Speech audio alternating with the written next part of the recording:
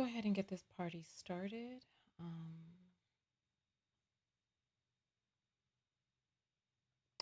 all right, so we're talking today about the Manosphere. I just, you know what? I haven't made a video in a minute. I've been wanting to make videos, but the videos are just the videos to react to are just getting worse and worse. Like my grandmother used to say, "Wassa and wassa."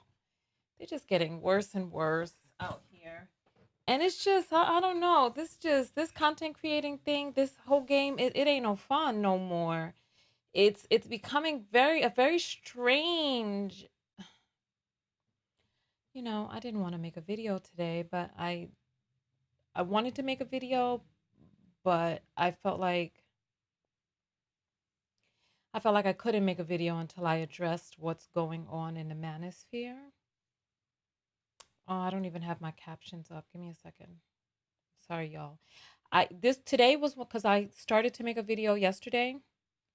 So today was one of those days where I had to press live before I changed my mind or I didn't make this video. So forgive me for not having everything set up, or don't. I don't give I don't need your forgiveness, and I don't know why women apologize so much. But let me just get into the back end of my account and let me get into the back end of my account so that I could get this link and then send out the text notification. Welcome in, everybody. Welcome. I'm sick and tired. I'm going to open up the phone lines. We'll have a conversation. Today is just an impromptu talk. And I'm just tired. I'm tired of the type of people that our society is producing. And you know what's worse?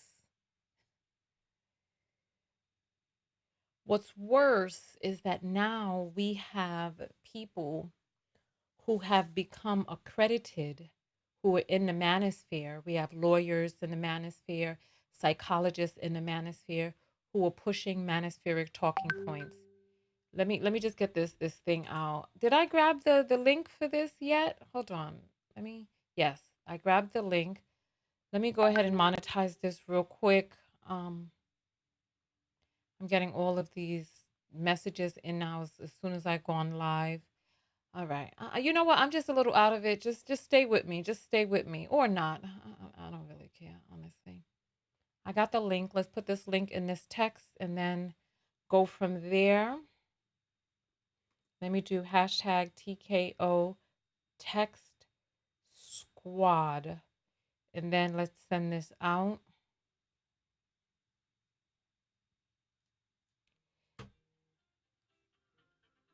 I guess this person is not getting their notifications. I'm live on the air right now. All right, bye. All right, so the text notification, when are you going to be able to do marriage-minded men? What does that mean? Takesha, what does that mean? I don't know what that means. All right, let me get the notifications out on Telegram. And then we shall go from there. All right, perfect. Let's go ahead and get live on all of these platforms, and then we'll go from there. All right, let's get this music up.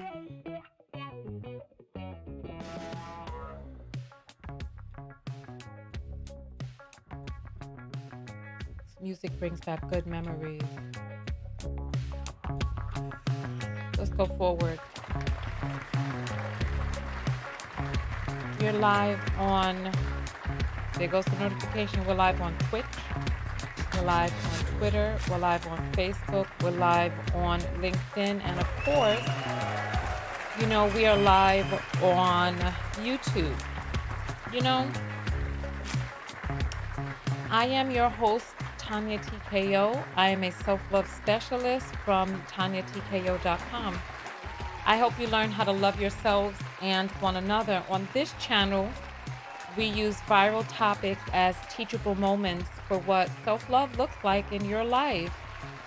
And there have been so many things, and I'm kind of at an impasse because there are topics that are coming up. And I don't know if I should discuss these topics or not because some topics are just so vile and so grotesque and so disgusting, as well as dangerous, that I don't know if I want to talk about these things. And then the platforms don't help because there's certain words that we can't say, and then you get demonetized, and then it's like nowadays you listen to a video on Instagram, you don't even know what the damn video is saying because it's like all of these blank spaces, crossed out words, and you're like, I don't have context for what the hell we're talking about anymore. I really don't. So it's like you're looking at something and you're like, I don't know what you're talking about. What are they saying? You know what I mean? So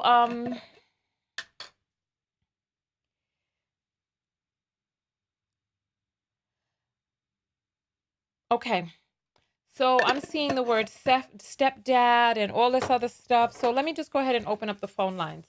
I am your host. Let me see if we need more light. I'm your host, Tonya TKO. I'm a self-love. Did I even say this already? I'm a self-love specialist from TonyaTKO.com.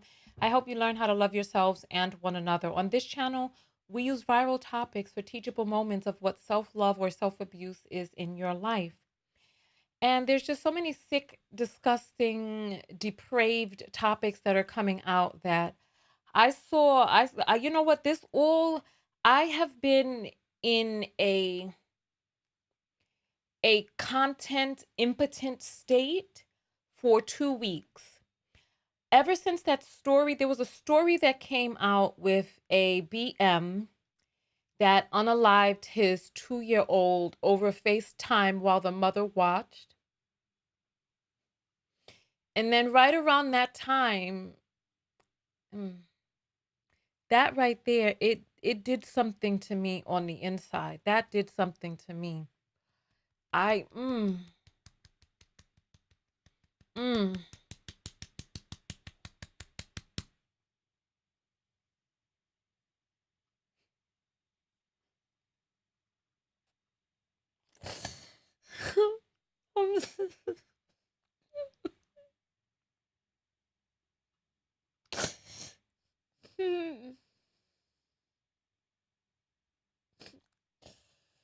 Mm-mm-mm. Mm-mm-mm-mm-mm.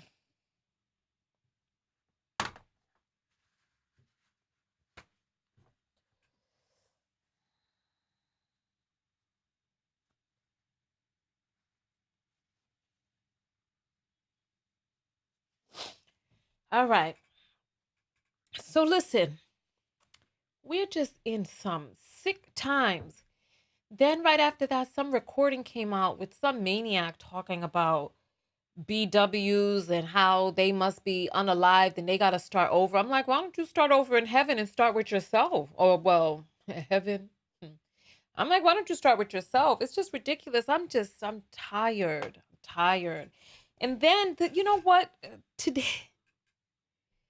Today I saw somebody advertising some herbs to put up in your pussy, right? Today I saw someone advertising some herbs to put up in your pussy, talking about these herbs are going to balance your vagina and all this stuff, right? These herbs are going to balance your vagina. And I was like, I was like, I was like, what training do you have to know that these are, I'm like, somebody's going to get an infection. I'm like, I wouldn't put this up in my pom pom, my vagina. I wouldn't put that up in my vagina. I'm like, what the F? I'm like, what degree? We got a lot. You know what? TikTok really changed the game. TikTok really changed the game in that it allowed anybody with a phone to be able to create content, right? Listen. You know what? And then let me tell you, a few years ago, a friend of mine, right? Listen, a friend of mine She was an associate of mine. We were more than acquaintances. We weren't quite friends, right? She came to me and showed me this little fishnet bag of something, right? A little fishnet bag of something she says she shoved up into her pussy, right? Now, this video is going to be demonetized. I'll open up for the apples in a moment, right? BX says women are refusing to wash their, but they can't wash it anymore. Once this stuff goes up in there, everything is done thrown off balance, right? So she had this fishnet bag. It was like a little satin bag, something like that. You know, like the ones that the organza bags that they give away at the bridal showers or whatnot. It was something that looked like that. It had a string on it. And she said, "Oh, this is gonna get rid of fibroids." She said she put this up in her pussy, and then she said a sheath of skin came out. I said, what the fuck? Excuse my language. She said a sheath of skin came out her vagina. I'm thinking, girl, you done burnt up your walls. Your skin is shedding on the inside up in there. She showed me some pictures of something that looked like a clam. And I said, what the? I said, She was like, oh, you could order yours, right? I said, no, no, no. I said, well, I said, you could pass along the information. But I said, I don't know about this. Nah, I said, I don't know about this. Nah, I said, I don't know about this. Right? I said, I don't know about this. And I said, I was like, who the what? I said, I ain't ordering that. I ain't ordering that. I said, yeah. Cause she was swearing by it. I said, show me the MRI, show me this, that, and the other, right? I am wondering, what qualifications do these people have that they sit up in their house mixing stuff in plastic bowls, talking about mixing it in plastic bowls, going down to Party City, getting these little organza party favor bags and telling you to put this up inside your body? I'm like, oh, I'm like, come on. So I don't listen. This all ties in. Listen. I said, what? So this all ties into the influx of listen, I want to see the MRI. Listen, I really did. This ties into, there's a lot of people out here. All you need is a phone. We got people regurgitating fake stats. We got people talking about you are herbologists from what credentials? Where have you studied? Like they coming up here, they're talking about relationships. Oh my gosh. It's like, I don't understand it. I really don't understand it. I don't understand it. I don't understand it. And people talking about something is tightening up their of course. Tightening coochie, of course, because the thing is spasming in there. Because your organs are going into failure. It's clenching up, trying to expel these foreign toxins. It's too much. Wait, a Groupon? Wait, hold on. What? Listen, leave me alone now. Talking about a Groupon, but listen, I'm gonna open up the phone lines because I want to see how you all are out there. Me personally, I'm tired. I'm tired. I really am. It's people, oh, and that's another thing. People talking about they roots doctors from the islands. They standing up out in the bushes, right? With no shirt on or some wrap around them. We got men talking about women are not supposed to menstruate. We got men talking about they are women.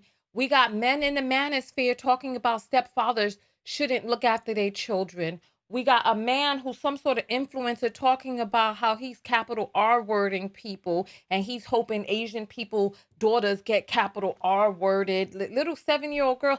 And it's like, and then we got we got women on panels with these men. We got men, big grown men talking about they droving around the high school looking for a fresh batch of 18-year-olds.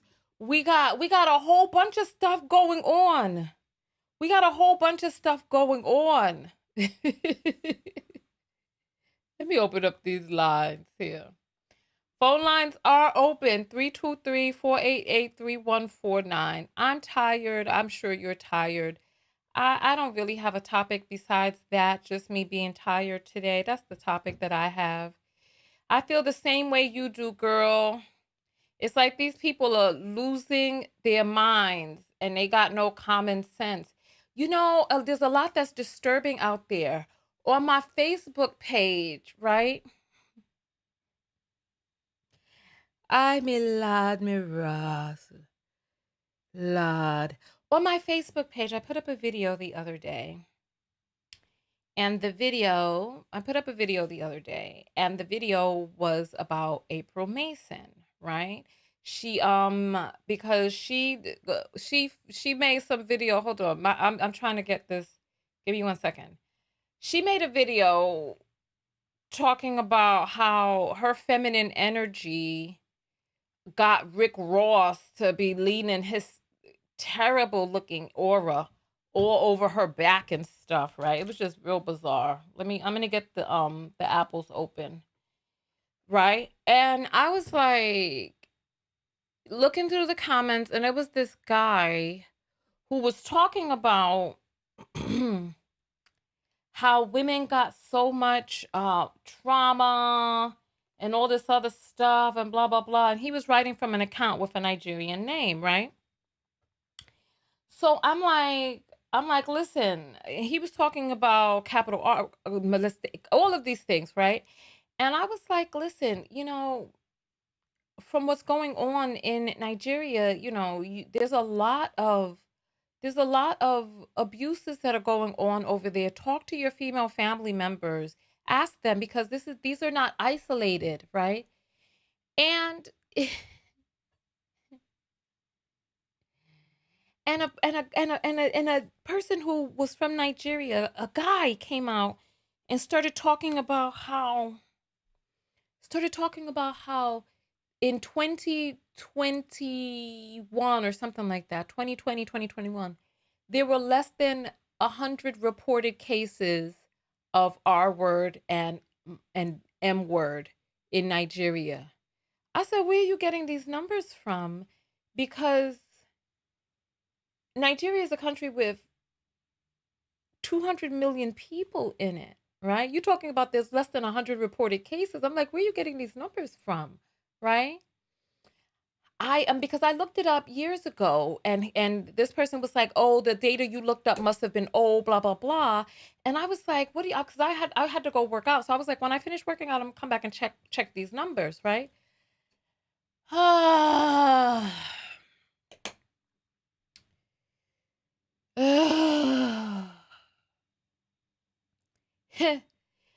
I wrote back to this man and I was like, because this doesn't even make any sense, because the United Nations had to force Nigeria to outlaw child marriages, and it's still practiced to this day, still practiced, right?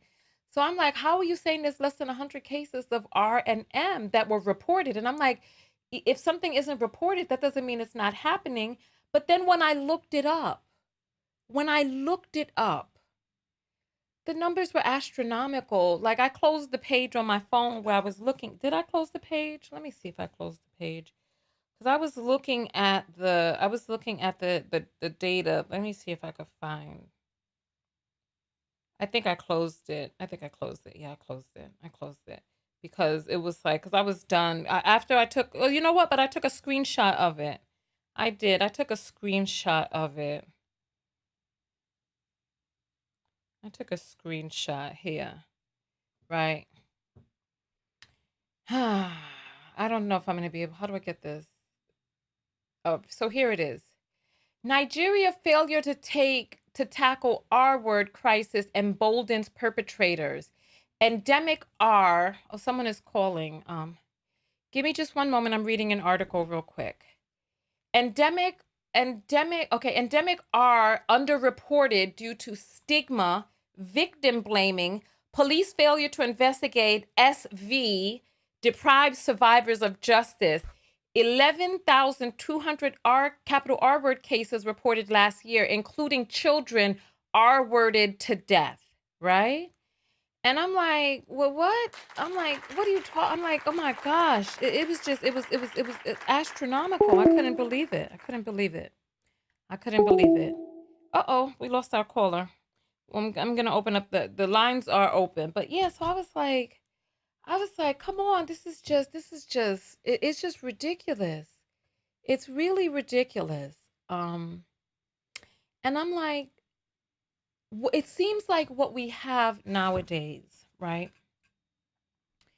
We have males who are on the internet and they are co-signing and excusing anything that another male does simply because they're male. In that video, I talked about Rick Ross's capital R word lyric. And they're like, oh, it's just a lyric. It don't mean nothing. And I even had women. Let me see if I got, let me pull up my whole Facebook page. Let me pull up my Facebook page so that we could take a look at this together, right?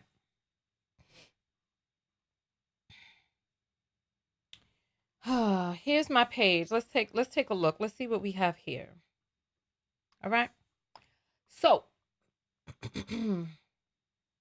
here we go. Right. All right. So this is us live right there. Let me comment on this real quick. Let me comment on this. Let me just write, thanks for watching and commenting, because you know, you got to feed the YouTube. I mean, you got to feed these algorithms, so you have to do something. So here's the video. Oh, are you all up on Married at First Sight? Did you all see this man with reading a blank page? He had this little book and read an entire novel, and I was like, then when he turned the page, it was empty. It was ridiculous. Anyway, if you're not on my Facebook page, join my Facebook page. So here is the video that I put up. If you don't know this, if you're not on my Facebook page or on these other pages with all of this stuff, go and take a look, right? So, right? Here goes this person trying to insult me around the 8-minute mark. You wore something, and then he tried to say that I would have been much sexier 30 years ago. I'm like, N-word, I was the child 30 years ago. You talking about? I wasn't of age. I don't know how old people think I am, but I wasn't old enough for 30 years ago to be walking down the street with my boobs swinging out. Okay, so then we got this guy and his passport bride. Where's the thing? Here we go. Odd when Cardi B talked about robbing and drugging men, that was okay. A bunch of men coming out, apologists, right? All behind a song. Go sit your old head asses down. It's not about you or that serious. You see what I'm saying? And this is a person in a photograph with babies in the photograph. You know, I didn't realize the babies' faces were going to be so close up on the screen. But these are the way these people are giving it up and getting down on the Facebook, right? Here go the person. Wow, I'm sorry about that unhealed trauma that happened to you. I'm being very serious. Abuse is common. Can you see this? Abuse is common theme here. I understand where all this divisive language stems from. This is this guy. What you talking about, sir? What are you talking about? So it's like these people. It's ridiculous. And so here go. This is that guy with the passport bride. So he can rap about K-wording other black BMs, and you ain't got no problem with that. But oh no, anything against UBW, all of a sudden you got a problem. And I'm like, men need to combat men. I'm addressing the self-love of women claiming feminine energy tames toxicity. I don't fight men. That's your job. Pull up your sack and confront men. Oh, that was my response to him, right? And then he comes back with some stupidness, and then somebody puts up a picture of his woman, right? This is what I'm saying. It's just, it's a mess. A reach anything for a view or two. And then here go Sierra. This is a person, Sierra. Video was a reach. And this person, she says she's a black woman. This is her. That's her. She says she's a black woman, right? And the video was a reach. This is what I'm saying. We're lost out in these streets. We're lost out in these streets, right? And then Deanna, look, this is a womb holder. I understand how a lyric from one of his songs can trigger a person, but to base his entire character off of the character he portrays as a rapper seems a bit much. Has he had allegations against him? Are there victims? Many rappers have violent or disrespectful lyrics against women, but few are seen as actual threats or taken seriously. What makes Ross so different? This is her with a whole bunch of fucking liquors behind her. Girl, listen, maybe you need to put some of them bottles down. Maybe that's what you need to do. Maybe you need to put some of them bottles down, right?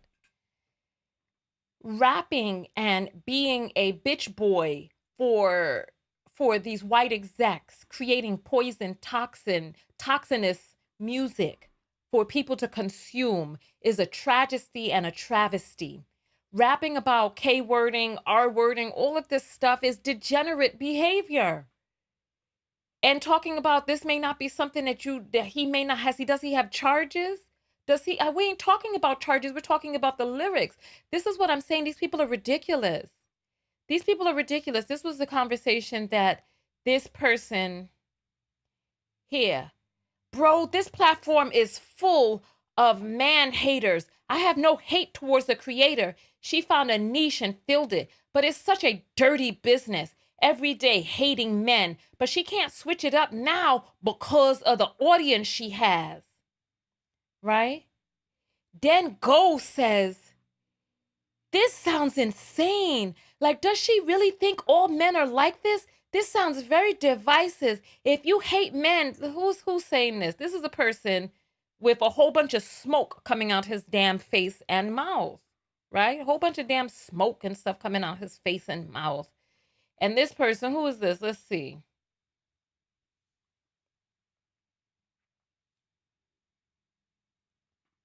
The fuck? Bitch, what? Get the fuck out of here. Get the fuck out of here. I ain't reading no more of this shit after that. You know what?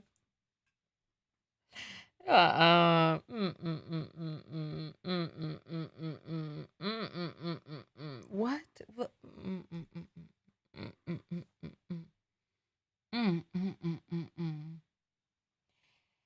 Here go. Well, since you got a problem with Rick Ross now, just know most of what these rappers talk about ain't real. Even though I'm a guest, you got a video talking about calling but drugging and robbing a man in the hour. You ain't no man good. Check my heel. It's just what is he talking about? What is he talking about? Caesar says this girl is clearly nobody to be listening to. Shut my everybody about a black man seem wrong in that place. Or such a victim mentality. A lot of black women as the use of the being feminine women are talking to kind of for that act like they're so wrong and I feel out about feminine. Ain't none of that act like common great being Jesus respond man. Ain't a play the song next mean women it's no relationship. Y'all listen to all my now listen to all listen to some marriage generation like that culture. I mean, this is not a period in sight. I don't know what this person is talking about. Why this old lady hating? Talking about his name is Messy Brown. With taking a picture of a raw. Look at him. Messy Brown. Oh, Messy. This you, Messy? I mean, come on. You Messy Brown. So effeminate. What man got a name like Messy? I mean, I'm looking for the comment from the woman because that's the one that I thought was really perplexing, right?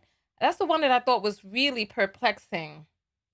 Because I'm like, lady, I'm like, you can't be serious, right? Oh, let me, it's unbelievable. Let me put up all comments because a lot of these comments are hidden from the filter. Let's see. Right? Right? Hey, oh, look at that. That little, so cute. All right. So this is why you can't take these people seriously. I'm gonna open up the phone lines in just a moment. Mm, mm, mm. Weird, see? Oh, here. This is her. This is her. I hate that folks took his lyrics out of context. It's a effing song. They use methodologies and rhymed words. They play off one lyric to the next. Y'all are wrong. Too effing tight. So damn judgmental over nothing.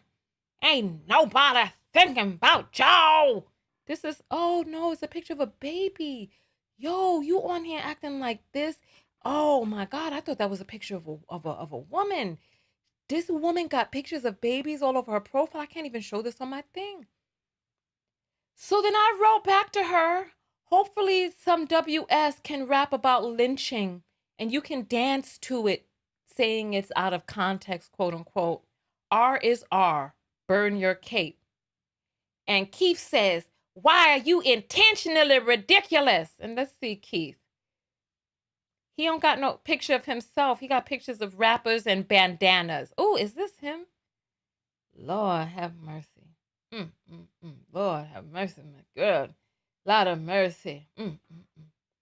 Why are you intentionally ridiculous? Oh my God. It's this is unbelievable. The whole thing is just unbelievable. The whole thing is just unbelievable, right? I'm tired. I'm fatigued of all of these people. I'm fatigued. I don't feel like creating content. I don't feel like reacting. I don't feel like getting dressed up. I don't feel like turning on my lights. I don't feel like it. I just don't feel like it. I just,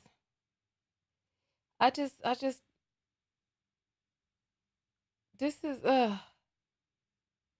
yeah. Anyway, let me get out of here and go to the phone line. Let me go to the phone line. Let me go to the phone lines. Let me turn on my D&D and go to the phone lines. Chill Vibe sends $5 and says, boom, boom, into my womb. I was saying room, but if that's how you want to do it, girl, if you're gonna be going and getting your peppercorns and the rest of these herbs and leaves out of someone's backyard and shove that up into you, you know it's yours. It's yours. Your body, your choice. You do what you need to do, right?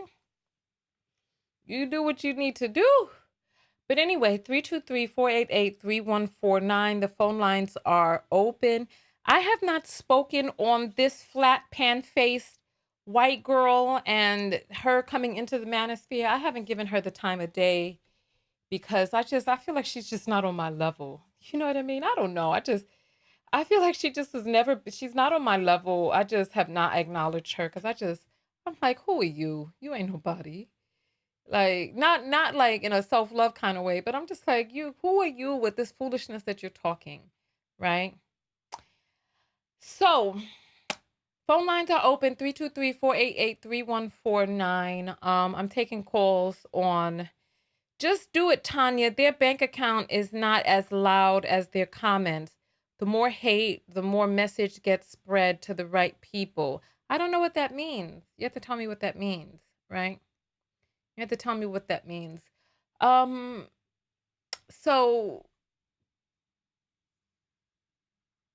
Gia says, please don't. I haven't spoken on her yet. A lot of people have asked me to speak on her, but you're in the air live with Tonya. What's your name and where you're calling from? Hey, I'm Oh, here now. This is Jalen. I'm sorry. I'm hard. I'm having, let me see. I think my volume thing is messed up. Say something else. I'm here, Jalen, the man of knowledge. I came from Kendra G's show. Oh, hi. I didn't even realize that you were following me. I told you I wanted to do a show with you, but you never followed up with me from my last message because I want to talk with you and I want to showcase the stuff that you talked about in that video, but I need people to see the video. So you calling doesn't give us enough time to give people context. But how are you doing, dear? Ma'am, I was here to talk about the Manosphere. Like, why y'all not have the same energy for those women promoting violence, ma'am? Which women promoting violence? The women in the sisterhood, I don't see none of y'all talking about it. Which you have to send me the video because I don't know what video you're talking about. Which video of women promoting violence? I don't know which video y'all doing, but y'all sisterhood just being Listen, crazy and listen, wild and Jalen, hateful, Jalen, let me tell you something, okay? ma'am. All right, Sir, listen. If you want to talk to me and stay on my good side, you need to be polite and respectful to me because I feel I'm polite and respectful to you, right? Am I polite and respectful to you? ma'am. I'm not getting disrespectful, man. I just Yeah, but actually but the telling you thing is what's you're going you're on. you're calling up with an energy that I don't understand. What have I done to you for you to call up with this energy? What I'm saying is I don't know what video you're referencing. So I need you I'm to not send me the video.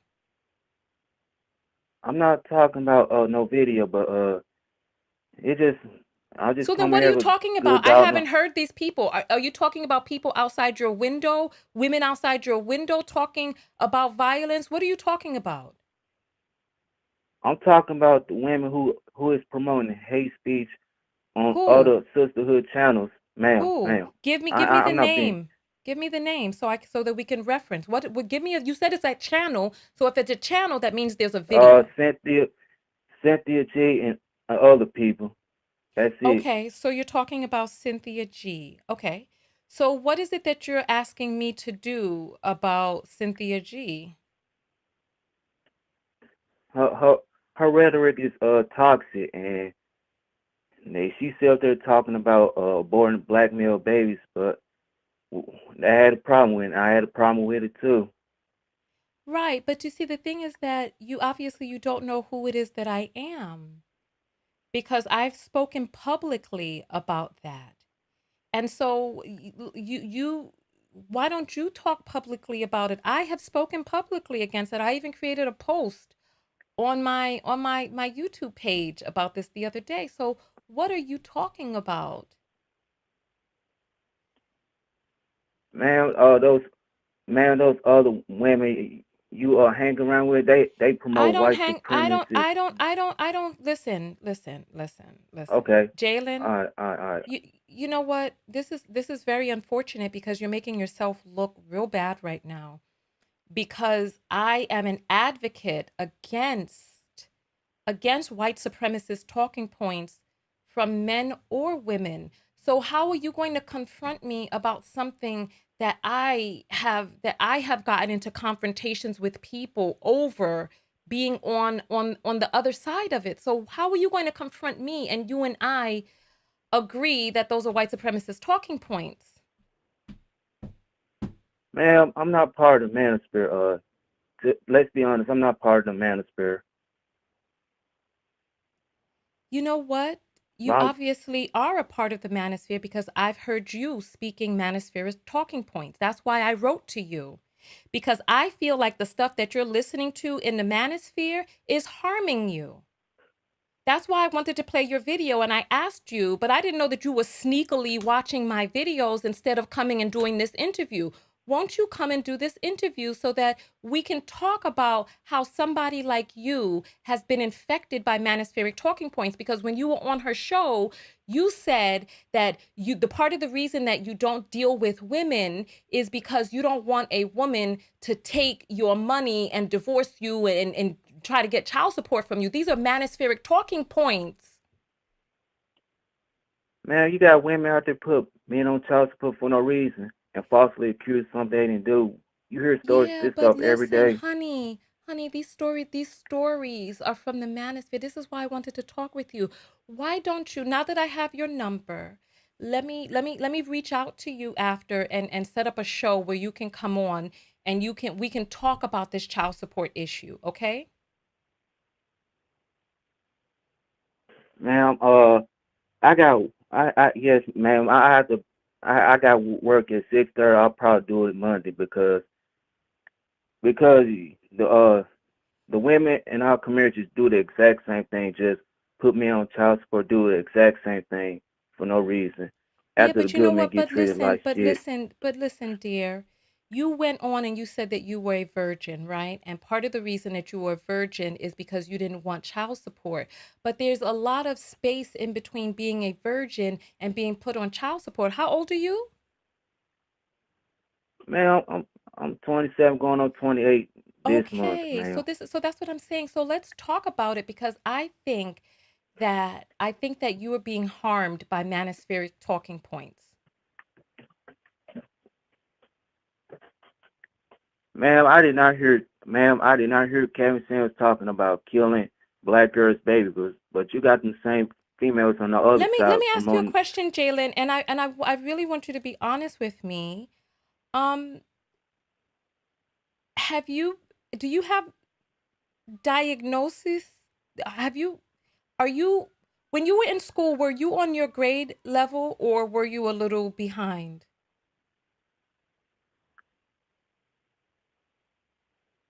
Uh, what? What now, man? I'm not delayed or something, man. I'm just telling you how it Oh, is. I didn't realize. So when you were in school, you were on your right grade level and all of that? Yes, man, but I'm just Oh, telling you what okay. happened. All right. So that means But I don't need to go easy on you then, because if you up to speed, then that means I could be up to speed too then, right? Right? yes, man, I'm right, man. This is this is sad. That those women on that other channel, they like Cynthia G and the other sisterhood known as the Black Male Haters. They promote hate speech. Listen, you said that you're not part I'm of the listening. manosphere, but you said that you'd never heard Kevin Samuel say XYZ in his videos. That means that you watched his videos, which means that you were watching manosphere content.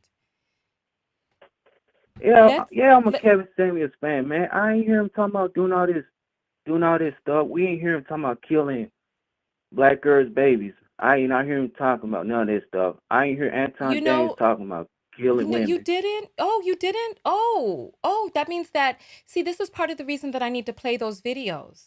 So I can play the videos. Anton Daniels himself talking about black women are the biggest enemy to black men. And then another man who came out and said black women are the biggest enemies to black men and they need to be unalived. So see, I didn't want to They play these is. videos. What, excuse me, babe? What? They is the enemy. Black women run the black community. It's just what it is. They Okay, well, talking you know about what? Let's talk about it. Go on to work. I'll reach out to you and then we can do a video because I really want to talk about a lot. There's a lot that we need to discuss, okay?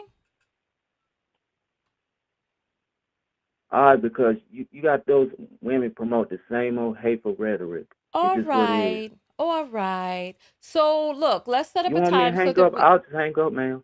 No, because I If you want to want me take to do another that. call. You said you got to go to work, and I want to take another call because what you're talking about and what you're doing, I want us to do a separate show. This is a call-in show. This is we need to talk to you directly, and I want your face on camera, and I want you to be a part of the show.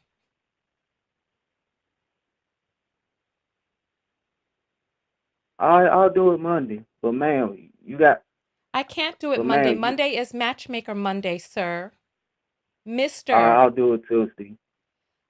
Tuesday, I need to check my calendar. This is what I'm saying. You don't just create the date on your own. We have to talk about it and see the date. I Okay. need to look at my calendar and yours. So, all right.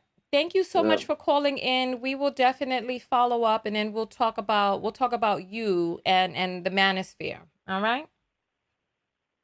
all right, ma'am, ma'am. All All right. right, Thank all you, right. I'm mister. gone. I'm gone. All right. All right, I'm gone. I'm All gone. right.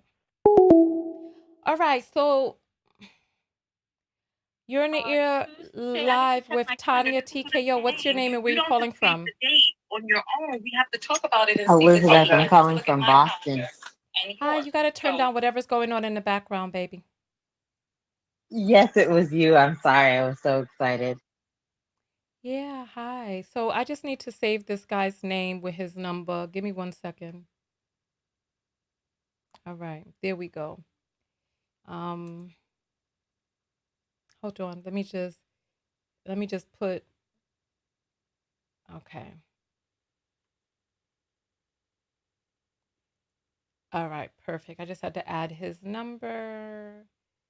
So there we go. All right. So what's your name and where you calling from? I'm Elizabeth and I'm calling from Boston. All right, Elizabeth from Boston. Talk to me, girl. So first, of course, I love your show. I'm totally geeking out to be on here. I remember a Mm, couple of seasons ago that lady called in and said that black men and white women have a lot of the same pathology. mm-hmm. And I feel like that speaks to the manosphere, but this is my take on things. I feel like in society in general, we need to know our worth outside of our capitalistic worth. The thing with Kevin Samuels, he only talked about capitalistic worth, which is your white supremacy value. We have inherent human value. The problem is, a lot of these black men only believe in their white supremacy value. And then they want us to live under that, I guess, regime. But we as women, we get educated, we live our lives. You know, you can't live your life for a black man. I mean, what if you can never get one? Should you just be in stasis? Should you just be like a vegetable? No, you have to live a full, rich life. So, as a black woman, I think we need to start looking for values. And I think we should recognize when a man doesn't see anything outside of white supremacy, he is not for us.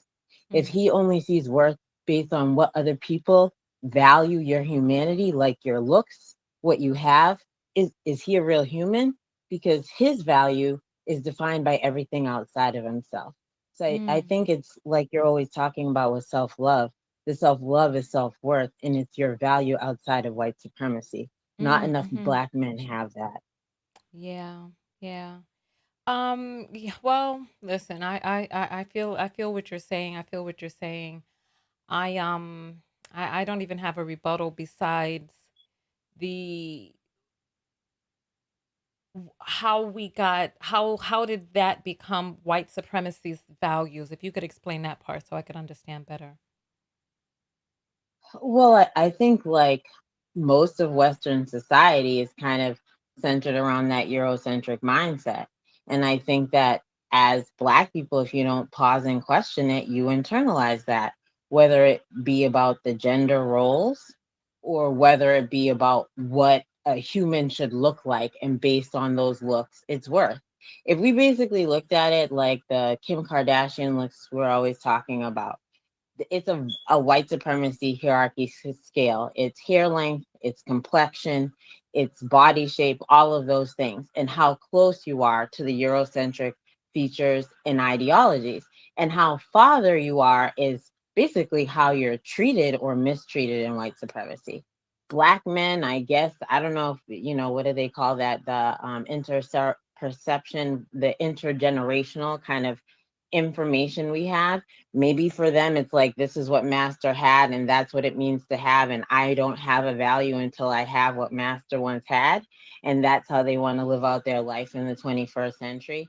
Black women were just never a part of that, so we had to develop our own value system and our own ways of being. And I think that what happens a lot of time is these men have these values and they want us to live under it, and we're like, no, I am my own autonomous being. I have a worth outside of my looks. My brains are valuable. What I can accomplish for myself is valuable. And our only value to them is how white supremacy sees their women. An extension. You're a good provider. You take care of my kids. You clean the house. You look a certain way. So you're an asset to me. You don't have individual worth. You just have extensional worth. And we don't accept that. So I just think as a Black woman, you need to find a man with similar values. And it's unfortunate not many of them have it. They can't see it for themselves in themselves, hence the self hatred. Okay, okay. So I understand a little bit more about what you were saying. So I think that you're overlapping white supremacy with the patriarchy, because these patriarchal systems are the ones that impose a lot of those beliefs onto women and girls just the patriarchy in and of itself, the patriarchy in India, the patriarchy in Africa, the patriarchy in Asia, the patriarchy all over the world has hierarchies for men and women. And I think that a lot of the value systems in patriarchies are the same, independent of white people. Now, when we start talking about white supremacy, we start talking about something else. And then when we start talking about the European standard of beauty, then that is one of the ways in which white supremacy enacts and rears its head. So I think what you're saying is interesting. I think a lot of the ideologies that Kitten Heel spoke about were from a archaic patriarchal surface point of view, like you pointed out. White supremacy, I wonder about that. Qualify your statement a little bit more so that I could see the connection between, because I know he talked once about the golden rate. Well, I don't know how many times I heard him talk about the golden ratio, and the golden ratio definitely had some white supremacist undertones in it, or some European standard of beauty in there. But other than that, what else has it talks about the supremacy? I guess for me, they're all fruit from the same poisonous tree. I think Mm. that what begat white supremacy beget misogynoir and ableism, and this very, this is the norm, and everything outside of that norm, even down to the religion, is treated as others, right?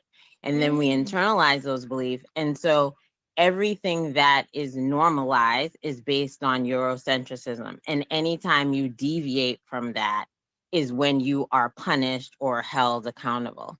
So I think for me, the white supremacy is the same thing that gave birth to the patriarchy, that gave Mm. birth to the capitalism that says to Black males, you haven't made it. And so you have a white woman on your arm, or as close to a white woman as possible. Oh, interesting, interesting. Okay, okay, okay. But I don't think white supremacy birthed the patriarchy. The patriarchy existed long before white supremacy because this patriarchal system exists in all countries now. Ever since we broke away from worshiping the goddess.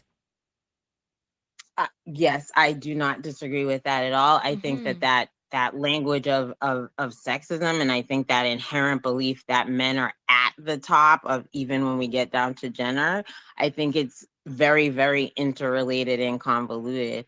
But I mostly think it's the way that we've internalized, Oh, oh, oh, perceived it. oh. Yes, hold on, hold on, hold on. Somebody, Kim said the dress size convo. Black women have never fit the Eurocentric view of beauty. Oh, yes, yes, yes. That is a good point.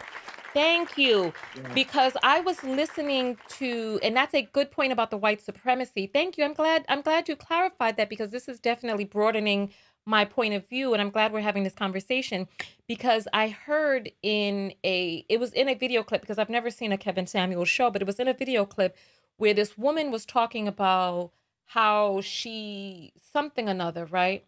Oh, I need to find this clip because I told this guy to send it to me, but he refused. um the woman was looking for a man who had money, and Kitten Heels was like, how tall are you? And she was like 5'2", and he was like, how much do you weigh? And she said 185 pounds, and he was like, a whipping sound, and was like, goodbye, goodbye. And I was like, you don't know what 185 pounds looks like on her. You really don't, because me, I can't even imagine how much smaller. Because I'll show you all my physique. Right? Hold on. I gotta get my thing. Oh, I could just stand back here. So this is my physique right here, and I am currently 185 pounds, right? And I'm 5'4", and I just can't imagine how much smaller I would get than this. You know what I mean? I'd say another 10 pounds, and I don't really know what's going to happen to your girl. You know what I mean? So I'm like, yeah, 185 pounds does not look the same on us that it does on other people. You know what I mean? It just It, doesn't. it, First of all, you look great. I've seen you since you went away, came back. I see the changes in your face, definitely. So you're Mm-hmm. right. I think that they have so internalized it. That's what I think, like, especially when you work on a job, you hear it, right? And until you become aware, you don't pause. But there are these set of behaviors and expectations that are the norm. And everything else is like a question. Oh, why are you doing that? That's so different. When you would watch his show and these women would come in his mind and the callers, there was a norm. That norm was a certain size, a certain shape, dressed a certain way, was highly feminine. And if not, it was like he was ticking points away. And I also did not watch it, but the clips I saw were vomitous. And he would say things like, oh, you're only this weight, or you weigh this much, or you're dark skinned and you weigh this much, or oh, and you have a kid and your hair short, you're ugly, shut up, you should be grateful to have anyone. That was his whole shtick. So in his mind, there was this Eurocentric normative, or as close to it. Everybody else falls short. And all of these men that love him have that internalized belief. They don't question it. So I just wonder, do they realize you're not authentic people? Because if you have internalized somebody else's belief system and held it up as your own, if you've internalized somebody else's definition of masculinity, if you say this is an alpha male and I'm trying to live up to this definition, you don't ever get to be authentic person. You don't make any individual decisions. You're just a copy, like you're the Borg. Mm. I just Yeah. wonder, do they wonder, are they individual humans? I unfortunately, from what it is that I'm seeing, I feel like, and this is unfortunate. I feel like a lot of these men out here nowadays. Uh-oh. Oh, my microphone tightener was loose. I feel like a lot of these men nowadays just are very impressionable, and they're not thinking for themselves. It's really weird. It's really weird. I don't get it. They're not thinking for themselves. They're just listening to what other people are saying. They're practicing this group think. They're repeating things without looking it up. It's very, very embarrassing. It's very embarrassing. But Elizabeth, thank you so much for calling in. I appreciate your point of view in this conversation. Thank you. Thank you for everything you do. Bye bye. All right. Bye bye. All right. So that was interesting. Phone lines are open 323-488-3149. I wonder what's going on, why I'm getting a double hang up sound. I don't understand that. But nonetheless, right? So yeah, so listen, 180 pounds. Linda said 180 pounds is big. But big to who, Linda?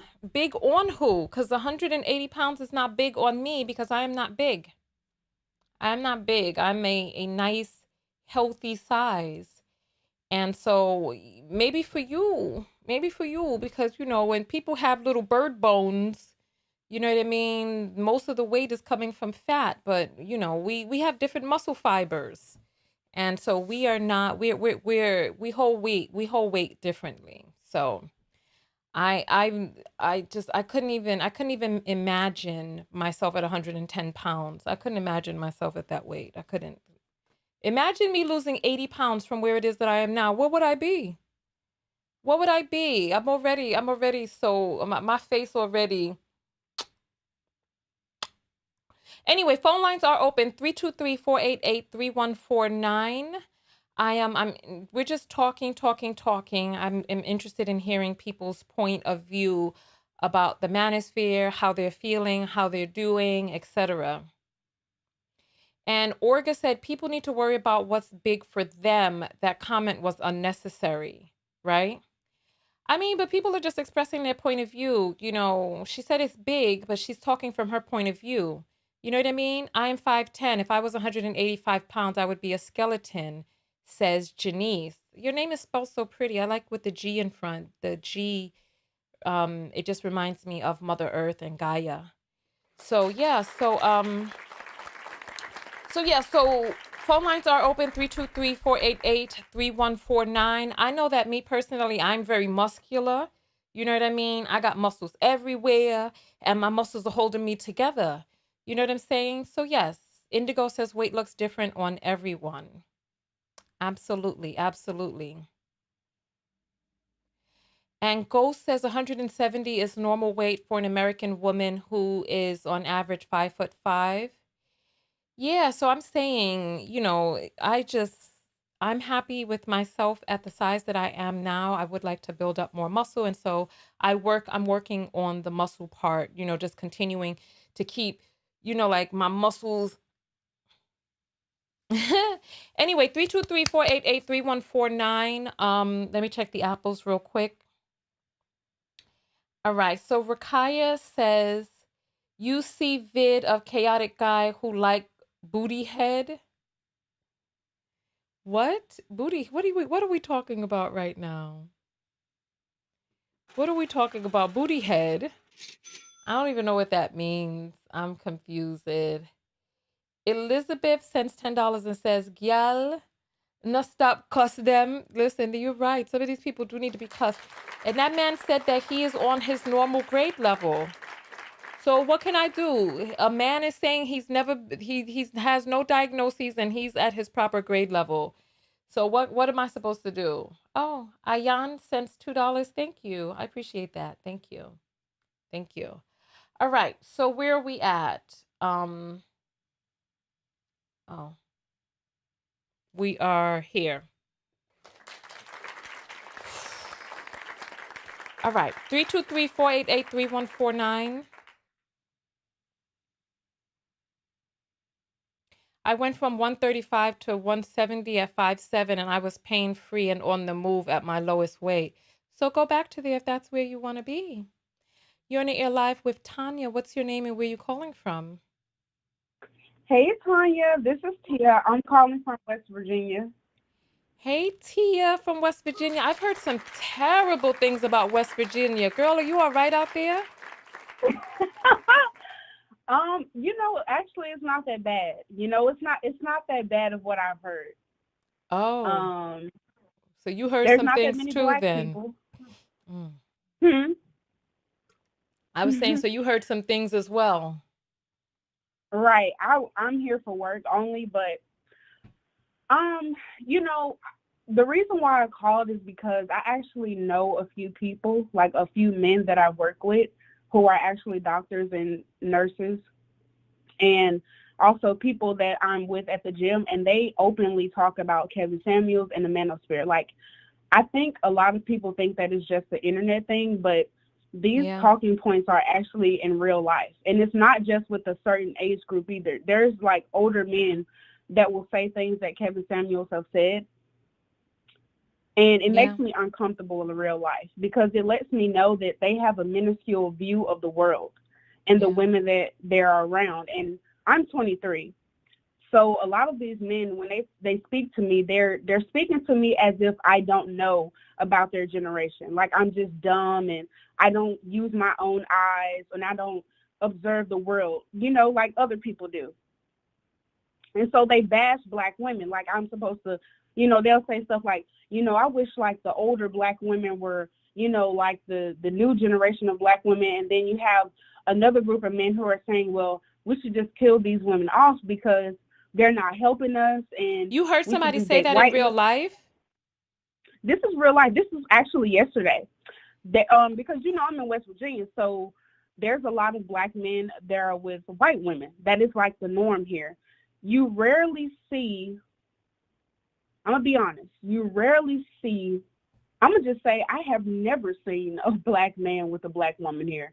I've only seen black men with white women. And I mean the white women here, they got box braids. I mean, they got grills, they got BBLs. I mean, that's what it is over here. And as a travel nurse, I see this in the, So you're in the working with Midwest a lot. doctors who are talking about killing black or capital K wording black women? Doctors are saying stuff like this? Well, they wouldn't say we need to kill them, but they would say stuff like we need to thin the herd. Like there's literally saying stuff what Kevin Samuels has said. And then, I would like what I do is when I'm at work, I pretend like I hate these women as well, because if I pretend like I'm against them, I won't get everything I need to hear out what they how they actually feel. So I have to sit there and pretend like okay, and then if I do report it to HR, nothing's going to happen because HR agrees with these talking points. Like they have open conversations about this. I had a black guy yesterday. He's a RN as well, and he's African actually, Nigerian to be specific. And he was like, I used to be a hoe back in the day, but I'm not anymore. But literally, I can F anybody I want. And he was like, and I don't need money. I don't need anything. He was like, you think because you're a nurse that men care? He was like, they only want one thing from you. And he was like, and it's women like you who are going to die alone. And you're going to be an RN. And what? A RN for what? Nobody cares. They say stuff like this. And they don't say it in a mean way, but they put it in a way where, like, they'll say, like, oh, well, you should focus on being a stay-at-home wife. Focus on, like, stuff that men care about. Like, nobody cares that you're a nurse. They say stuff like this. And he was like, you don't want to end up like the older women. He was like, they say stuff like this. And they're much older than me. Like, this is like a normal conversation for men, especially in the healthcare field. And then when I'm at the gym, I talk to them, or they'll approach me, and then they'll say stuff like, oh, your body size. And for someone who used to be overweight, I'm 5'2". I used to be 220 pounds. I'm 140 pounds now. And I don't know. I just see the world differently because I get treated differently based off my size. And I don't like that. I don't really like the comments that Black men have to say about Black women, because it's something I hear every day, especially being in a place where there's mostly white people. The Black men here are like, they're definitely coon-like, but you can just see it, and it's everywhere. And they have to let it be known that they hate Black women, and this is real life, without me having to say, oh, I know who Kevin Samuels is, or, I don't have to bring it up. They bring it up. They're bringing it You to can my get your attention. phone and get a recorder and start recording some of this stuff, because if HR in the building is not going to do anything about it, then whoever the board of directors needs to do something about it. You're going to take it higher than the building that you're in, because this is workplace harassment. This is right. And it's not just at work, like, I've been in Virginia, West Virginia, Texas, Florida. I've worked in these places, and I mean, it's the same thing over and over again. It looks different, and it's not just at work. I'm speaking of outside of work, but the more I'm in the Midwest and like up north, I'm starting to see that there's more Black men who are like just bashing Black women for no reason, and it's in real life is what I'm saying. Because when I go on the internet, I see people say stuff like, well, this isn't real life. Well, that's not true, because if you're actually out here, especially if you're in a nursing home, when I get sent to a nursing home, it is just ghetto. It is ghetto.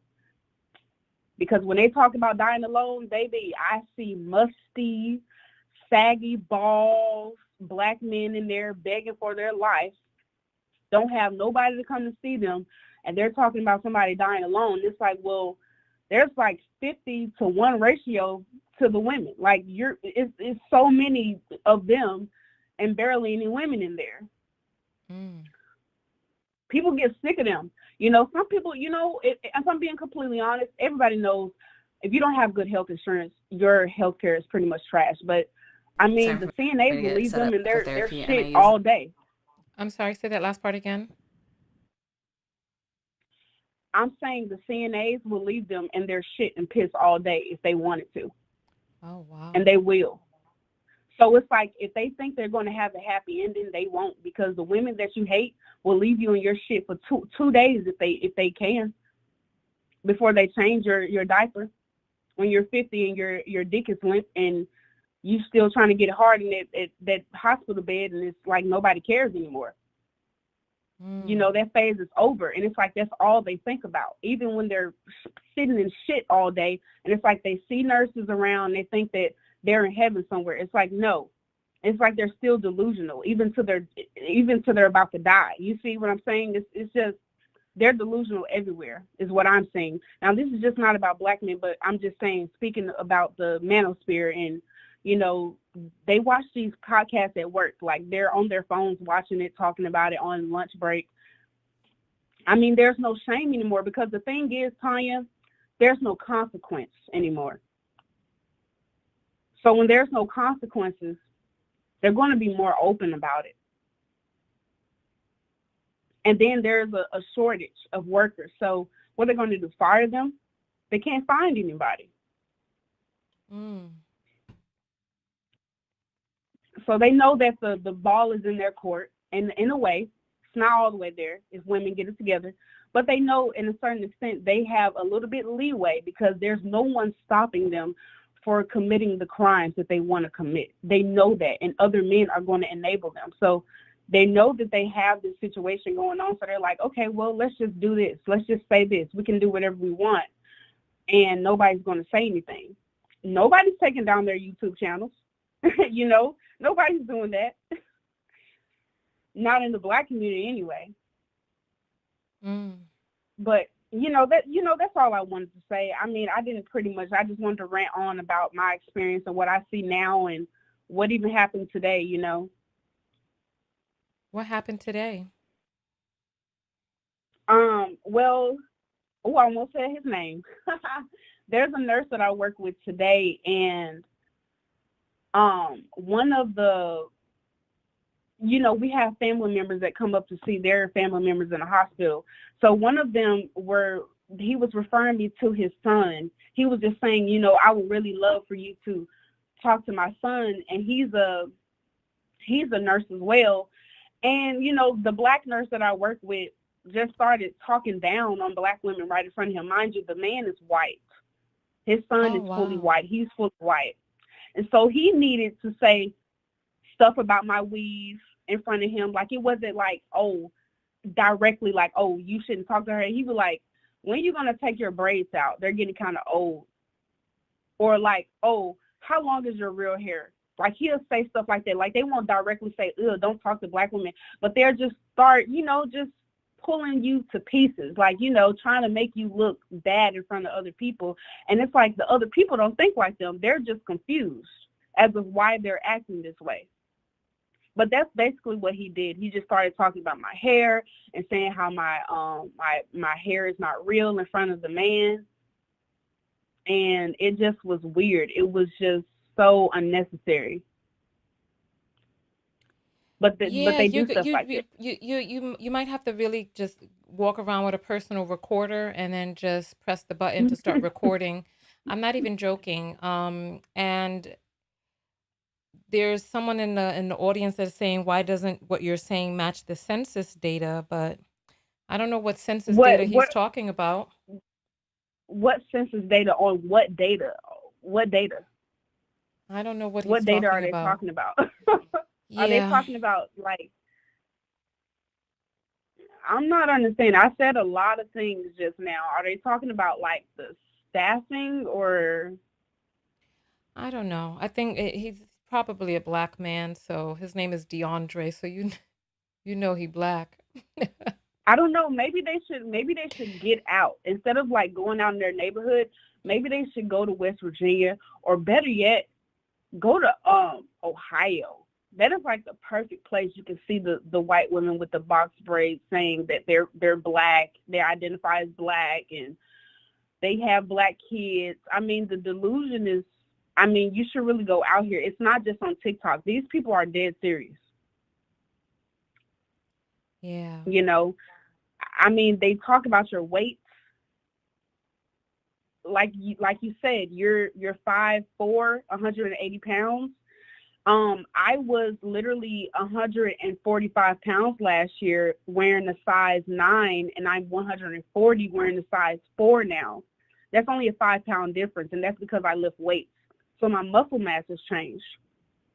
Yeah. So you can't just go by how much somebody weighs, especially as a Black woman. Like you said, we have different muscle fibers, and I train differently. A white woman who's 180 and a Black woman who's 180, she might carry all her weight at her bottom half. And that white woman, I've seen it, they have flat butts and big stomachs if they don't train correctly.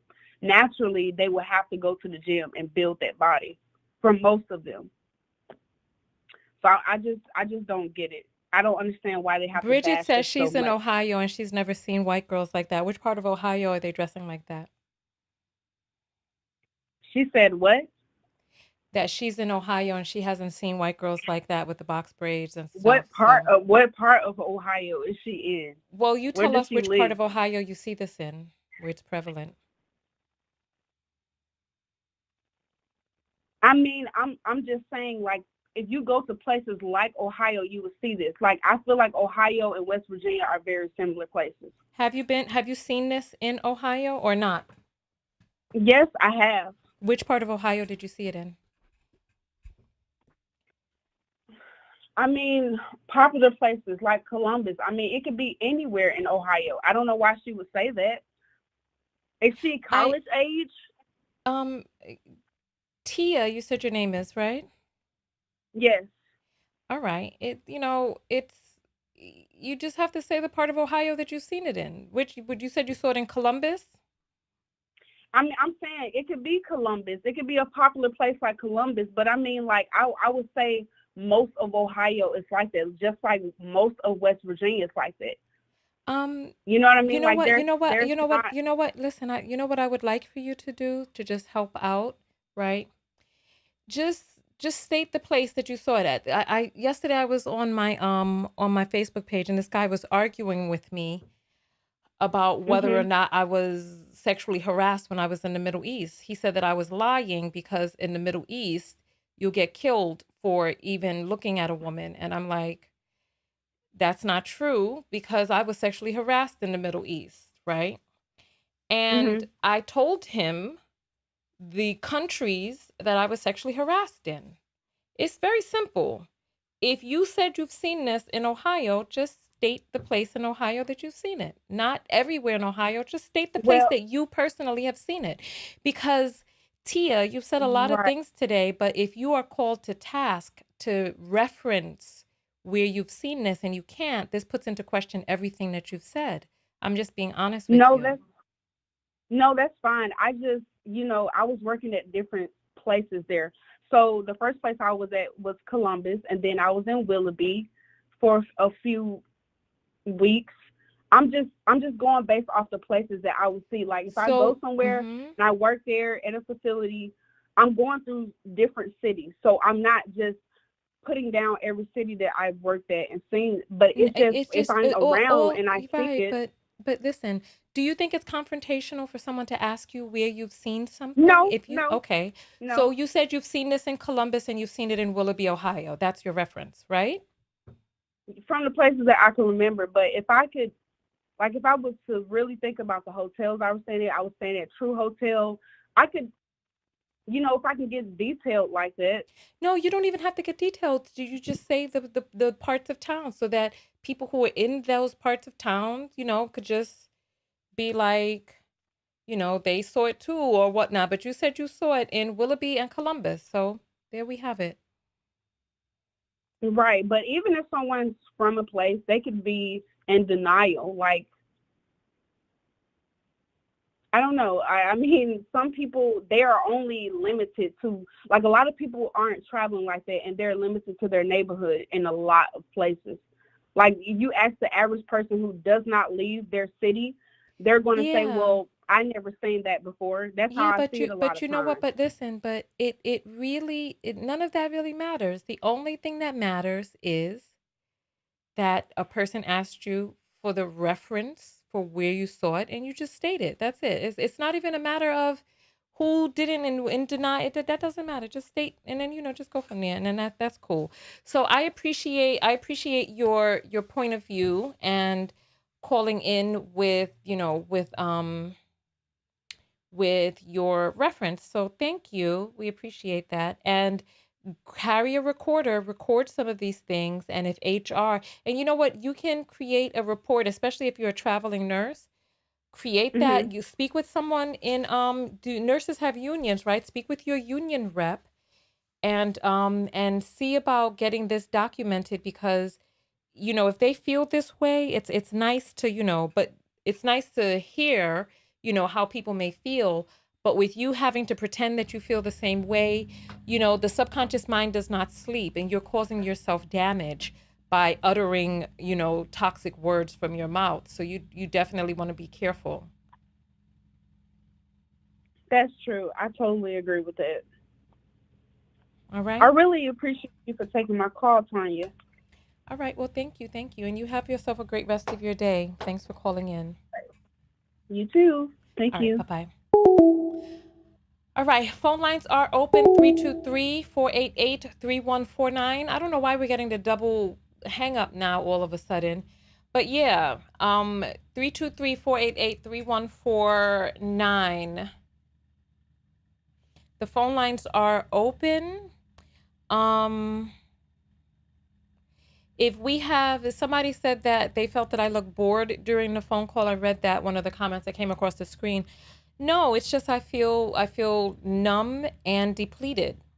Just the whole prospect of this being out here. I just want Black women to protect themselves.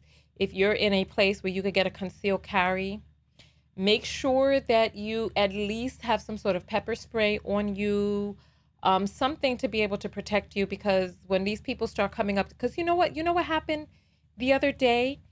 The other day, I was going to this because I live in an area with a compost bin, right? And you have to have like this app in order to be able to unlock the bin so that people don't throw garbage or whatever inside there, right? Or to keep it clear from animals, whatever. And there was this girl who was screaming at this man. She was like, oh, this young man. She was screaming. She was like, like screaming, get away from her, get away from her. And I screamed out. I was like, are you okay, ma'am? I was like, are you okay? Do you need help? And the guy starts screaming at me, talking about she doesn't need help. She doesn't need help. And I'm like, ma'am, are you okay? Do you need help? Because he's like, he's telling me she doesn't need help, but it's like, what does she need help? And there were other people who were gathered out there, right? And so they continue to walk on. And so I'm over there with my phone at the compost bin, I'm downloading the code and all this stuff from the compost bin. And he screams out at me, right? He's like, that's my girlfriend. You gotta stop calling the police now. And he thought that I was calling the police from my phone. Meanwhile, I'm minding my business, because after they walked away, but then they circled back so that he could come and tell me that that was his girlfriend. And he was across the street, right? And I'm like, oh, so he thinks I'm over here. But I didn't tell him I wasn't calling the police, right? All I did was holler out because he was like, that's my girlfriend. I was like, so what? Wives and girlfriends get abused every day. And then he hollered some stuff out at me. And I was like, look, sir. I was like, do you want more problems? Right? I was like, do you want more problems? And I was like, because that's your girlfriend. I am not. And it's like, I see and I understand how people get into these abusive relationships because they see behavioral patterns that are similar, that are amenable to their abuse. Like, I personally have never been in an abusive relationship, but I'm sure, I know, and I've told you all this before. About 10 years ago, I dated a guy that I believe was abusive. But the thing is, the abuse starts in seemingly benign ways. It starts with violating your boundaries. It starts with lying. It starts with not being a person of integrity, not doing what you say and saying what you do. It starts with those things. And then it starts with the jokes that are insults. And then it starts with slamming things down. No. It starts with hollering, being loud. Then it starts with slamming things down. Then it starts with punching the wall. No, no, no, no. It goes to breaking your things. Because notice they never break their things, right? Then it goes to punching holes in walls. And next thing you know, punching holes in the wall right next to your face. And then what comes next after that? You're in the air live with Tonya TKO. What's your name and where you calling from? Hey, peace, Tonya TKO. This is Nubian from NYC, Brooklyn, New York. How are you doing today? Hey, we got Brooklyn in the house. Hey, Nubian. Brooklyn, how you Hey. doing, Queen? I'm fine, First thank off, you. I just want to say I've been watching or listening to your videos and your podcast for like over the last 2 months, and I'm just really appreciative and inspired that you're speaking up for us Black women, for us organic women out here, from an organic experience, and I think that You talking about um, biological women?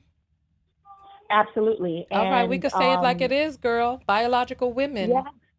biological women, Womb organic holders women and over keepers here. of the womb. Yes. Mm-hmm. Absolutely. And keepers of the whole universe and the whole humanity Mm, and mm-hmm. originators of the Mm-hmm. humanity. Mm-mm. Speak But it. Speak it, girl. Speak it. um Speak it. Mm-hmm. preach, you feel me, my Oh, sister? hold on. Let me get my hold on. Here we go. Oh, it was a little low. I, Let me turn it up a little because it was low. Here we go. Here we go. okay, I'm actually making my kids like dinner right now, so I'm a little Mm-hmm. multitasking, but once I Okay. get their salmon and mac and cheese down pat, vegan mac and cheese, I'm gonna go open the computer so I can get a visual of you too. Okay. But I'm just really concerned. You said you wanted to talk about the manosphere, and as of late, I've been finding myself just like frustrated. The state of our community, especially like the mind state of our young and older Black men.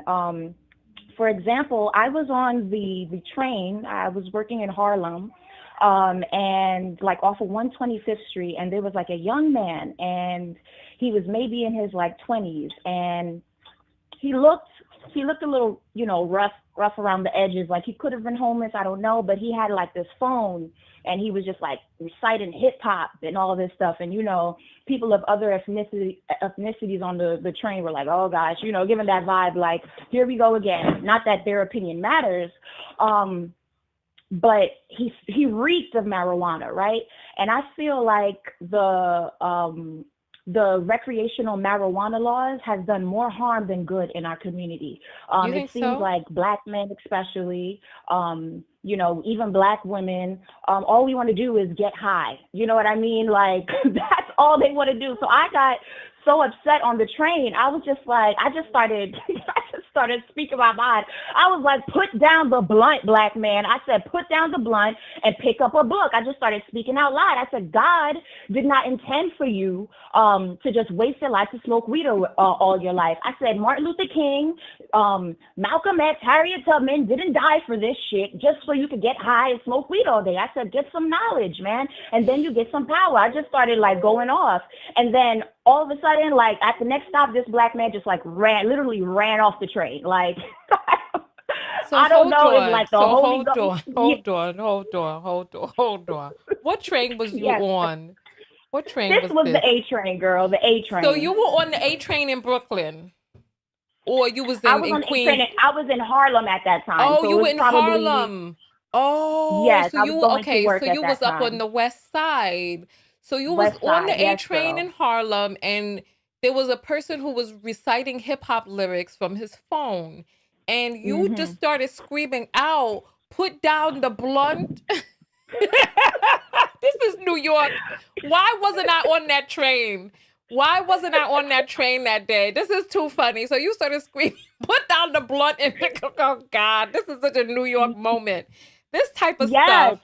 So you was screaming, put down the blunt and pick up a book, Black man. And then yes.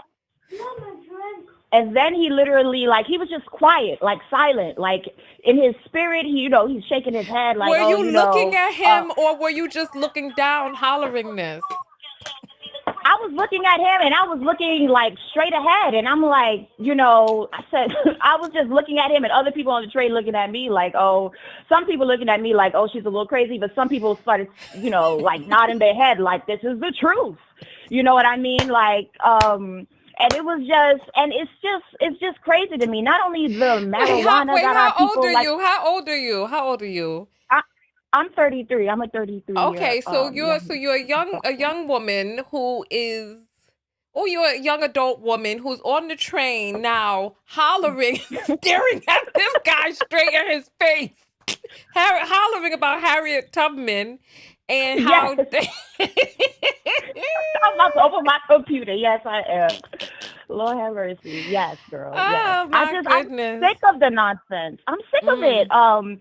I'm sick of it. And it really, like me as a young black woman, yes, I have my job, but at the same time, I started my own little part-time business and I teach STEAM education like robotics, drones, coding to the Really? youth.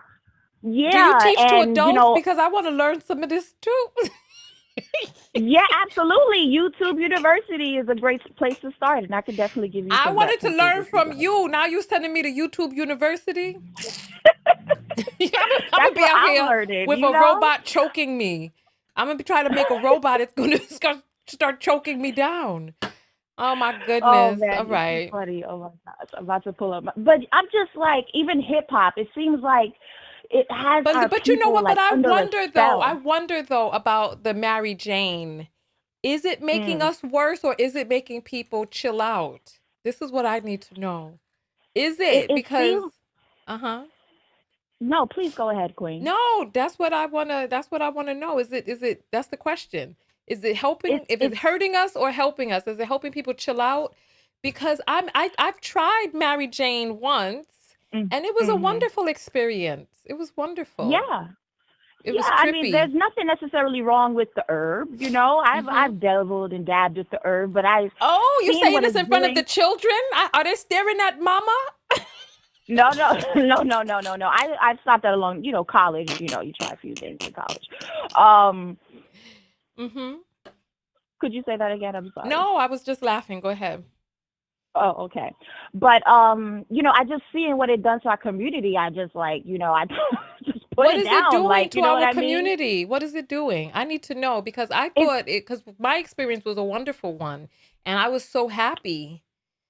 You Yeah, know, I was everything so else in happy. moderation. It could be good for the spirit, you know what I have, but anything can be addictive. Food can be addictive, partying can be addictive, smoking, alcohol, everything in moderation, and how you use it is very imperative. It should be intentional, not just for, recreation all day, every day. But I think But what is that it doing to the from community? That's the question though. I want to know. I feel like it's quelling the revolutionary spirit of our Mm, community. Back in like the 1960s, even back then there was Mary Jane, I guess, but there mhm. was more, and it's not. But this Mary Jane that we have is, it's not organic. It's most of them are made in a lab, and it's not made by our communities. Mm, yeah, yeah, yeah, yeah. Yeah, so I feel like we're dealing with a different type of beast, but I feel like it's quieting or I can't find the right word, subduing or quelling our revolutionary spirit to actually make change in the community. Do they I was hold on, going. but do they want change though? The type of change they want is the type that women don't want to be a part of. Somebody said What do marijuana you is mean by not that? crack. What do you mean by that? The type of change that some of these BMs nowadays seem like they want is for us to be, beneath their feet. So that's not the type of change that women want. That's the type of change they want. Absolutely. I think what you're talking about is definitely a truism, especially to a mass of black men, majority of black men. But I see not a lot. I've seen quite a full handful of black men that are positive out there that want to actually, build with other women and are active in building up their communities and have community programs or they're mentoring. Girl, you But the all over the majority of place. black. I know you multitasking, but now you're talking about all the black men do. So it's not quelling the revolutionary spirit because they doing the damn thing. Well, majority of them are quelled. I say a handful of them, let's say ratio wise, But how do you know that 80-20. they're using Mary Jane? because I walk literally when I go to Harlem to walk down the street. Yeah. I come out of work, they're on the street. You see handfuls of black men on the porch by the park, smoking weed. I literally last week he had like 2 bags, like quart-full bags of marijuana, and literally on 125th Street near the Apollo, you have black men saying, "Come get that dope." You have, You're not weed, telling weed, the truth. weed. Shut up. This is not Yeah, true. What? I But you know what? I swear, since haven't I it's legal haven't now, walked they in. don't have no shame. Hold on. I Hold on. swear to God, go on But 125th Street but right now, and you will hear street black men selling saying that. really street selling is not legal. You have to go to the dispensary, and there's very, very few dispensaries. But you're saying that now they like come get this. So you looked, and when you looked over, they had what? What size bag? Like the quart-sized bags of marijuana. Like they're obviously Hold those on. young men were dealers, but Hold you on. A literally go quart. and that's Hold on. Tell me your name again. I'm sorry, I forgot it. Nubian, Chantel N- Nubian. Okay, Nubian. Hold on. A Yeah, quart size. You're talking about 32 ounces. 2 of them in his hand. Yes, Wait, 2 of them with wait. my own eyes. I swear. I swear This to can't God. be true. This can't be true. St. Nicholas Terrace. I Listen. swear to God. I need 135th somebody. Street. I need somebody in New York to tell me. You said this was on I 135 or 125? This is like 135. I'm going down past the park here. I mean, I guess stop stitching, but it is what it is. In Brooklyn, you see the same thing too. Like I was going to Maxwell's concert in Brooklyn, and literally by the Maxwell quote just had a unquote concert? yeah, when was that concert? It How was did like last month. how did He you was at find the out about Barclays it? I didn't hear Center. nothing about this. Yeah, it was awesome. Keisha Cole was there. How did you find out Who about it? else Because was I there? didn't hear nothing about it. It was advertised. It was a big long line, girl. Where was it Are you in Harlem? advertised at? I saw posters. It was online, like Facebook ads and stuff like Really? They that. did And I, not let me know that Maxwell was in town. The last time I saw Maxwell in concert, he kicked me out from backstage. what? Oh my God, Yeah. no. He's Oh, that's so weird. Maxwell is terrible. weird. He's weird. Like he's on some other He's stuff. But different. yes, Yeah, I was he's different. backstage He's always chilling. had a different vibe. He kicked me and my homegirl out. It was crazy. Why? Why? He didn't. That seems crazy. Tell me about it. That's a story for another day. That's a story for another day. That's a story for another day. But he was killing that concert, girl. I was jamming though. I was jamming. I was jamming. But on my way there, right? Mm-hmm. I'm on my way to go meet my aunt because her and I went together. And this is East Flatbush area, and it's literally in front of the liquor spot. You Mm-hmm. see black women and black men from the 30s to 50s partying outside, jamming, and in front of the smoke shop, like jamming. And I'm like, in my head, I'm like, who is going to lead the youth if all y'all want to do is smoke and drink all goddamn day? You know what I mean? Where are the black men that want to be business owners, that have pride and say, I want to be a They not teacher, out I there want to on the be, street. They inside their business oh. working. You right about that, but this like a flock of them. I was just like appalled, like Jesus Christ, what is going on? Like, it's scary. It's really And scary. That's you why said you saw two quart size bags in a man's I'm not hand. lying. Was he holding I'm them not up lying. in the air like, come get this? Or He was was he like, holding them against his chest? How was he holding them? I'll tell you right now, he had his homies around, and like, I guess he was just bragging about a situation and like waving it in his hand, literally, like waving it in his hand. You know what I Was mean? he And I'm holding like, them in the middle or was he holding them by the top? I need to know how this was going he was down. holding it by the top, had his shoulder length, and was like waving it. No, he wasn't even tucking it in. No, no type of thing. I swear to God. It's, I forgot what the quote is. I'm paraphrasing, but they say something like, a law is only as good as it is enforced. They're not enforcing, even though recreational, you allegedly need to go to a dispensary. They're not enforcing, the law when it comes to selling regular weed on the street. They're not enforcing. Like literally, you can With go all Crown the Heights. people sitting up in Rikers right now on weed charges, or did they let them out during the pandemic?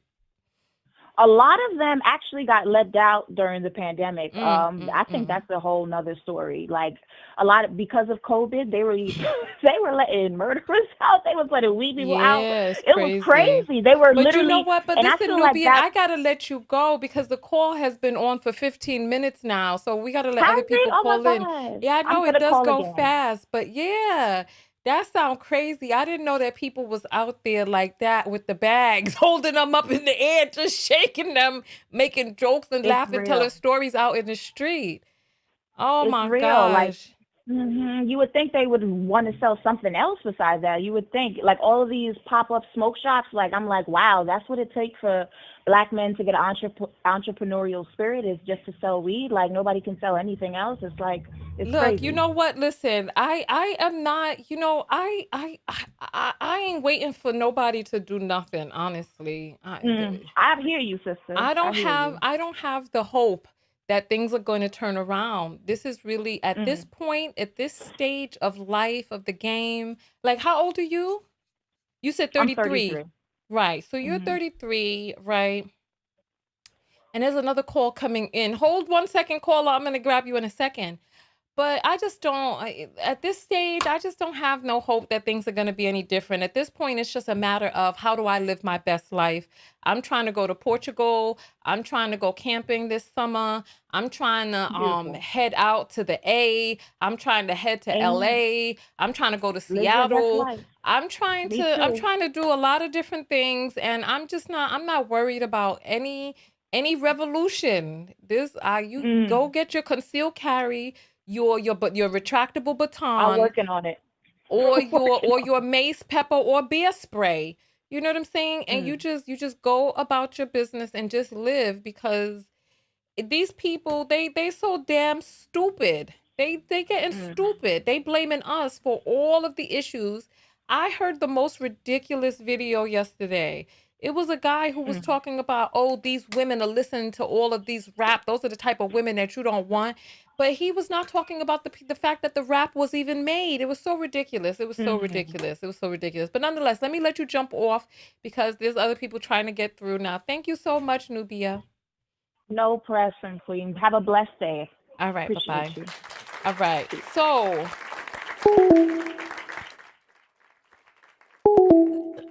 all right. So, listen.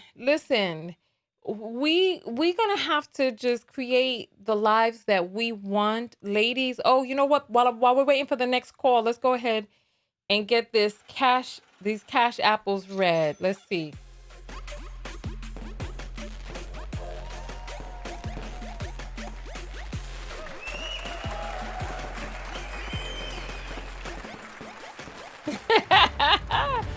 I look like the old lady that was offering Hansel and Gretel some sweets.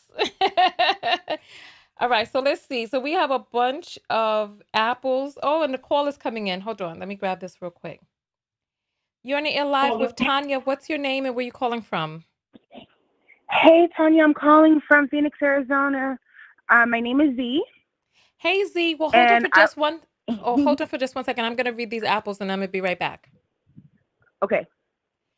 All right. So we have Joy that sent 222 and all of your emojis were taken out. So it just says support in the middle. Thank you. I appreciate that. Hey, Ray is back. Hey, Ray, man, how's your foot? Let me fix up this thing. Okay. How's your foot, Ray? So thank you. We appreciate the support. And he comes back and says, for the record, Kay Samuels wasn't foul proof. Facts. Or do you mean foolproof? I don't know what that means because Kay Samuels was a very problematic. So Ray, we need to know whether or not you're supporting him or not. Demetra sends $2 and says black race in the USA to go extinct over it. You know what? Listen, there's a lot going on out here. And she comes back and says, time for ADOS to just stop procreating together.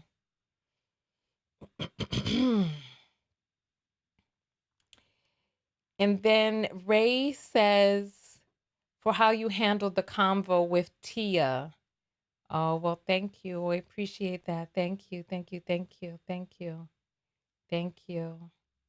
All right. So I think we got all the apples for now. Let me grab the call and then go from there. You're on the air live with Tonya. Just remind me of your name real quick because I forgot it. I'm sorry. And you were calling from Phoenix. Z, I'm one of the knockouts. Hey, Z. Welcome, welcome, welcome. All right. Hey, Mhm. I was watching the live and basically I heard the lady say that we need to stop smoking marijuana, and I just wanted to touch on that point a little Okay. bit. Are you here to Okay, defend so Mary Jane or condemn Mary Jane? I'm here to do a little bit of both. Not Okay. condemn Mary Jane because it's an herb that's given to us by God. It's not Mm. like all these other things that they be trying to give us. I Mm-hmm. think that if because Mary Jane is a psychedelic, Mm-hmm. right? Um, if you're using it to help with like any type of trauma or issues, it will help.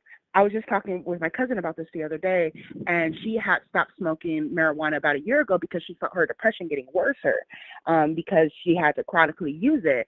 Mm. And she noticed that when you're using it, if you're not dealing with the underlying issues, like your underlying issues of why you're depressed or why you're feeling this way or why you're feeling that way, yes, Mm-hmm. it's going to make you a little bit like it's not going to like help you deal with the issue. But if you're using it to like just like relax, like any other thing, like if you eat too much chocolate, if you eat too much sugar, you can't even have like I mean, water is really good for the body, but you can poison yourself with too much water. If you Yeah. just drink water for the rest of your life, you're gonna die. Yeah. So, Yeah. like, I mean, just like with everything else, the overconsumption of it, yes, we are over consuming it. However, it's not a bad thing. I mean, I think that a lot of Black people need to look into like these ketamine and shroom trials for to deal with their PTSD and depression because it is healing and it is actually what it's actually doing is it's actually like healing PTSD. They're looking into trials that it's healing depression and things like that. If it's used for that, then yeah, it will help you. But overuse of anything will harm you. Okay. Okay. Well, I feel that. How does it relate to the manosphere? You think they need to start Uh, using some? I think I don't know what the manager. I think the manager just needs to enlist a good riddance. That's what I think. Um, I think they need some. I think they need like. I really think they need discipline in their life, and not like they need their behind spanked or anything. I think they need discipline, and I think they need morals. Like that's what I Mm. really think needs to happen. When they get themselves together, that's when they can reflect on what's going on around them. Right now, because the the black male is so like they're like I don't even know how to explain it. It's like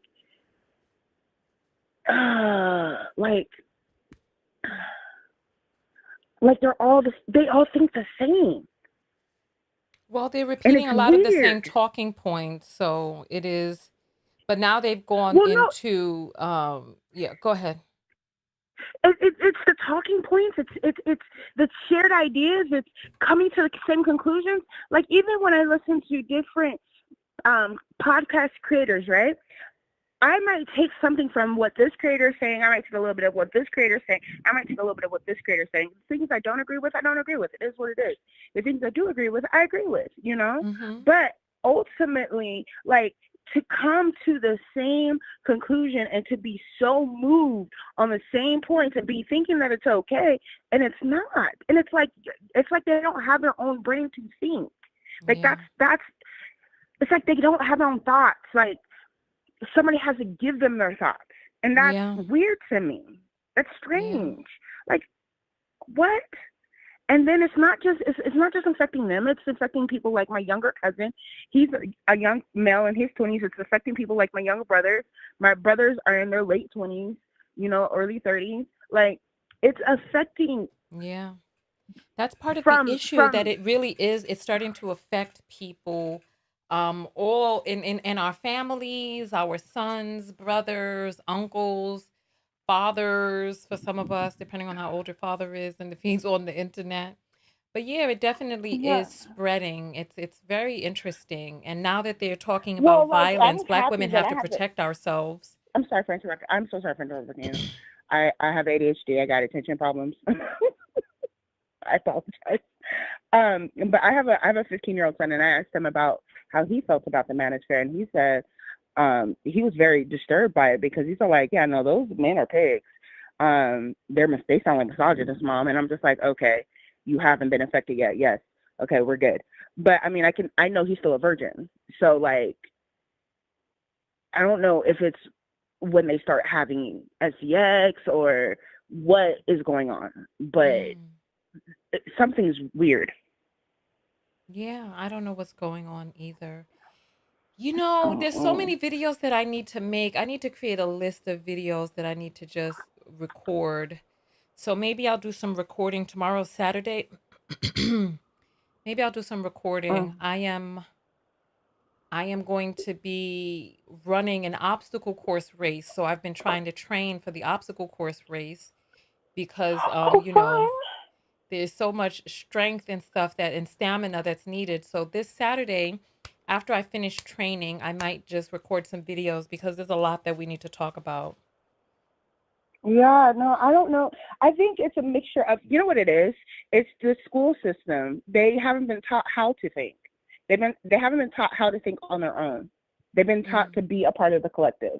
And so when the collective comes up with an idea, when you can get five or more Hold to on for just a agree, moment. it's just a I collective need to put idea. someone in a timeout. Oh, I apologize. Yeah. So if you're going to be insulting the callers who are calling in, it's inappropriate. So somebody just got put in a timeout. If you want, we can turn that timeout into a block. So come back and act right. Anyway, sorry. Go ahead, my dear. I'm sorry.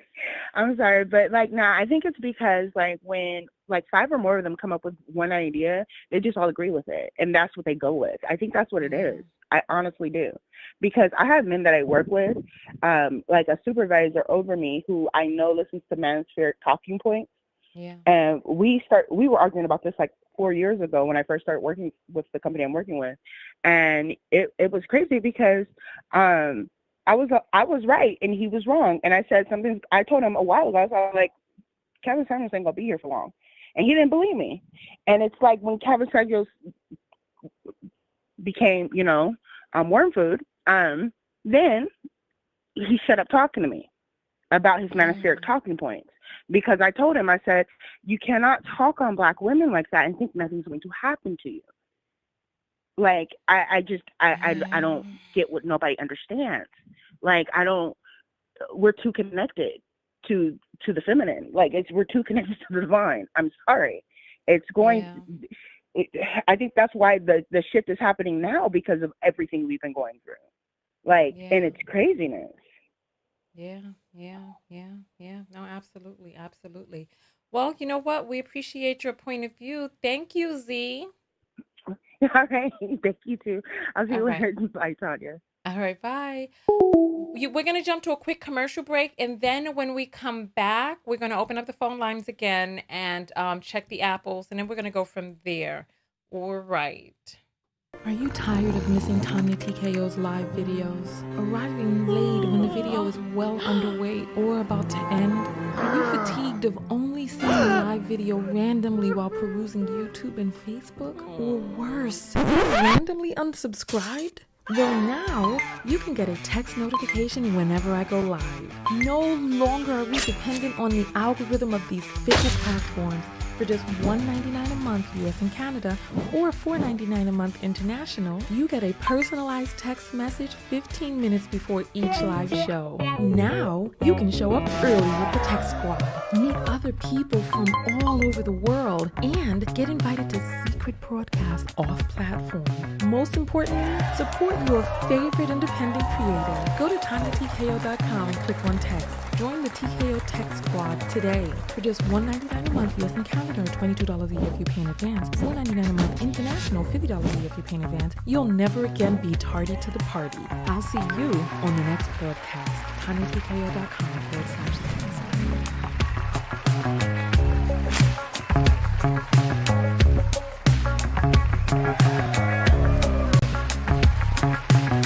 you tired of Miss?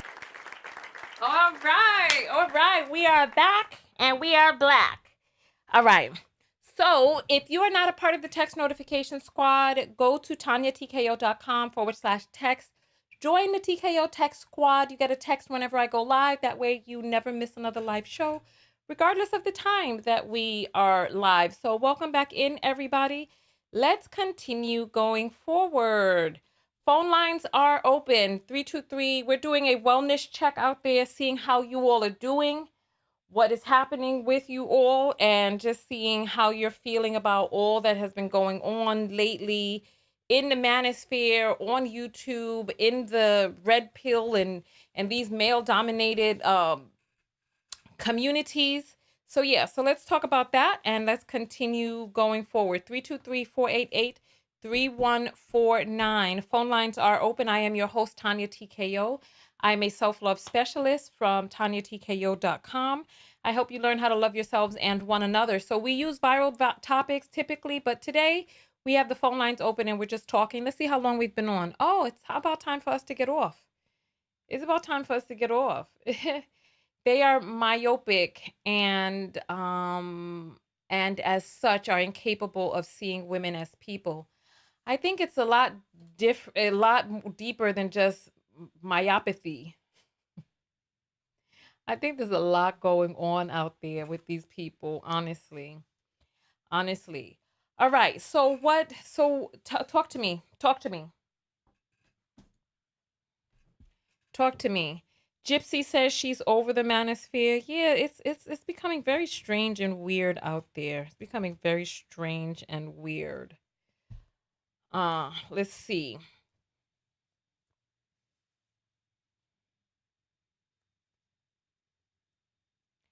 Three two three 488-3149. Let me check the apples then while we're waiting for the next call to come in. Let's see what we have here. All right. Rajanice sends $5. I wonder if your father's name is Roger because this is the first time. This is the first time. So she sends $5 and says, been watching you for some time. First apple. Hey, we got our first apple in. Thank you, thank you, thank you. Linda sends 333 and says, knockout karate chop. Okay, thank you, thank you. JJ sends $5 and says, for support. Thank you, I appreciate that. Thank you, thank you. All right. So we have that. Let's get the phone lines back open. 323-488-3149. Was it Tonya who said she wanted to do a sisterhood friendship show where Black women can befriend other like-minded Black women? No, we were talking about doing a matchmaking show for friends. And we talked about the idea, but we haven't done anything to implement it. I have so many irons in the fire, so many different projects that are not complete that I cannot start another project right now. But that's definitely an idea. All right. So the phone lines are open 323-488-3149. If nobody has anything else that they need to say, then we're going to jump out of here because we've been on for 2 hours anyway, and I didn't realize that we were on for that long. And I don't know what we talked about in the 2 hours because I feel like we haven't even really gotten to the crux. You know what I mean? You know, J Music is saying they always been weird and creepy. You just didn't have awareness before. Now BWs have awareness of what the birth for the first time in Haas story. Okay. This is why 2050 the biracial community will increase and the more racial communities the monoracial communities will decrease. They had the nerve to try to say that we were going to all be biracial by the year 2050, which is not true. You're on the air live with Tonya. What's your name and where are you calling from? Hi, Tonya. It's Demetra calling from Chicago, Illinois. Hi, Denitra or Demetria? Demetra. It's not with an I. It's just T-R-A. All right. Demetra. All right. Welcome, Demetria. Demetra. My bad. Go ahead. No, you're good. I was just calling because you said, it's a mental health check, and I appreciate you checking in on us. I am absolutely fed up. I'm over it. I am tired. These men, I don't even want to call them men because they don't even deserve the title of to be called a man at this point. I don't know what they are. But I am just sick and tired of it. I just think Black women just need, like you said earlier, just make sure everyone live their best lives, do what you need for yourself. But at this point, it's just start recording these men in the workplace. Start protecting yourselves. Like you said, carry mace. It's time to get our L's for these guns that we clearly are going to need out here. They're talking about slaughtering us all because I don't want to cook or I don't want to clean or I have options or I can use my brain and actually think for myself. And they always want to refer back to like the good old days of the 1950s and especially Black men. I'm thinking to myself, that was the Jim Crow era. That was not the good old days for y'all. And even in that particular time, Black women were the ones still working and supporting y'all because y'all couldn't even get jobs or anything. We had to go into the white neighborhoods to make money for our family. So for them to point back to the good old days, it just lets me know that they don't even have the capacity to understand the depth of like Jim Crow in that particular era. So at this point, they're idiots, they're expendable, they have no foresight, and they can't lead me anywhere. And I have Black children. I have 4 children. I have 3 sons, and I have one daughter. And at this point, it's like I don't consider my sons to be in that, but I don't even want my sons around other Black males because I don't want this particular pathology that Cynthia G talks about being passed down. And I get everyone says, oh, it's not all Black men and everything like that. I completely get that. But the 20%, if we want to say that of Black men, that's good Black men, they're still hanging around the other 80% that's degenerate. They're still picking it up. They're still in the locker rooms and they're talking to their boys and they're over sexualized. They're hypersexualized. They only have value in their penis. And at the end of the day, excuse my language, but they're just dick and balls and genetic material, nothing more. So at this point, what are we doing, Black women? Are we trying to keep what, a skin tone? I don't understand this. And everybody's in an uproar when Black women say we don't want to have more Black babies. For what? Why? Why are Do y'all you have upset that we don't want children? to bring more people into the world? Do you have Go ahead, Tonya. children? I'm sorry. I do. I have 4.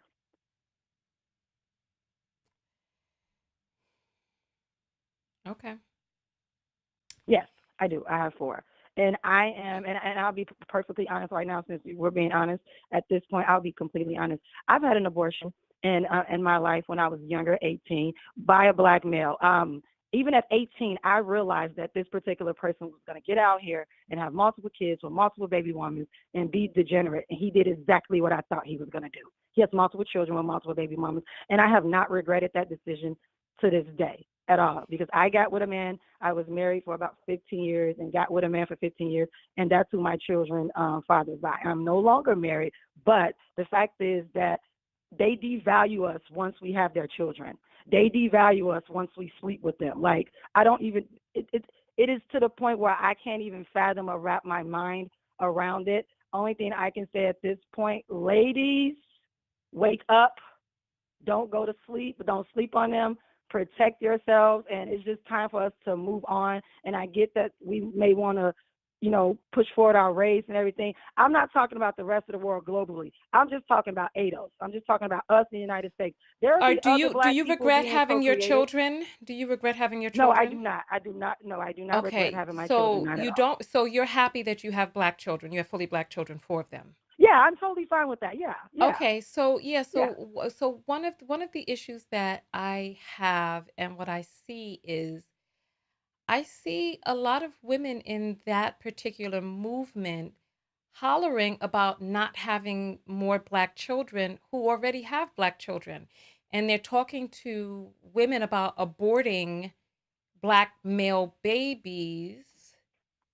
And some of the women saying this have sons. I feel like the Mhm. qualifier is Blackness, right?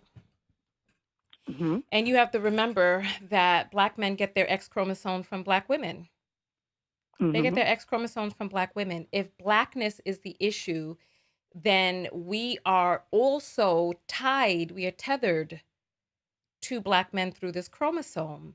And so one of the issues that I have is that we're telling women to abort healthy babies, with women who have children are lambasting women who do not have children and telling them to abort healthy babies if the baby happens to be two things: genetically male and Black, right? Mhm. Genetically Black. Okay. So are we aborting biracial babies? What I say to this is that I believe in complete autonomy. I believe women should have choices. If you want to keep your children, keep them. I don't care. But what I'm saying is, at this point, ladies, if we want to make a different choice or a different decision, then make a different choice and a different decision. Is all I'm saying. But I don't mind the race of ADOS people continuing here. I really don't care. At this point, I don't Right, care, because to me, it's not about. because one of the things that I heard you hollering out on the phone is, why are we still birthing their kids? It seems like your factory is closed. Seems like you're done. So who are you talking to? Yeah, my factory is closed. I'm talking to any of my other friends or any other ladies out there. Women who Personally, already I'm have happy to children, or are have you my talking children. about Yes. women who don't have children? Yeah, women who don't have children. I'm just saying, if you do not have children at this point and you are out here, had I had this information that I have now before, I would have definitely made a different decision, because this information is so important, for the simple So fact that you're I have saying three that you boys would that not. So I you're have to saying work. that you're saying that you would not have your children now. Oh yes, yes. If I had the information that I know That now, you wouldn't have yes, given I would birth have to any definitely not had. children. Yeah, I would have made a different choice, or I probably even made a decision not to even have children, for the simple fact that I have three boys. I have to try really, really hard to make sure that this rhetoric isn't passed down. I have to try really, really hard to make sure that my sons are not picking up this bad behavior. I have to try really, really hard to make sure they understand that I am not the one that left them. I stayed. I am still here. I don't want them growing up turning on me. And that's what's happening. So what I'm saying is, right now, if you have children, great. If you want to have more Black babies, great. I'm about complete autonomy. I'm just saying, with the information that we have and know, ladies, make the best decision that you can for you. I am not advertising anybody to have abortions. Do what you want. It is your body. At this point, I don't care. But I'm just saying, if I had the knowledge that I had now about the pathology coming up and dealing with the Black man, even before the children, just take the children out of it.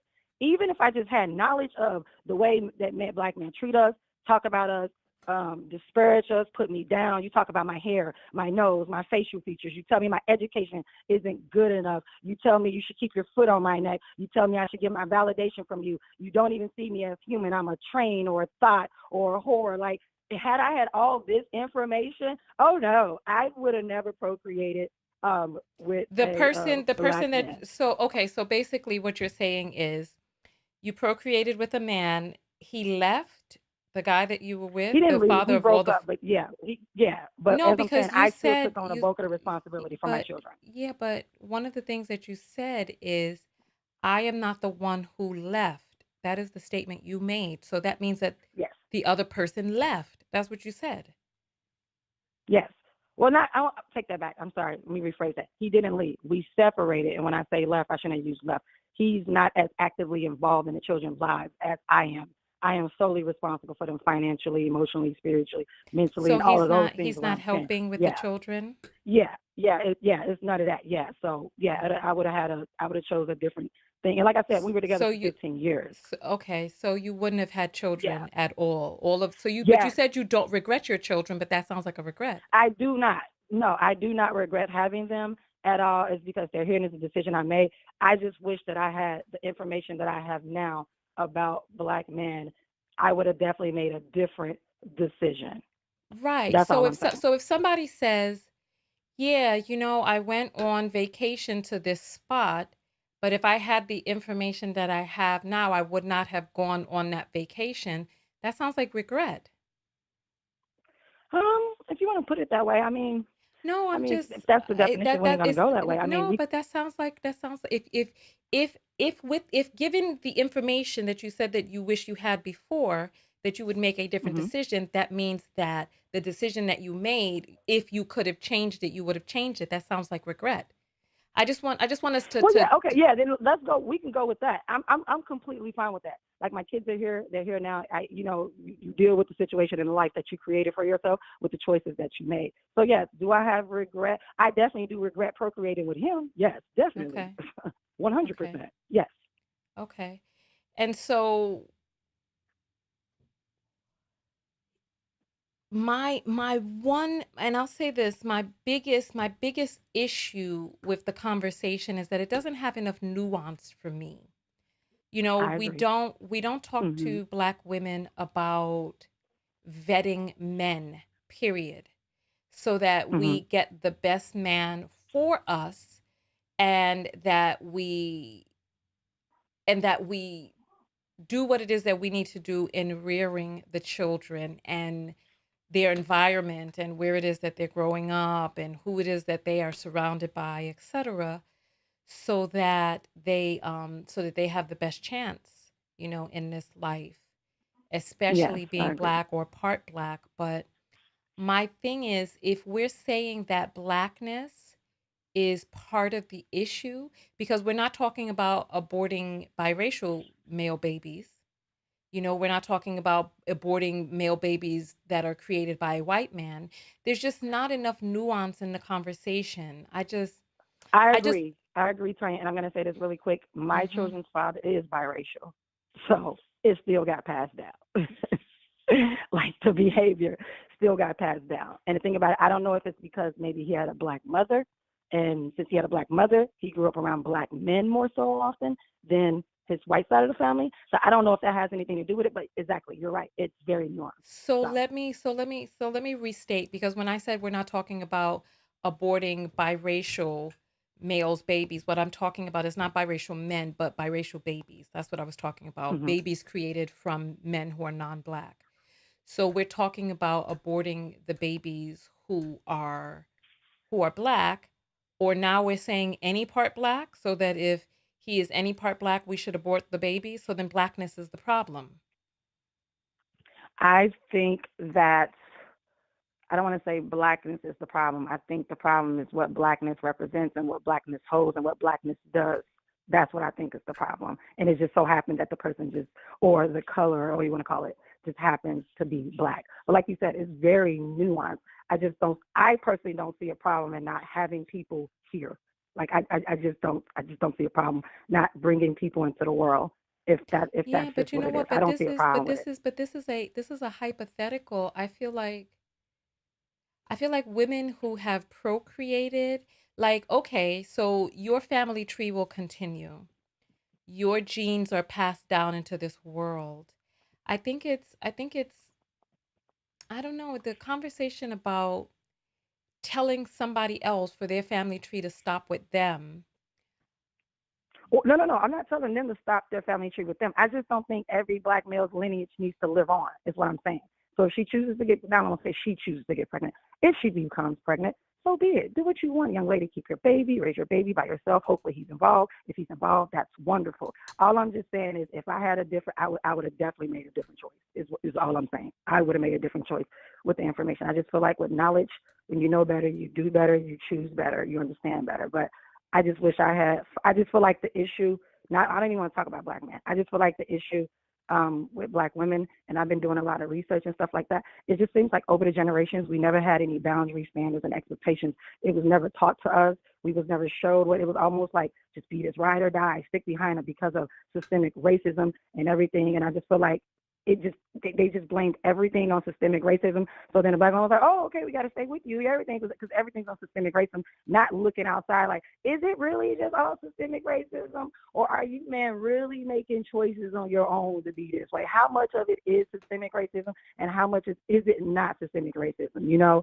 So I just feel like we never were taught boundaries, standards, and expectations. I watched a 1968 documentary, and they asked a young lady, she was 17, and had a baby by him, and they asked her, "What did you like about him?" And she said his legs, and I damn near cried because I was like, wow, that's the only thing that she liked about him was his I mean, but legs, what did you not his like about intellect. anybody? When I had my first kiss when I was 13, I was looking for a young man who had a bubble goose. That was my criteria at 13. He had to have a Look, bubble look, goose. I That's remember what my I first like. kiss. So what is the Yeah, criteria a teenager has in a young man? I'm just saying, but that's where it goes back to me saying no boundaries, no standards, or no expectations, and we never was taught. She wouldn't have any. That's my whole point. She would not have any. Now I have a daughter. I can tell my daughter, not what I don't really think you can vet a man. The CIA can't really vet a man. The FBI can't really vet people. So I don't really think you can vet a man. I think you can put stuff in place to say, hey, your boundaries, if they do this or that, okay, this is gone because that's not good enough for me. But I just feel like What makes it's you it's, well, it's hold I on. feel What like makes you feel the CIA can't vet anybody? What does that how do you because feel? the CIA said it themselves. They can't. They got murderers and somebody that they hired and they didn't realize he was a psychopath and he wound up killing what was the guy, the colonel or something. They're like, yeah, the CIA, the FBI, they can't. If they can't do a good job at vetting, don't put that on me, Tonya. I'm trying in So these streets. okay, so this is the thing, right? Okay. Okay, Vetting is a process and it is. and you go through the process of vetting. We can look up the definition of it. Let's look up vet definition. Okay. All right.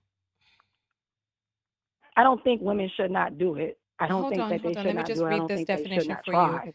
So, You vet know, is to make a but careful and critical examination of something. So, when you vet hmm something, you just make a careful and critical examination. So, the act of paying attention to certain things is vetting. Is there any hmm 100% foolproof method of vetting? No, there isn't any foolproof that's method of okay. vetting, but Yeah, that's exactly what I mean. It's not foolproof. there are things that you can put in place. I just Yeah, that's why I said so like then so then so boundaries, then let me ask standards, you and this question. expectations. Yeah. Is the black community in America the problem? So should we move the children to Europe so that they don't come into contact with black people? Is that what you need to do? Go Is to the black Europe? people in America a problem? I don't think it's black people in America a problem. Um, I don't want to throw black women in there. I mean, you have black women that Why do not? stuff, but I just feel like no, Black I don't women want to are part throw of the them all in there. community. Yeah, they are, but they are. But I don't want to throw them in there only because I feel like they're not the ones doing all the killing. They're not the ones making the communities unsafe by the statistical data. They're not the ones doing it. But I do feel like we do have black women do need to be held accountable for not giving these men consequences, for not for coddling these men, for not expecting more of these men over generations. And the thing about it is, I can't really it's so hard to get on black women so hard and we can. It goes back to I never had a chance and it makes me sad because my mother never had a chance and my grandmother never had a chance and her mother never had a chance because I was never taught and nobody in my generational line was ever taught boundary standards and expectations. Like this is passed down from The generation after question, let me generation just, after because sometimes generation I after forget a generation. question after it's asked too, but the question is, do you take your children to Europe and live in a white area, white country? Is that what you do? Is that what you need to do? No, What is to the Europe and live in solution white. then? I Because you don't think already have children, and it was like if the that. problem Yeah. if the problem is the community, then that means that you need to raise them around white people, then, right? No, if the problem is the community, you need to just go find a different community. I personally like a Which diverse community community? is what the See, community my children were brought up in. I personally don't want to live around all black people. I don't want my kids going to school with okay, all so black you people don't want either. to live around all black people. You don't want to live around all No, white people. But the problem no, is I don't. also the internet is out here. So they Yeah. have access to the internet and they have access to the manosphere Mhm. once they turn on their computers. So what do you do? Mhm. Have conversations with my children, talk to my children, let them know what's going on, actually see what they think about it. Keep the conversation going at home about their race and just making sure I do the best that I can. Because, like I said, I believe in complete autonomy. I believe in people making choices for themselves, what they need to do, what's right for you, and that includes my children as well as they get older. So if I have three boys, and if my three boys want to adopt that particular rhetoric that the manosphere is out here spilling, I don't want to have anything to do with them at this point because I'm not going to subject myself to that type of treatment. And I don't the treatment that the manosphere is talking about is it's not. I'm definitely not in favor of that. Okay.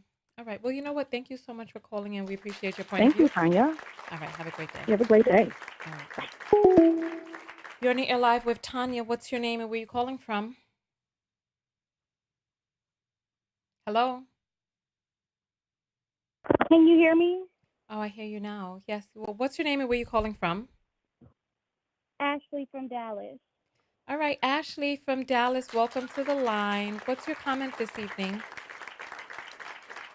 I just wanted to speak on what the last caller was saying. Um, I found out I was pregnant a few weeks ago, and I'm going to get an abortion, and it's not because of the you need to abort black male babies and stuff like that. It's just I have a child. I'm 25.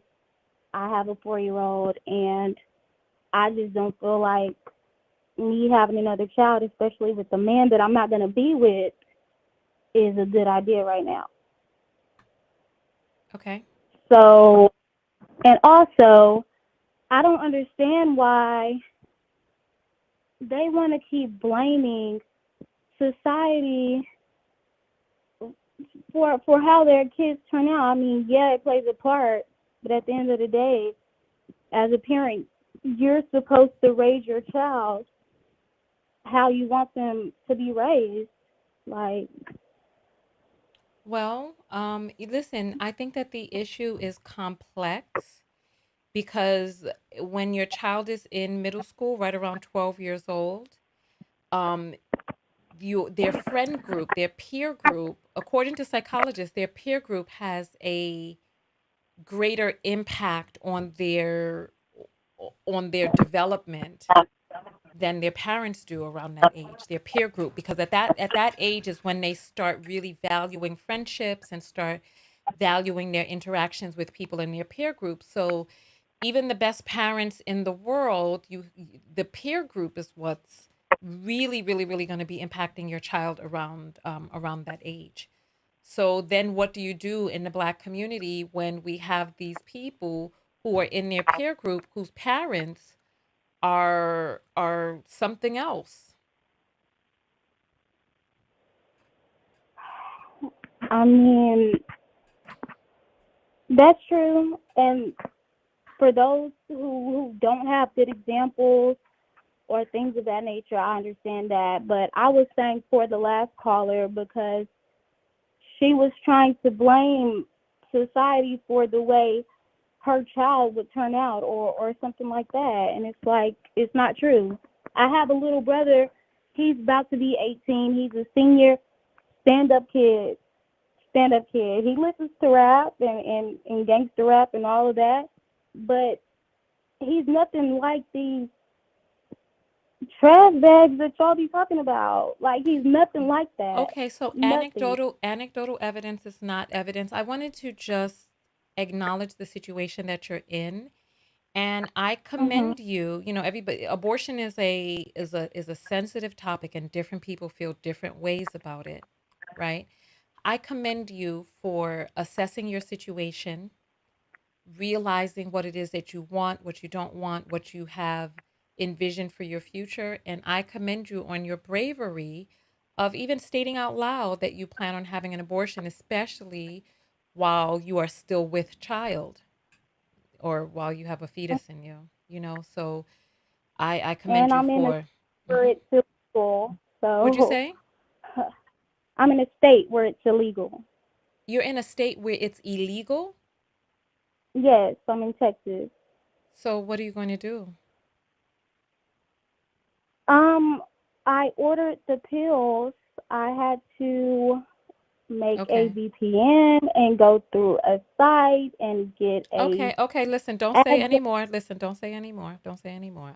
I just wanted to know, I just wanted to know whether you were going to travel to a different state. I don't want you to say anymore, because that is, And that's go to personal. jail. Huh?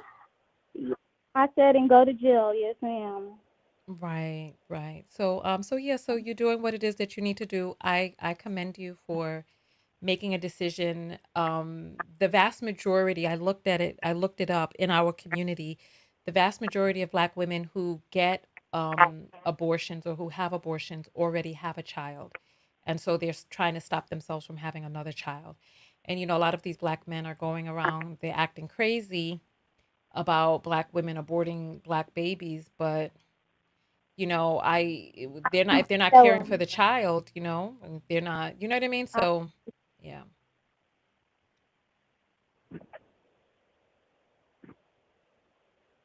Hello? Yes, can you hear me? Yeah, I do. Yes, I didn't even tell him at all because I feel like it's my decision. And from the moment I found out, I knew that I was not going to keep it because I don't even see myself being with this person. And as soon as I do this, I'm going to get on birth control because I know that as much as it was his fault, it was my fault. I was careless. Like, and we have to take responsibility for that as well. Yeah, listen, listen, to abort or not to abort is a tremendous decision that only you can make. You know what I mean? It's a personal decision. It's between you and your doctor. And so I respect your right to privacy. I respect your right to do what is right for your life, for your family planning, for all of that. I often hear young ladies call in who are in a bad situation and they're keeping the baby. I'm happy that you are in a mindset that you know that the situation is terrible and you're thinking about the life that you or the unborn child or the guy or whatever, how history will change depending on your decision. So I commend I you mean, for doing what you feel I is the right choice that for you. with my first child when I got pregnant at what? How old was I? 17, about to be 18. I was like that. I didn't have anywhere to stay. I was homeless. And when I got pregnant, I got all of my things together. By the time I gave birth, I had my car, my apartment, my job. I was ready. And I knew it was because I wanted that child. Like that was, and I know in my heart of hearts, even if I was to have the child, I don't want another child. So I don't, I don't feel like I should do that. Are you having second And thoughts? Because you sound like you're rationalizing with me.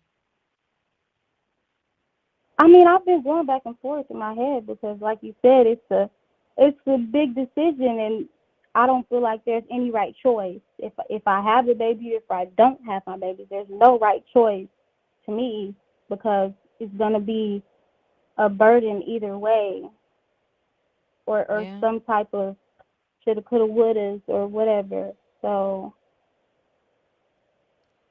I don't Yeah. know. I definitely say meditate on it. You know what I mean? Go inward, imagine your life. I remember when I was in college and I had a pregnancy scare and I just remember that there was this sound that played over and over in my mind. And the sound was dong, dong, please stand clear of the closing doors.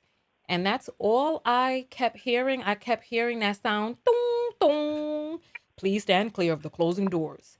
And I just heard that sound over and over in my mind, just imagining myself struggling with a stroller in the heat, hot and sweaty, taking care of this baby on my own. And I knew that that was not the life that I wanted. And so yeah, so listen, I say meditate on it, listen to your heart, listen to your spirit because when you say that there is no right choice, right? I would say that deep in your heart, you know what the right choice is. You know what I mean? Deep in your heart, there's a To have decision. the baby, Excuse me? I said to have the baby. That's what your heart is saying deep inside of it? I mean, I already know that it's something that I'm gonna have to live with, and it's probably it's. I mean, it's not gonna go away. I don't feel like I You don't know take it what? lightly. I think it depends But on the I, person because listen, there are some women out there who get abortions and they do not regret it at all. At all. They are happy that they did not go down the path because you have to think about the type of life that you want. You have to think about the type of life that you want. You have to think about what life is going to be like for you, for your child slash children. what your quality of life is going to be like. And, listen, this is a decision that only you can make, right? But everybody is different. Everybody is different because there are women out there. I don't want to take a survey, but I would take a survey. But trust and believe. Listen, there's 434 people on this live. There are women out there who have had abortions that they do not regret. And there are women out there who have had abortions that they do regret. So you know yourself, you know what. I think it's different when you already have a child. What do you I mean, mean? I don't know, but I feel like it's different when you already have a child because you know what it's like, and I don't know. I don't know. I don't think if I didn't already have a child, I don't think I would be analyzing it so much. What do you mean? Do you if you think that the abortion would be an easier decision if you didn't already have a child? I do. Easier in what way? Easier for me to make the decision because I wouldn't know how it feels to be a mother and to have a child and to love a child and to have a child who loves you back. You know, So I you're wouldn't know. so So you're saying that having a child who loves you and already knowing what it's like to be a mother, that it makes makes you. it harder. I'm sorry, what? Makes it harder It makes to it make the harder to decision. have an abortion? Yeah, and I'm You I'm not gonna say makes it harder, but I think afterwards it's gonna be heavier. What's The going to be pain is gonna be heavier? heavier, or the guilt, or however I'm gonna feel, You because think I you're don't going to even know how you I think you're going to feel feel. guilty for choosing yourself? I might. I mean, I don't know. You don't know until it's done. Just like I don't know how I'm gonna feel if I have the baby, right? You don't know. Mm, I see. Well, what do you think your life is going to be like with two children now instead of just one? I mean, probably difficult. Um, I don't know. And I this don't know. guy, is he going to help? Does he is he a stand-up guy or is he a problem? I mean, he said he was gonna help, I thought you said but he didn't know about it. okay. So when I found out I was pregnant, I told him, and then I told him that I was getting an abortion, and this was weeks ago. And after I told him that, I blocked him, and I haven't talked to him since. So like, he doesn't know if I've gotten an abortion or not. He doesn't know Why did you anything block him? because I don't want to talk to him. Why don't you want to talk to him? Because I didn't want to be with him in the first place. It was just like a fling, and I don't want him in my personal business because it don't really have nothing to do with him. So he was And a if I was to fling. have my baby, I would raise my Hmm. baby by myself. Like I wouldn't include him really. And you said you're 25 or 23? Yes, I'm 25. So you're 25. I'm really confused. I am so confused right now. I'm confused by black women and how and just I don't know, just a particular subset of women who Who who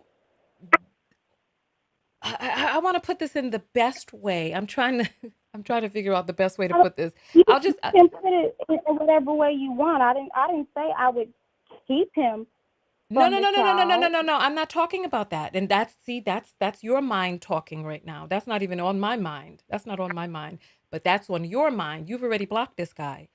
I'm Yeah, confused I did by talk to him because I was right. planning on not keeping the child. Right. You have an attitude with me, or are these pregnancy hormones getting to you? Because you sound like you It bucking could up, be and I don't both, understand. but when you said a subset of women is where I got offended. So what is the subset that you're? Right. If just hear me out. I mean, don't get yourself upset because I'm not upset. You know, you are in control of your feelings and how you interpret things, not anybody else. So my statement is, and that's why I was trying to figure out the best way to say it, because I don't want to be unnecessarily offensive. What I'm trying to say is, I'm confused by the subset of women who do not weigh the gravity of creating a human being that is tied to another person's family tree. Like, if this is a person that you do not want in your life, creating a human being with them and having their genes live on in your family tree is a tremendous weight. And I'm confused by the women who don't weigh how heavy and how big of a thing that actually is. So there are a particular group Okay, of women who do so not. you Mhm. you just said that you had a pregnancy scare before. So did you weigh that? Because as I said earlier, I understand that it was my responsibility to be more responsible. I understand that I took part in this too, and that I I was irresponsible. I was I didn't careless. these are your words. You're using words like irresponsible, careless, your Yeah, responsibility. I didn't and say I anything like agree that. with that. I'm saying that you're right. I'm saying that I was irresponsible. That's I what never I'm said saying. I never said you were irresponsible. So you can't say that I'm right if those are not my words. I didn't say you were irresponsible. Those are your words. I'm That's saying your you're right. feeling. I said that you're right. That those are my words and my feelings. That's what Okay. I'm saying. Okay. And I'm saying that you said you had a pregnancy scare before. So did you weigh that? You Because know if what it was a pregnancy you know what scare, then it you means know that what you I weren't trying to get. you know what I weighed? I mean, because people are young. When people are young, they're not as careful as they could be. You don't really understand prophylactics and all of this other stuff, and discipline may not be as fortuitous. What I weighed was myself. I weighed the vision of I had of my life for my future, and whether or not that vision looked like the trajectory that I would go on. That's what I weighed. I weighed Tonya. I weighed me. I weighed the relationship that I was in, and it was a great relationship. I was deeply in love. However, I weighed at the age that I was at. I was like, is this a person that I want to be tethered to for the rest of my life? I weighed that. I Yeah, said, did, I did said, I I not say that what? at the beginning? Did I not say that at the beginning? Tell me That your I name. felt Tell me like your name. Tell me your I name one already more time. Tell me your name one more time. Ashley. Ashley. Ashley. Ashley, listen. You and I are not on. We're not adversaries. You and I are not on opposing sides. I don't. I do not have. I don't have weight in your situation. I have no weight in your situation. Your situation is a situation that can really only be decided by you. You and I are not enemies. We're not Correct. fighting. We don't have a fight. Correct. And I was just saying that that's what I said at the beginning of the call when I first called in, that I weighed that I felt like I was not ready at this time, already raising a child by myself, to have another child. That didn't I so Right, I but don't you see you see understand. you see what's happening right now is you asked me a question about me. And in me giving you my answer, you felt as if I was talking about you and something that you had said. What was going on in my life and what is going, and actually I've not spoken about my scare publicly before. This is the first time that I've spoken about my scare. So I'm opening up because I care about you, and I'm opening up, and I'm going against my rule of talking about personal things like that because I care about you. And you asked me a question. My situation and your situation are two different situations. My answer doesn't have anything to do with you and what you said. I am not judging what it is that you've said. I'm not judging what you said. I respect what it is that you say. I respect the sensitive situation that you are in because this is a life changing, world changing situation. And it's a situation that only you know what it is that you're going through. Only you know where it is that you're at. And I'm going to say, from talking to you and seeing the defensiveness that you're responding to me with, you have to look within yourself and become okay with you and where you are at. You have to become okay with Ashley because Tonya is okay with Tonya.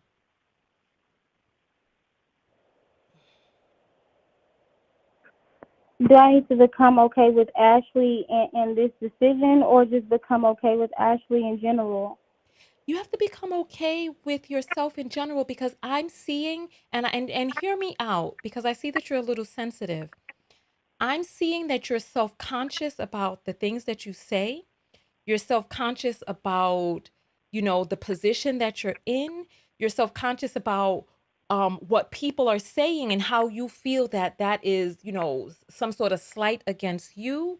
And so you have to be okay. You called in very, very vociferous about, yeah, I'm getting in it. And then midway through, you're like, well, I'm still weighing it. So you have to become okay. This is your life. This is your family tree. These are your genes that you've paired that are paired now with another human being's genes. And your life, so the decision that you make, right? The decision that you Mhm. make affects what type of future you will have. The decision that you make affects what your life looks like going forward. Will there be time for you to have other children? Hopefully so. When I had my scare, what my scare did to me was my scare made me make move differently. I moved differently. The stuff that I didn't know and didn't understand, I took it. I got on a crash course. I chose myself because I knew that the decision that I felt that I would have to make was a big one. Because this happened right after my mother died, and I was in a position where I was like, what type of life am I going to have? And then I said, listen, if this is a decision that I have to make, how do I move differently so that I never have to make a decision like that again? That was me. I can't talk about anybody else. I can't talk about Ashley because you and I are different people. So my statement is only about me. It's not a judgment on you. You understand that, right? Yes, I understand Okay. that, and we are different people, but I watch you a lot, and I listen to what you say. So, like, we're different, but I feel like some of our viewpoints are the same, and like you just said, that changed you for the better. And like I said, I already know I'm getting on birth control, and I'm like, this is never gonna happen again. Never. I don't Okay. even know how I let it happen this time, but yeah, no. And this will be my only abortion in my second pregnancy. Like I haven't been pregnant before and got an abortion. Like, so. I'm not here to judge anybody and the amount of abortions that they have or that, listen, everybody's life is so different. I'm a trained life coach, right? And so everybody is at a different stage in their life. So it's not for me Well, to I said, judge. Cause so listen, that's cause listen, I I'm I gonna. was I was in a situation in my 30s where I had to weigh whether or not I was going to have an abortion in my 30s when I wanted a child. I had to think about that. And I was like, listen, do I want to be tied to this person for the rest of my life? And I knew. that even though I wanted a baby, I did not want a baby with that man. And I knew that even in my 30s that I would have gotten an abortion. So let's not, accidents happen. Let's not make promises that leave us in a position where we cannot navigate, where we can't be flexible. Okay, so this is an abortion that you may be having right now. Give yourself the grace that if a mistake happens in your 30s or even in your 40s, that you give yourself the grace and the latitude. And this goes for anybody out there. Stop making promises that you make at a particular space in life that then transcends into other parts of your life where things are going to be different. I gave myself the grace and latitude that if things were not how they needed to turn out in 28 days, I gave myself the grace that even in my 30s that I would have an abortion, because I wasn't about to have, cuz you know what, these men out here, they be so damn careless. This is when I realized, cuz I did a video around, listen, I did a video and I talked about these men who wear these damn magnum size condoms and they don't have a magnum size dick, and then the condom flies off of them, and then it's you who now got these issues now going on because they didn't have their ego was too big to put on the right size condom. So Mm, mm.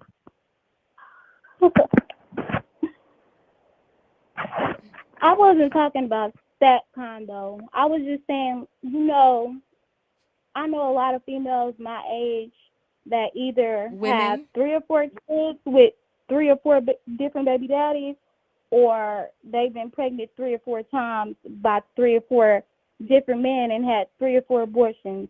Now you can say that you're not gonna judge that, but I might judge a little bit because, like, well, you can we gotta judge see what you what feel is it right is. for you. Like you can make an assessment like this is something that's not right for me. However, me personally, I'm not going to judge a young lady who is 25 and has three or so, because everybody has a story. There's a reason why. This is why I'm a self-love specialist, why I try to work with people on self-love so that they can love themselves and choose themselves first. So why you didn't accept me into your self-love program when I applied? What are you talking about? Which program? I did the questionnaire and I never got a response. A questionnaire for which? For what? For the you said you were gonna do like group sessions or personal sessions and work with the applicants, I guess, for like a few months or something Mhm. a couple of weeks ago. Yeah. And I did the questionnaire, but you didn't say nothing.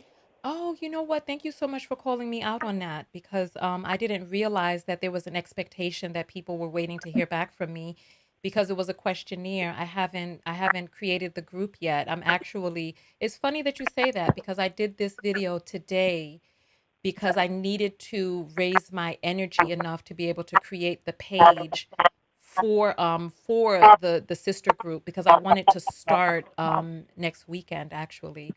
So I was going to work on that this weekend. So I appreciate you calling me out on that, because I don't know how people see it. I know how I see it. I thought it was a questionnaire that people filled out, and that when things were ready that I would write to them, but I didn't realize that the expectation was um that I was going to get back to everyone. Thought So I you were going haven't done the to sister circle yet. say something about it, not even get back to me personally, but make a video or something, or just mention it in one of your videos, but you hadn't said anything about it. So I was just like, is it still going to happen, or did I not get chosen, Oh, I or see. I see what you're saying. I didn't realize that was the I didn't realize that was the expectation.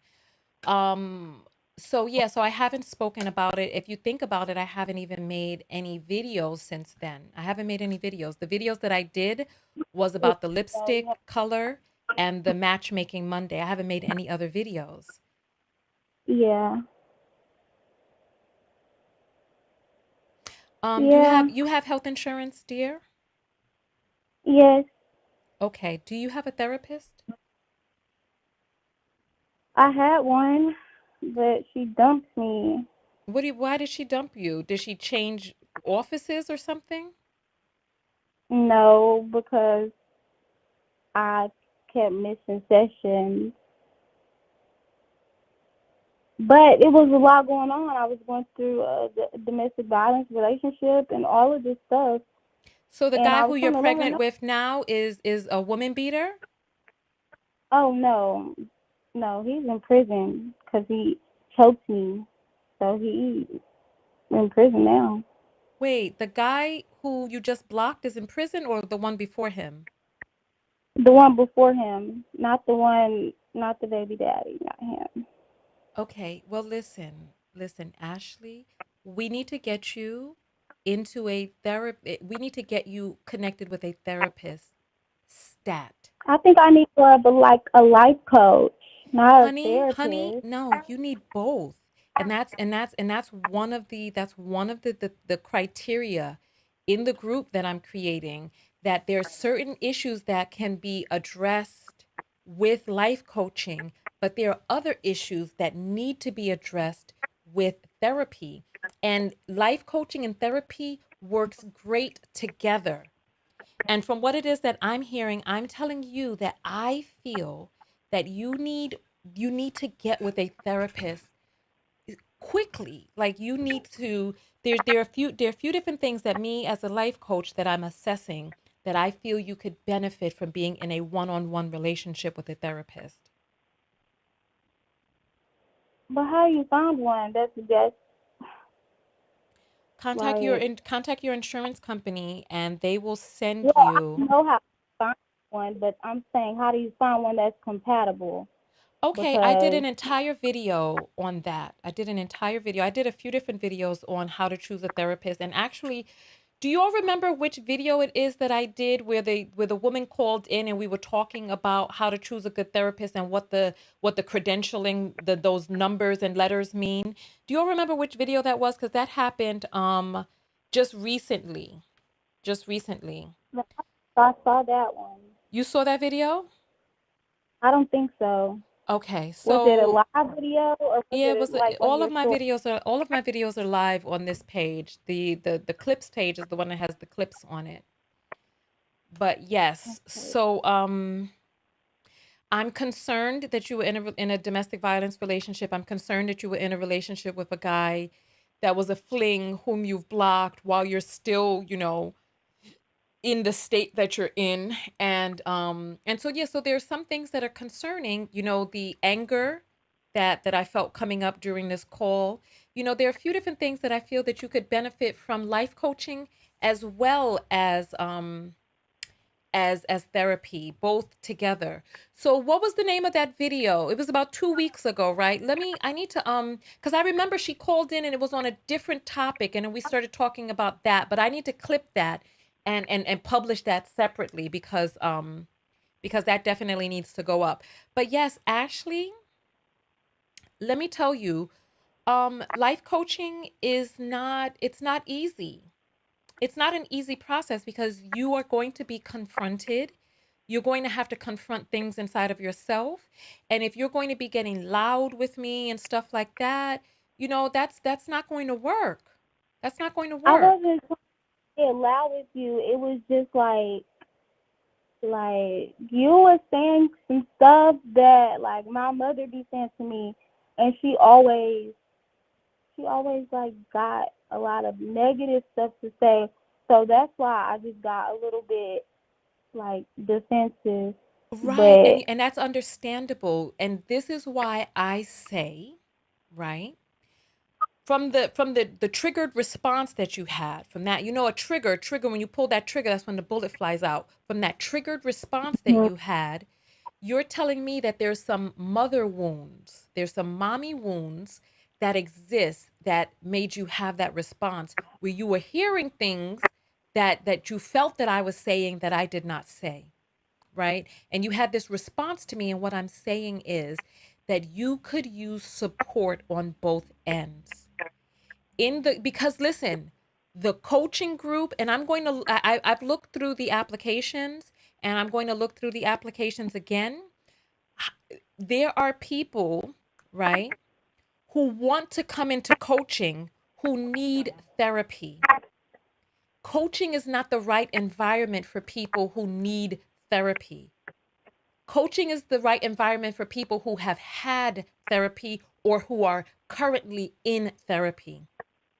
I've had therapy since I was 13, but like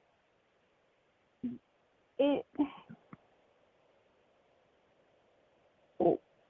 I don't know how many times I can talk about how I feel, because I just feel like I'm just putting myself in victim mode all over again, and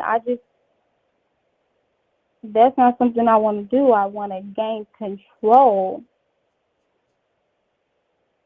like you. Well, you know what? I'm going to say I'm not the woman that I am today without therapy. I've been in therapy, right? I have a therapist So right if I get a now. therapist, I can be in the life coaching group. I'm sorry? If I get a therapist, I can be in the life coaching group. Absolutely. I'm live right now. What's up? Please get grapes, green ones, please. Globe grapes then. All right, well, and if you get the red ones, please get more than, please, a bigger bag. No, those are done. They're finished. Because you only brought a little handful. I'm sorry. I should have put you all on mute. I'm sorry.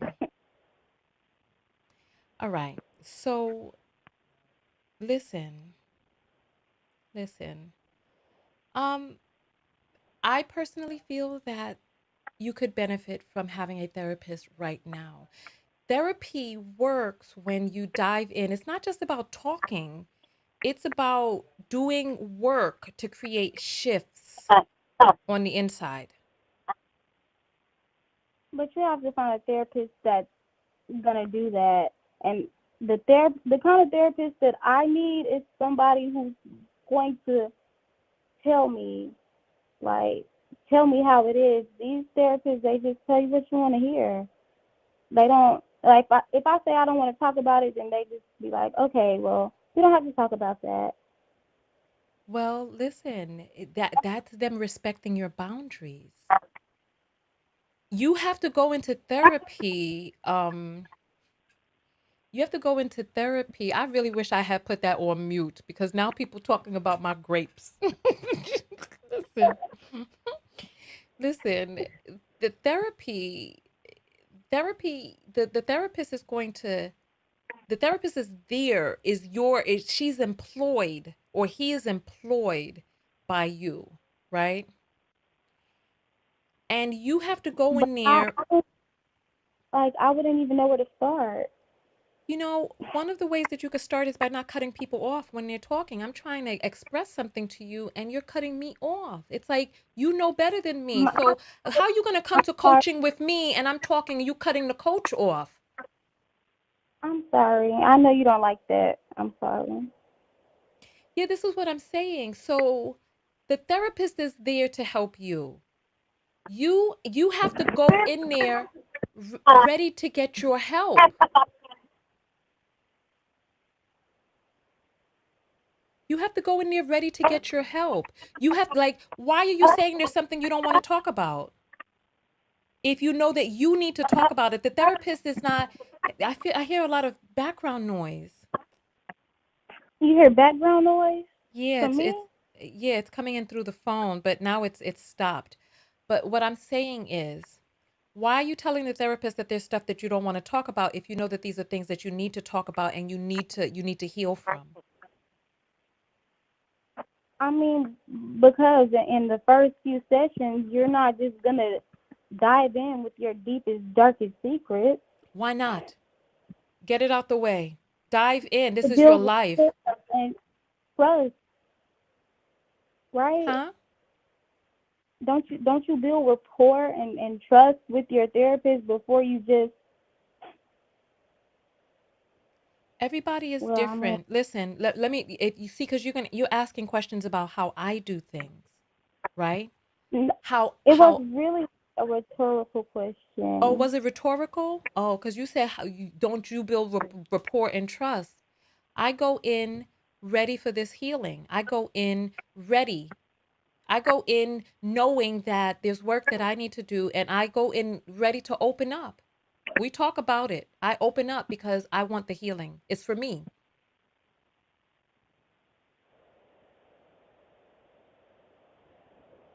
Well, maybe I just feel like I gotta have some type of connection with the therapist before I just do that because I can tell you everything, and then if it's not the right therapist, then they still won't understand. Yeah, but the thing about it is, right? You you gotta. So you said you've been in therapy since you were 13. That's 12 years, right? On and off, yeah. Okay.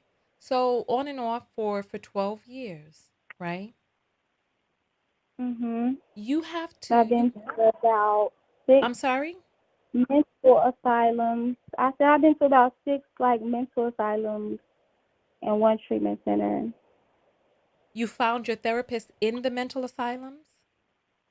My first one, Okay. So this is the thing. You need to find a therapist that you choose, right?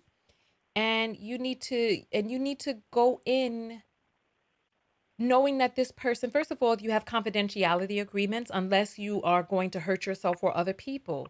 Other than that, you got to talk about the stuff that happened to you in the past.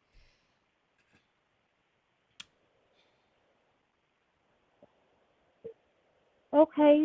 Do you have any recommendations?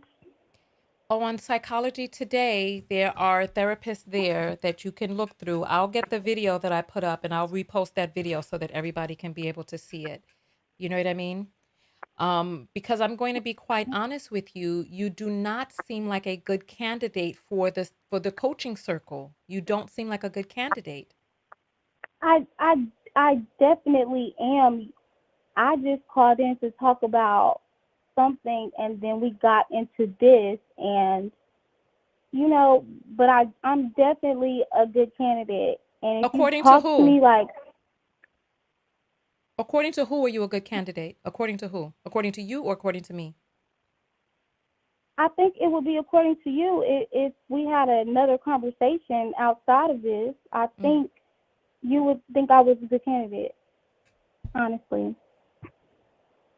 So that you could get yourself together and then put on a good face for I for the don't next have to get conversation. myself together and put on a good face.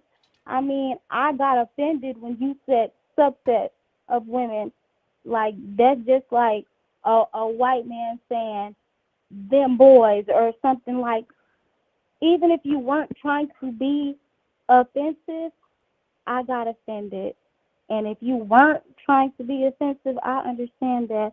But I got offended and I told you why. So I mean, that. Besides that, you said I was cutting you off, which I did cut you off, but I was just trying to say something, You cut me off and I several times in apologize this for interjecting, conversation. but I don't understand how I would not be a Okay. good candidate. Okay. I I I really don't know what else to say, honestly. I don't know what else to say.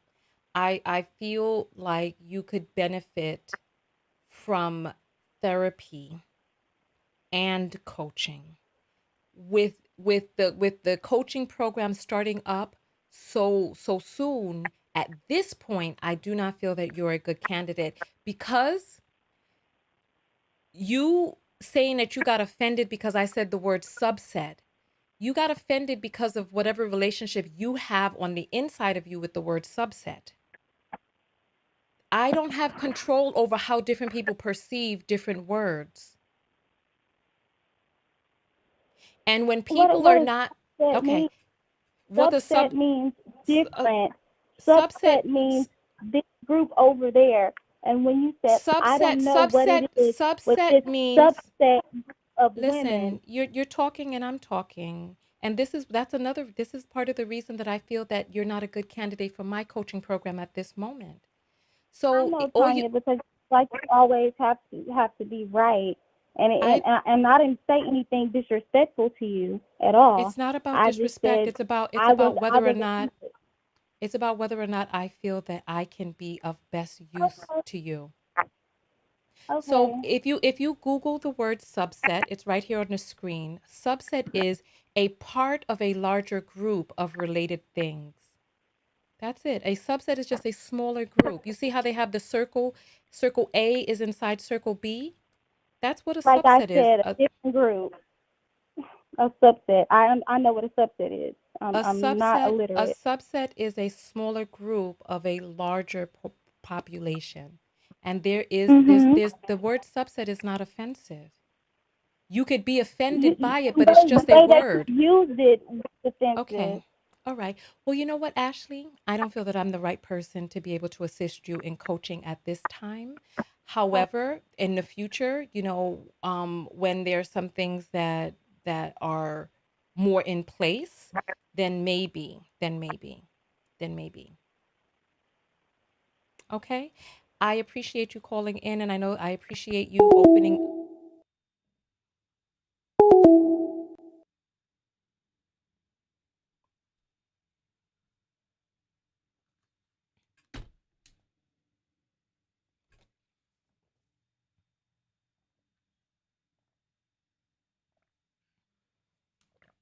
Okay, this water is so delicious. I can't wait to get grapes.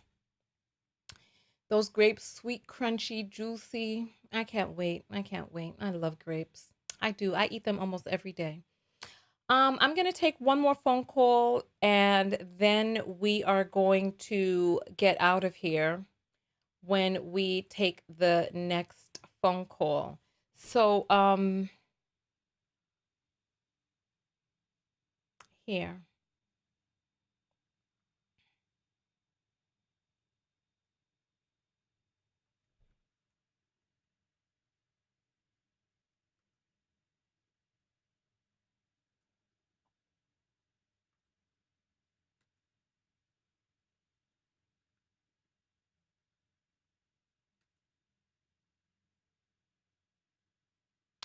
All right. I just had to do some maintenance behind the scenes real quick, right? Yeah. So yeah, phone lines are open. Let me just put the number. Oh, the number's on the screen. 323-488-3149. And I did feel myself wanting to go off towards the end, but I maintained. So I maintained because like I said, I am in coaching and I am also in therapy, and I decided to do things a different way. I want to be different, right? I want to be different. So let me check these apples real quick, and then whew, child, let me grab these apples. Give me just a moment. Let me just mm, mm, mm. All right. So we have Chantel that says, "Bless up, Queen. Thank you for having Miss Hart." Thank you. I appreciate that. I appreciate that. Telly sends $5 and says, "Your incredible patience and grace are beautiful." Child, listen, I appreciate that. Tina sends $3 and says, "This TB first time supporter for the grapes." I'll pass the $3 along for the grapes. I passed the $3 along for the grapes. My goodness. Wow, wow, wow, wow, wow. 323-488-3149. Yeah, 323-488-3149. I got all my degrees on YouTube. All my credentials is legit, babe. I hear you. I hear you. Big black bubbas. I hear you. I hear you. Listen. Oh my goodness.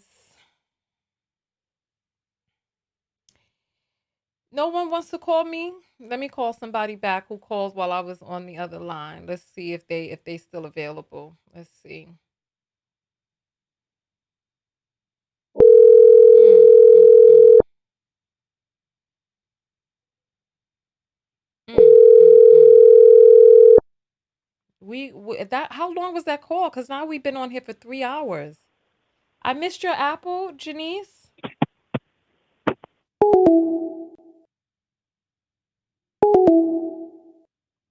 Oh no, Rajanice, I got your apple earlier where you said been watching you for some time, Blue Heart First Apple. So yes, you were the first apple, and then we have a second first apple that has come in.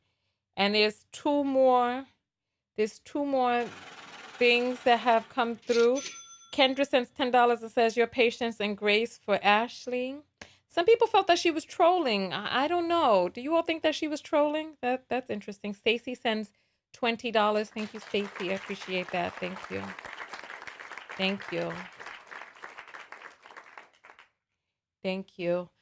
All right. There was another call that we missed during that time frame. I'm going to call that number back and see. Mm, mm, mm.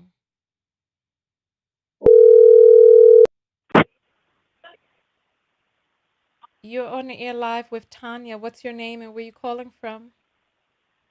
I'm Green Goddess, and I'm a big fan of yours. Thank you for taking my call. Yeah, hi, Green Goddess. Welcome in, my dear. Welcome, welcome, welcome. All right, so talk to me. What are we talking about today? Oh, well, I was listening to your live, and there was a young lady there that was having, she was conflicted with, you know, a pregnancy, and just, I wanted to talk about the fact that, I have today, 31 years ago today, I had a son, and he is 31. Mm, And, you know, um, I was listening to the ladies, and, the other one lady she has 3 sons and a daughter, and, and how you keep away the children from harming, you know, community and things like that. Anyway, long story short, I actually have 2 sons, and one is 28 and the other one is 31. The 28-year-old will be 29 in a few months, and neither one of them talk to me. They're very disrespectful. I raised them basically a single mother. I was married, and it was hard, And I just wanted to help the younger ladies because, um, you know, there was days where I went to work and I didn't eat because I had to, you know, because there wasn't enough food. I gave them breakfast and sent them to daycare, and I take, all that by myself, and rent and everything else, and just wasn't enough, you know. I made too much to get assistance, and I didn't make enough to keep myself going. mm, And it seems like the men these days are worse than they were when I was younger, and they're just way worse. And I would hope that the young ladies. I'm sorry, I listened to. So anyway, I just wanted to tell the young ladies that it's really about, like you said, Tonya. You said weigh yourself. How do mm-hmm, you want to live your life? Do you see there are red flags? Do you see this man helping, or your partner is the partnership, the relationship, the situationship, whatever ship you're in? Where is this person taking you? mm, Do you see it going well? Because there's signs. I didn't see the signs, or I ignored them, or I don't know. But I'm smarter now because of YouTube, actually. Oh, you went to And YouTube University too? Okay, all right. yes, YouTube, and I'm a 70s baby, Mm. so this information wasn't available for me, and things were happening right in front of me, but I didn't think it was the majority of the men. I just Mm. it didn't, things were the men were doing terrible things, but I just didn't think it was like majority of them feeling this way. And now I feel like the majority of them are just looking at young ladies and women as holes, as dumpsters to put their junk in, So, and then we're not. We're more than that. And the young ladies need to, in my opinion, don't go the same route that I've been, because according to my sons, I'm a bag of bitches, and um I'm the worst, even though I did my very best. I'm just, I have Your grandchildren. child They don't want called me to you a see them. bitch? Bag of bitches. I mean, not just one. Like, this is something they say to me, and I stopped talking to them. And I'm conflicted because I want to wish my son a happy birthday, but I'm not going to allow him to talk to me just any old kind of way anymore. I'm done, like, bending over into a pretzel trying to make, just, they Man. don't they don't they don't care. And it's, I listen to, other YouTubers. You're a main one, but there's others, and I'm seeing all that they're saying, and I'm like, wow, these young ladies are seeing things that I completely saw. I saw these things, but I missed it. I missed it. And now it's right on YouTube, and they're telling us women that we are nothing. They want us KI double hockey stick. And, we're the worst of the worst, and we're the enemies. I've been treated like that already for a long time, and I just didn't think that it was a majority, even though that's my experience. But I just was like, no, they love me. They love me. They love our women. They love they love black women. No, no. You really have to look and let them do what they're going to do and see what they're going to do, because just watch them and see what they're going to do. If they there isn't, I don't think there is a real way to vet, because they lie and they perform. Because I was married, and I was married for 10 years, dated for 2, and as soon as I got pregnant, well, I didn't get, as soon as my ex-husband got me pregnant, he left us, and it was horrible. This is my second marriage, and I'm just saying, I don't, I wouldn't say abort, ex-wives or anything like that, but I just think that we need to stop the madness. The batch is messed up, and it's, we have to wait a few decades to for some change, because they're not taking the men are not taking our contribution as women seriously. They don't respect us, and I'm not just saying this because I am upset. I'm very, very upset, and I do have 3 children. One is a daughter, and 2 are my older sons. But I would have never. I'm trying to tell you, I made these boys happy, and they laughed more than they ever cried. I did a lot of fun things, and my 31-year-old said he remembers me making his eggs with, I chopped some onions in it, and I made him eat it. and that was the worst thing I ever did. And I was like, and that's what he said. He'll never forgive me for doing that. He said you should have cooked the onions, and I was like, okay. I didn't think anything of it, but they take things like that seriously. It could be the littlest things. It seems like. I mean, I'm not trying to scare anyone, but this is really serious. Making How babies. old was your son when he started calling you all types of bitches? He was in his late 20s. So he was already grown. Yeah, So this 28, was 29. during A this was couple during the years ago. pandemic when Kitten Heels was at his heyday. And and telling me that but I don't know that he was listening to that because we don't live in the same state. That the oldest one, but the younger son we do. When you know it's not good. I mean, this is I am representing the women who have adult sons.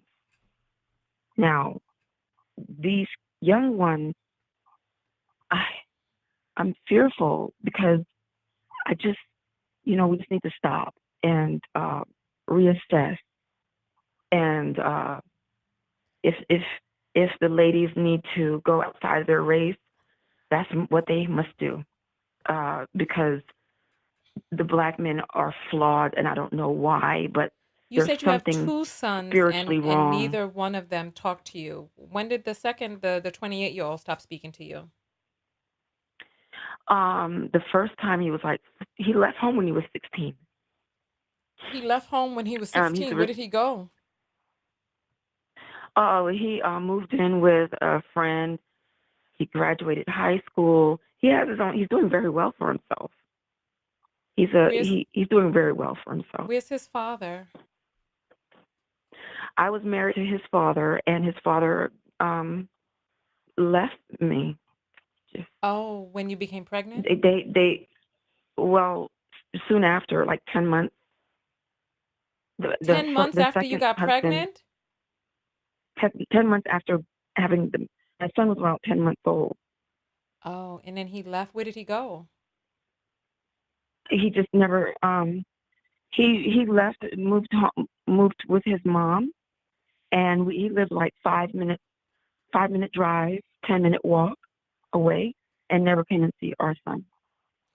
I never Um, came to see our kids. what was there's so much that is just the story is so And layered. and the and the yeah, and then I got married again, and this one did the same thing after he helped me raise my other two, because we were together for 12 years. I already had those two kids. We had another, and he was when I gave, when I was pregnant with my third, his first. That's not my baby. That ain't my baby. And I'm like, oh my God, you're not gonna do this. You're not. I said, if you make me go get a paternity test, I will never forgive you. We went and we got one, and I don't forgive him for that. He knew yeah, that because that is that was so disrespectful. Because I was a married woman, and I just don't do those type of things, and messing around like that. But it's just crazy because what I'm trying to Um, say is for the young see, ladies, but you know what? we need to Tell me. You said green. Tell me your name again. Green green goddess. goddess. Green goddess. Yeah. Okay, green goddess. Once, twice, then three times, three marriages, and they all No, left. two. Two marriages. The first one, so the 31 Yeah. year old father you were not married to. No, we were in high school, but Okay, and then we were in high so school. Yeah. so your 28-year-old son and then your daughter, you were both married to these men, and both of Yeah. them left. Once something starts becoming a pattern, then we have to start looking at broader than just the situation, right? yeah, but the thing is, I did, I thought I was doing the right thing, and I really did think I was doing the right thing because I dated him for 2 years, and then we got married for 10. Yeah, but you know what? There, So we so stayed married. so I find it I find it quite I find it quite typical that people who have these egregious personality flaws, that there were indicators before they started acting crazy, that there were indicators that we just didn't know how to read, perhaps, right? That there were red flags that we didn't know that they were red flags, right? But if we don't take the time to look and see what the red flags were, then we can't avoid them in the future because we don't know what the red flags were. You know what I mean? Well, now that I'm looking back, he was a wonderful stepfather. Um, we went on trips. We had a lot of fun. It was a good marriage. The only thing I could see is that once I got pregnant and everything, that's when he started. eh, Yeah, but it was good. I mean, Yeah. yeah, So I you're saying that really there were did. no you're saying there were no red flags. Um, well, I didn't.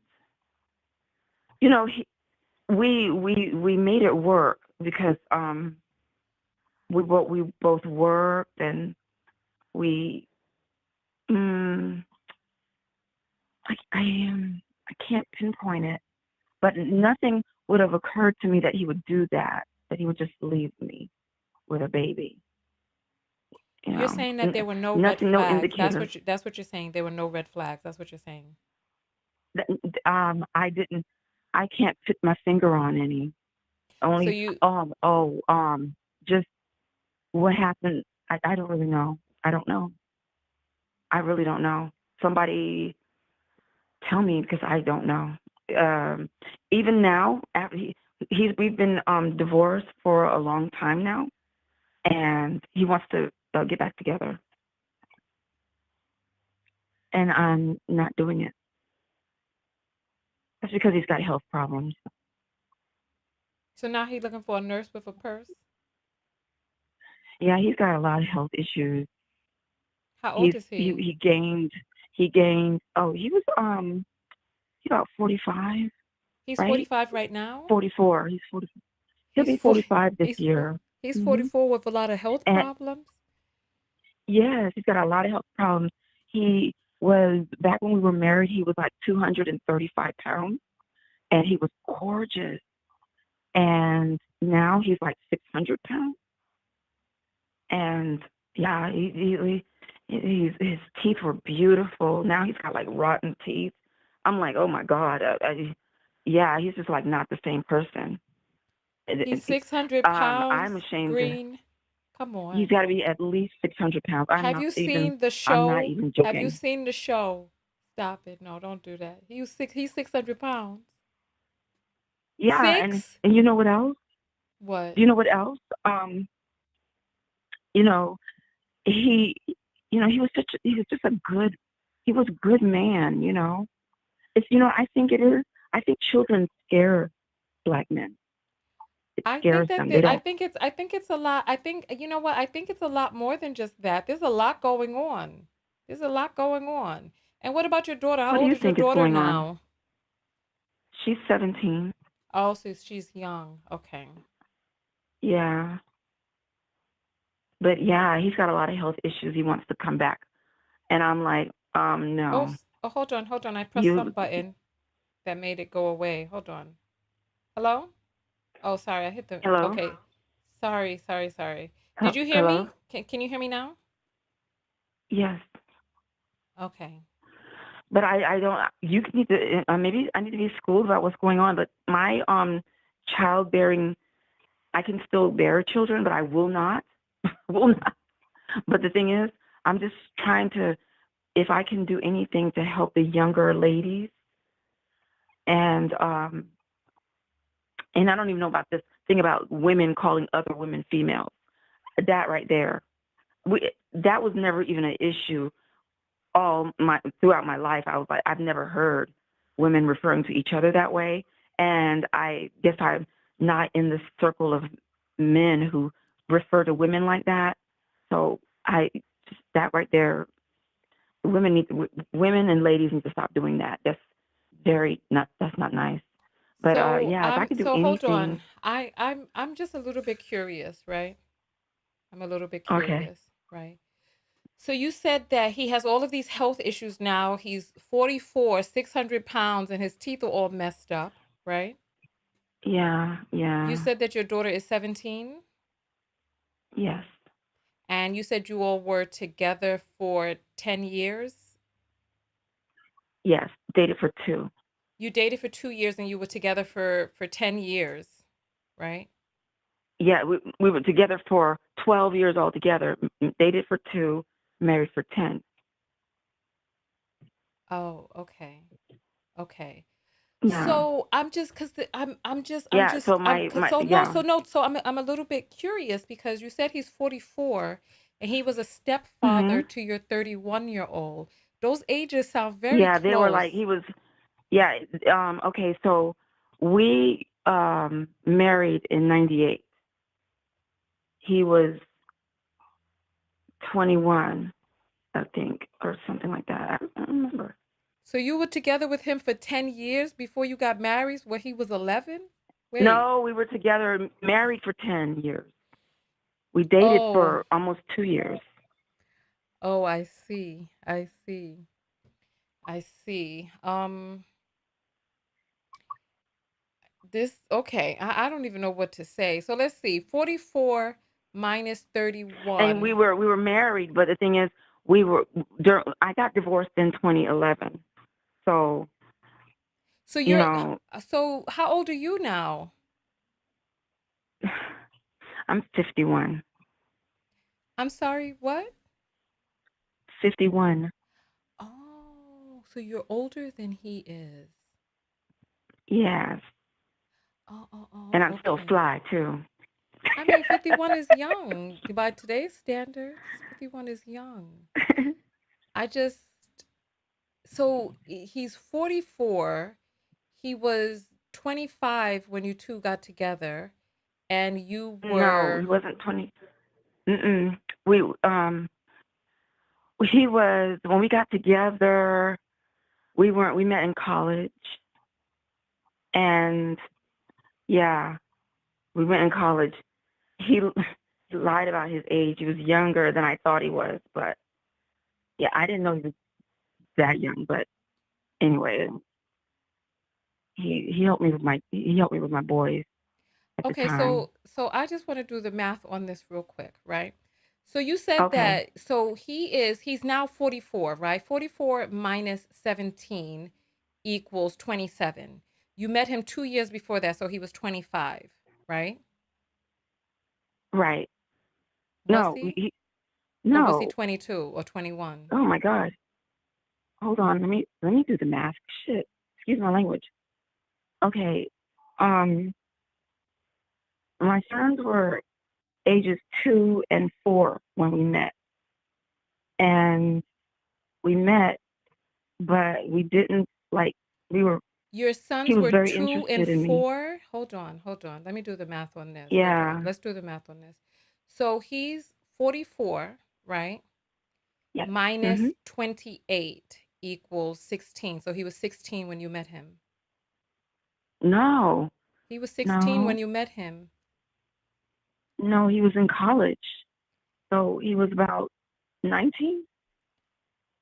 He was 16 when you met I think he was him. 19. If he must not be 44 right now. Gina, I'm sorry. Is he 44? He's turning 45 this year. Okay, well, I You said your maybe sons I were was 2 and 4. Your son is 31, right? So let's do hmm 31 minus, right? He was 31 minus 27. My 4. my daughter says he was 27 Listen, when she was born. 31 minus 4 is 27, right? So, 27. right. Yeah. So listen, 31 minus 4 is 27, right? So you met him Okay. 27 years ago. He is 44 minus 27 equals 17. So he was 17 when you 20? met him. Really? I don't think he was 17. He did lie about his age, but I don't think he was 17. I don't think he would be in college at 17. He graduated a year before, a semester before me. Oh, wow. Child. Okay, maybe he was. I was So all kind maybe of doing stuff. maybe he was 18 then. But we're talking about, so let's see, 17. So you said you're 51, right? Let's do the math on this, Yeah. right? 51 Mhm. minus 44 equals 7. So when he got into college, so 7 plus 17 equals 24. So you were a 24-year-old woman dating a 17-year-old man. Hmm. Wow. Look at me. And then you, I don't think he was 17 though. I think he was 19. He lied and said he was 21 though. we're He doing was the math. 19. I feel like I need to get a piece of paper, but listen, I mean, because I started college when I was Maybe 17, he's lying about it. Listen, I don't know. but I you haven't. said I you don't said remember you how old he is now. yeah, you said you dated him for two I don't years. remember how old he is. Mm-hmm. Yeah, Okay, got you. but I do know it was almost 2 years. Okay, Dreamer. I but mean, you were saying that you were with him for 2 years, and then you were married for 10 years, but he left you as soon as you got pregnant, which means that he he that your daughter just said he was 27 when she was born, which means that's right. 12 years in. Yeah, probably in my 30s.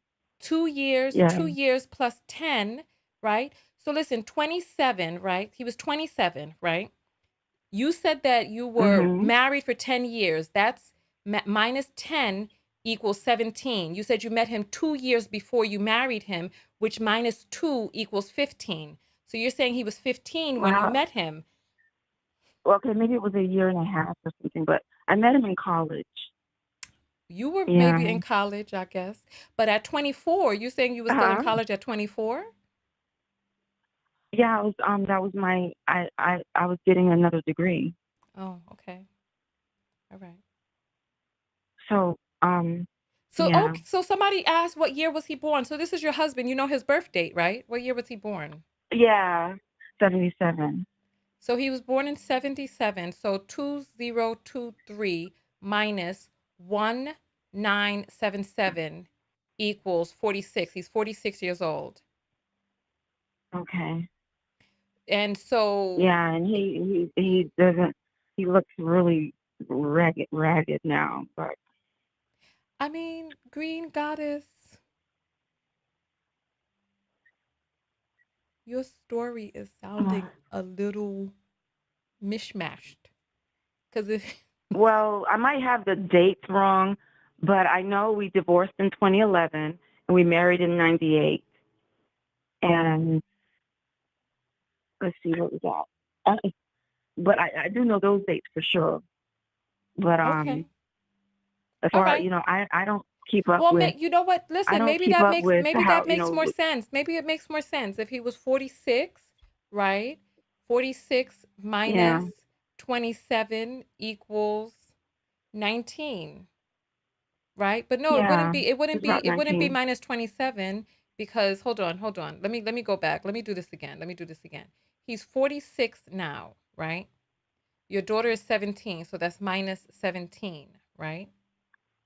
Equals Yeah 29, right? And you were with him for 10 years minus or plus 2. So you were with him for 12 years. So minus yeah 12 we were. equals Hmm. 17. So he was 17 when you met. That's what the numbers keep saying. But it's all right. Oh, okay. I mean, 17. yeah, so you met him Well, first year of I don't college I then. maybe he was going on 18. I don't remember. I mean, well, I know I remember I caught him not telling the truth about his age when he was asking me out and stuff like that, and I figured out because he couldn't get into bars. That's the only reason I found out. Um, but yeah, but he must have been 18 or 19. That's what I. But yeah, he What said he month was is his 21 birthday at the in? time. What month is his birthday? June. Okay. So when he got into college, he was 17, and so he must have started a year early. That's the only thing, because college starts, in September, doesn't it? But that's neither here nor there. That's neither here nor there.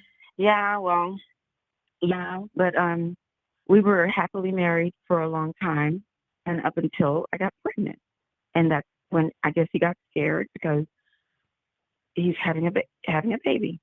That's what I think. He's going to be more responsible because the other two wasn't his.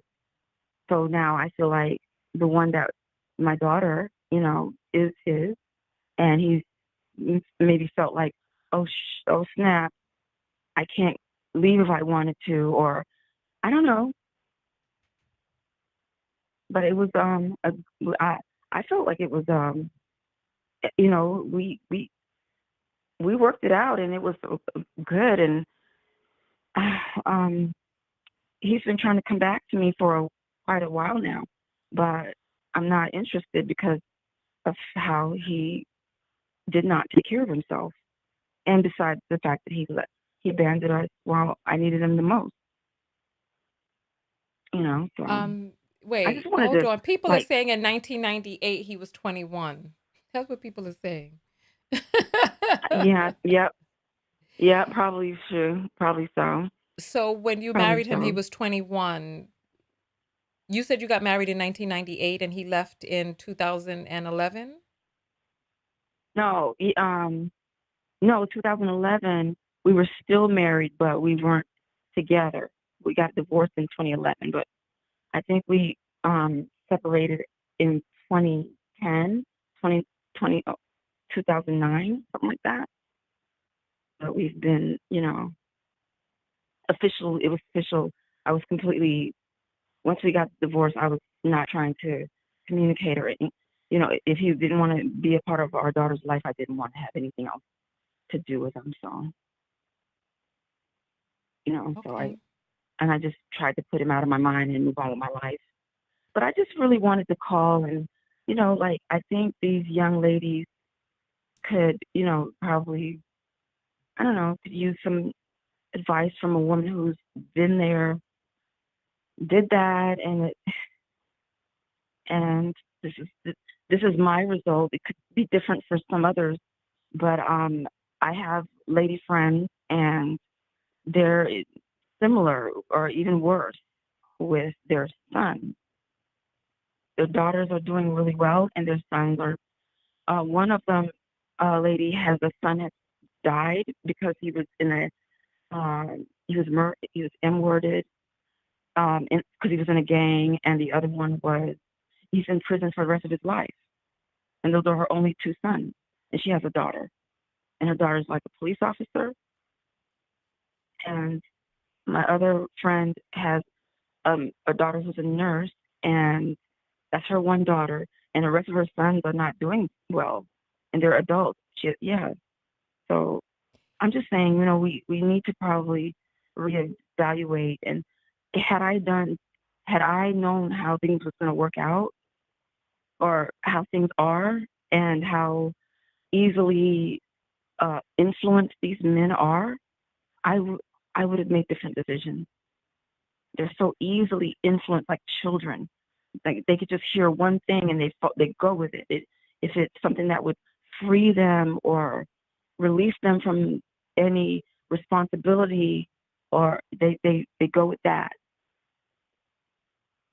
Yeah, So I hear you. Right. I feel like there's some other things going on. I feel like there's some other things going on that you're not paying attention to, that you haven't gotten your lessons from. I yeah, it might be. Well, yeah, but I'm still well, I all I know is um for a fact that I believe I did better than the ladies before me. Like my mom, I did better raising my you know doing just just trying to do better than the ladies before me. So that was my measurement of how I was running my life, going with my life is, you only go with what, and I also, and while I was in college, I was a a child and family development major. So I studied children and their age appropriate things for them. So I did those things for my kids. So you know, I just I'm not closed off to learning other things. I'm not closed off to it. But the proof is in the pudding. What's going on in the majority of the men, that's the proof. That's, yeah, something is going on. Yeah, Well, maybe you my know dates what? and I times think are off or whatever. yeah. I feel like I'm starting to feel that black women do need to make a different decision altogether, altogether. Just take themselves out of the gene pool. I don't really know what else to say. Just take yourself out the gene pool. Don't have kids then. If that's what you're Yeah, well, saying. that's a decision my daughter is. She's like, my daughter said, these are her words. She says having a baby is like having a parasite, and she's close. She didn't She's want any part of 17 it, though. She's but 17. So that's you feel she's so you only feel 17 years old. you Yeah, know but that's how she feels about that because I don't kids think it's normal are. for sons to call their mothers all types of bitches and not talk to their mothers and stuff like that. We're only hearing your side of it. We really don't know what else has gone on. You know what I mean? We really don't know. I hear what you're And saying. that's true. That this is only my side of it. However, I was a child of major abuse. And never once in my whole life have I come out my mouth to say those type of things to my mother. And she deserved it a lot of times. Never in my whole life ever come out my mouth to say things about my own father, who was not a very, he's done a lot of terrible things too. But I've never said anything like that to my kid, my parents. And I don't talk to my children that way. And if you notice that when I speak, I don't use profanity a whole lot. I might have used it once, but I don't use it a lot at all because I know how to communicate without it. So, um, and these are men. These are adult men. These are not my kids anymore. They're men. And if they feel a certain kind of way, they can talk to me. They can talk to me and say whatever they want to say. And they have. They have told me. They told me things, but they haven't said, like, Mom, you did this to me, you did that to me. They didn't say that to me, only the onion thing. It's not something I think I did. I think it's something outside of me and outside of them that's influenced them. So they don't, Yeah, yeah, but you know that's what what? I But believe. none of us on the call know because, there's so many different sides to a story. There's There your is, and side, I there's agree your with that. son's sides, and then there's the truth. We don't know what the truth is. I've given you a chance to speak your piece. And so thank you so much Okay, for and I speaking have, your and I'm piece. going to tell you this right here. Oh, the majority of what's going on with the men is the majority of them. So if I'm wrong with that statement, then I don't know what else. But I don't really know how we I have a know way to I'm not saying I'm qualify. perfect. I don't know how we have a way to qualify the statement. How do we know The statement is that it's majority of the men. what is going on with the men? What is going on with the majority of them? We talk about, listen, we talk about women, we talk about men, sorry, we talk about men listening to these manosphere channels and just repeating what it is that they hear in the manosphere. There's a lot of women who spend some time on some channels and just start repeating what it is that these people say on the channels, and there's a narrative.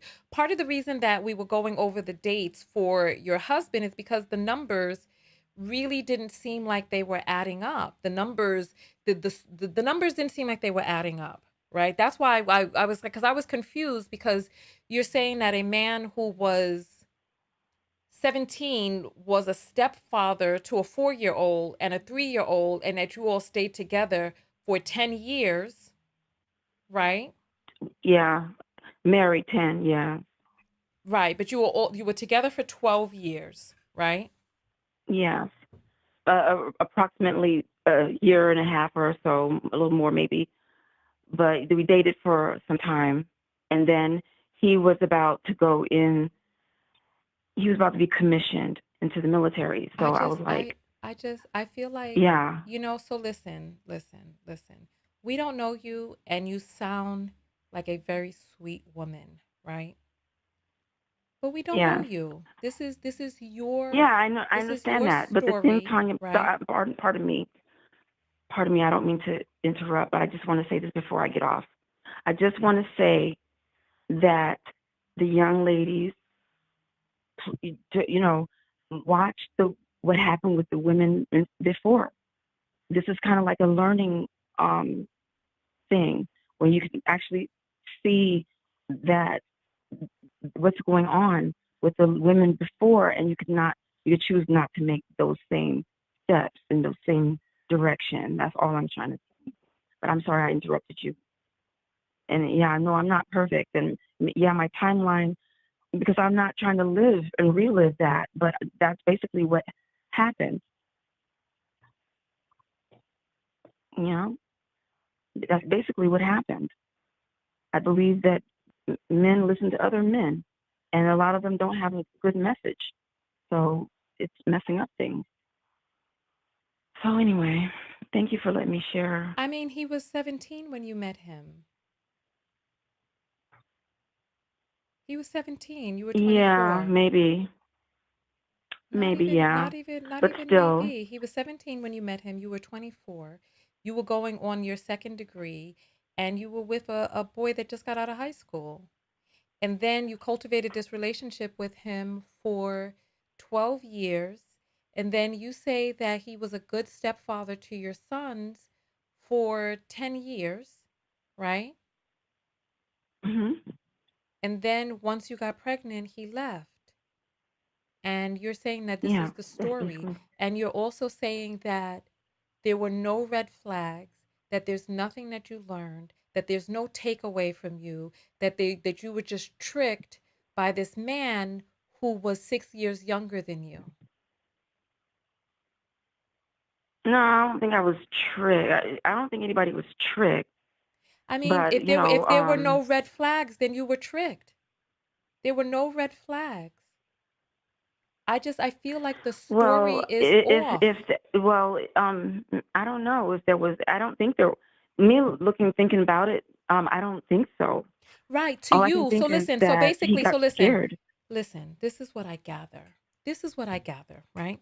I gather that you've hmm spent some time on some of these channels that are like, all men are this, you can't vet them, they're a problem, there's something bad in the batch, the boys are messed up, the men, they have no choice but to become messed up because the environment was messed up, right? And then you come onto the line to say, well, look, this happened to me. I have two sons. They both don't speak to me. One is 31, the other is 28, right? I had a guy who hmm was a good stepfather to them. I had three men. I got pregnant in high school. That guy is out the picture. I was married to one guy. So that means that when you met this young man, you were a married woman. No, I was. I stayed married for a year. The first marriage. So you were pregnant in less than a year No, then. excuse me. You were pregnant in less than a year. That's what you're saying. Yeah, I got yeah, I got pregnant. Yeah, all married and pregnant right away, and we broke up. Okay. So then you were already married once. Yeah. Did you learn any red flags from that relationship, or were there no relationships in there were no red flags in that relationship either. Oh yeah, there was red. Yeah, that's why I had to leave him. He was abusive physically. So, but he didn't get abusive until it was like he didn't get abusive until after I got pregnant though. Right. There's a person in the audience. What's your son's name? The 31-year-old? I'm not. Is there? Who is it? There's a person that's saying he's your son and he wants to be interviewed. Really? What does he look like? Let me see. I don't see him. Is your son's name Yeah. Trey? Well, what am? Huh? Is your son's name Trey? What'd you say? Is your son's name No. Trey? No. Okay. She said you ain't her son. She ain't claiming you. Nope. My son's not named Trey. What's your name, son? If he tells me his name, I'll say yes, but it's not. It's not Trey. Okay. She said you ain't her son. So what you trying to do? What you trying to do? You trying to claim something? So neither one of your sons is named Yeah. Trey, but this person is trying to claim they're your son. I don't know what's going on. No, Oh, I he don't says have a his son name is named Trey. Darren. And excuse me. He says his name is Darren. What did you say? Oh, Darren. Yes.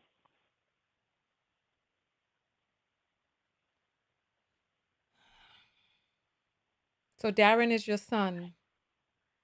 Yep.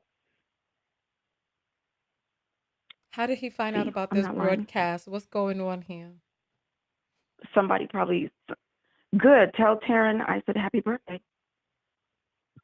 So Darren is his birthday today. So this is the 31-year-old who called you No, all types no, of. that's the 28-year-old. Oh, so your son's name are Darren and Taryn? Yep. Oh, all right. Well, listen, I only have the This is the first call. time he talked to me in a long time. Call in, Darren. Anyway, The number's on the screen: yes, 323-488-3149. call in. Yeah, we're gonna have this all live, all the way live. Then, okay. Listen, Well, I should I stay on or what? I can only take one phone call at a time. I turned off the phone lines. Let me open back up the phone lines then.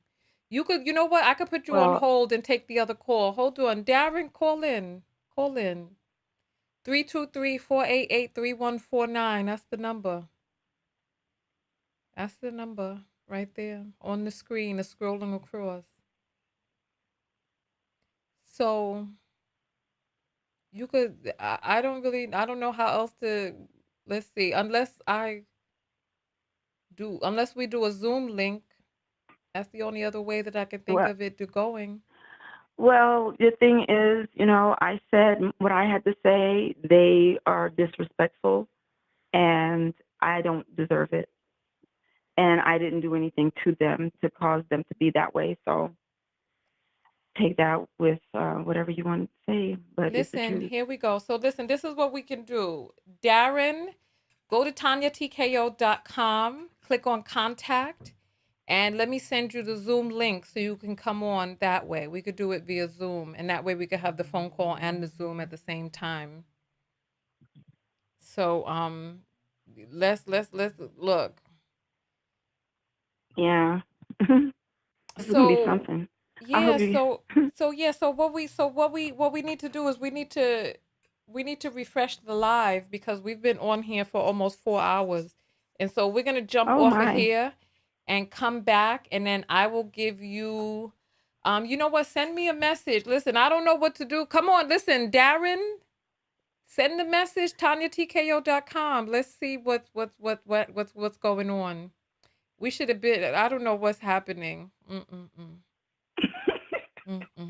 It's fate. I don't know. Oh, Mm-mm-mm. good. I didn't know they had But common this sense is, to but listen this, to you, but Tanya. this is, but this Tanya. is, That's good. this is weird though. Unless your daughter sent him the link, because I don't know how he would have found it without your daughter sending him the link. Did your daughter slip him the link? Dreamer, did you send Darren the link? She did. So, oh, another call is coming in. Hold on for just Yeah, a Darren. moment. Let me grab the call real quick. Let me grab it. Hold on. You're on the air live with Tonya TKO. What's your name and where you calling from? This is Darren Dowdy calling from Boston, Mass. Oh, hi, Darren. I'm glad that I got you on the line. I needed you to send me an email so that I could send you the link to Zoom because I had to do the call waiting to bring you on because this is a phone call. But is what your I mother's got saying true? I just tapped in literally 15 minutes ago, so I didn't hear much. You called your mother a bitch? No, that's not me. I'm the younger son. Okay, so you don't talk to your mother and you haven't spoken to her for years. Why is that? Am I live right now? All right, cool. You're on the Let me air hang up. live, yes. Okay, gotcha. Cause I'm on the phone on YouTube too. All right, yeah. So so I haven't spoken to her in a year now, and I Because think it was specific. It was specifically we just got into a small altercation regarding how to it was about babysitting my son. Hold on. you might want to turn off your other phone. Uh-oh. Yeah, hold on. Yeah. All right, So and you got into an altercation. When you say altercation, you mean a physical altercation or an argument? no, it was all conversation. So it was Okay. text messages. We were texting each other, and So I she needed didn't her want to. to Mm-hmm. watch my son one day, and I'm a very settled person where I need it to be done this way. He was like a newborn baby. He was like 2 months old, so I didn't want him out of the house, and it was January. So I wanted her to watch my kid at my house, and my house is very clean. It's spotless, and her house is not as clean as I would have liked it to be. So we had an altercation. She felt a type of way that, oh, I don't want my son at her house, but I try to make it easy for her. Like, we're gonna make her food. You're gonna have TV here. You can come out your house for once in a while and then come here. But also, I think it triggered me because it's this built resentment from the past. So I think that was actually the last time we spoke. So resentment, what do you mean by resentment? Just I don't know if I should put her business out there. Honestly, I love her. Oh, okay. So I I'm not mean, gonna put all well, her business out there like that. but But you said I'll just say resentment, that so just give us the general gist. well, at a moment in time, right now, my mom, she's perfect right now. She's not doing any drugs. She's not doing any alcohol. But as a kid, she was indulging in a lot of drugs and alcohol. She would admit that. I didn't know that as a kid. I knew when I grew up. Doubts like in my head, I'm thinking she's just crazy. But as I grew up, like when I was 15, I probably found out, oh, that's why she was doing that. She was doing drugs. But I Oh. guess I have built-in resentment because like now that I have a kid, it's like I want to do so much, and I want to have something to have for my son when he gets older. Whereas the way I grew up as a black man, I don't have anything. I don't have a dad in my life. I didn't have a mom. I had a mom in my youth life, but I didn't have a mom where it really mattered because I learned through the life experiences from 12 to and up, So I wasn't living with her at that time. You weren't living with So her, but what I'm about this amazing stepdad that you had, the mother of your sister, the father of your sister? What about him? amazing stepdad. I love the man. I love him, but he's not like you guys said. Like now that you put that in perspective, he was kind of young, and he didn't teach me what he could have taught me. I mean, he's now you say it like he was a young guy, but So let if me, you so ask hold me on. or my brother, Yeah, go ahead. What if you ask you or your brother what? like he wasn't like he wasn't all the way there in his head. Like he wasn't intelligent. um But although he had a great heart, he does have a good heart. But you said that you didn't But have a mother, you didn't have a father, but you had a stepfather who was there with your mother, no? not. I moved out of my mom's house. No, I got kicked, not kicked out. So DSS got involved. So I moved out from my mom to my grandfather when I was 11, or like turning 12. Like I Why think did I was 11, DSS get involved? for the reasons I told you before. Okay. But see, the numbers are not adding up because she What said that numbers? the dates, right? She said that she I was don't think with, that I hold on, don't she think the said, dates really matter no, it does matter. It does with the matter because listen, this is why the dates matter. She which said dates are you that talking about? the date that she got with your stepfather, she said that you were 2 and she was with him for then 12 years, right? She was dated him for 2 years and then she was married to him for 10 years, right? And if she got with him or if she got married to him when you were 2, no, Mhm. she had to meet him when you were 2, which means she got married to him Mhm. when you were 4, which means that up Mhm. until the That's age true. of 14, she was married to him. So if DSS got involved when you were 11, you see how those dates don't match up because at 11 she was still married to him. This was before your sister was conceived, which means your mother was on drugs when she conceived your sister? No, the sister's already born. So when I'm 11 years older than my sister. So the is just being born. She's a baby. She's just born. She's a couple months. She's born. It's true. I think they did meet when I was 2. Because they did get married when I was 4. I was the ring bearer. Okay. And then if I can recollect, I think 2005 is when they cut it off. It could have been 2004, but I think I don't. I'm Because just a kid. I didn't know when the she cut it final off. divorce She said that happened. they got divorced in 2011. 2011. That's what she said. They got divorced in 2011. But I'm trying to understand if you were sent to your grandfather's house when you were 11, right? So Right. DSS got involved. That means you claim your mother was on drugs and you were sent over to your grandfather's house when you were 11, right? That means that is they had only been married then at that time for because you met at 2, then at 11 there's 9 years, so they had only been married for 7 years.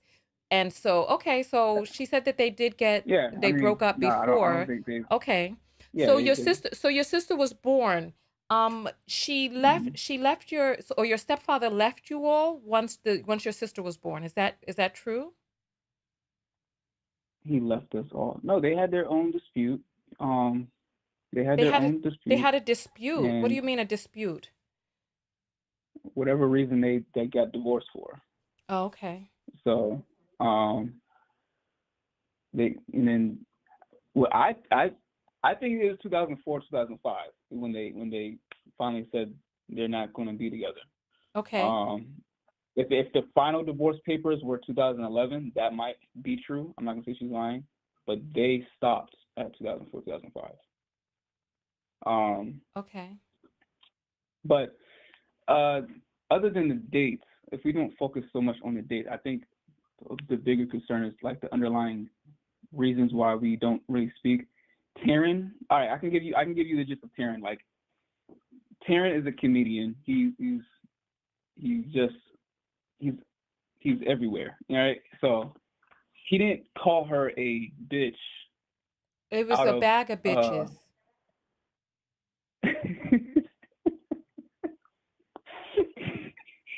I'm sorry. So from what he told me, is that he was drunk and he was just playing around with her. Like that's the type of relationship he has with his dad. So he was raised with his dad majority of his life. So that's the kind of relationship he has with his dad. My mom is more militant. So when she hears that type of language or she hears that phrase, she does take it as, she takes it for real. So I do see the disconnect there, even if what I'm saying doesn't make sense. He Okay. was just playing around, is what I'm saying. So you're saying He Taryn was didn't. He raised with his didn't. dad, so he wasn't in the house with you all.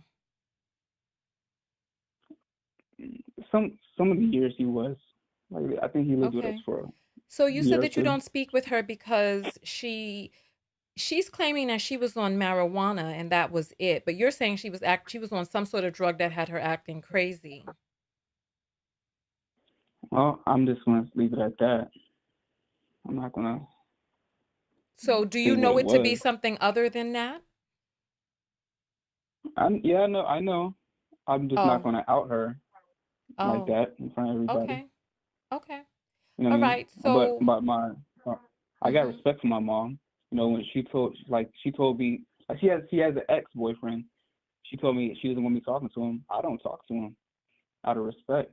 I don't talk to the dude. He texted me like, happy birthday, Darren.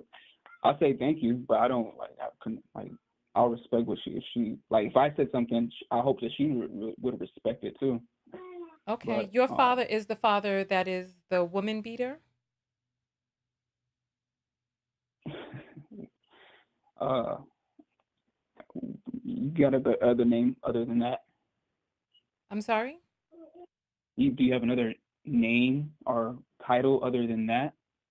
Then woman Because beater? I wasn't in the. I would. Yes, because I literally tapped in 10 minutes before I really called you guys, and I don't know what you're talking about. Oh. The woman beater. I think that's kind of disrespectful. I'm gonna be honest with you. You think beating a woman is disrespectful or being called a woman beater is I think calling disrespectful? my dad. I think you calling my dad a woman beater. Like I don't even know you, and you calling my dad a woman beater is disrespectful to me. Oh, so your dad's the woman beater? I think that's disrespectful. Oh, okay. So your father is the one who beat your mother.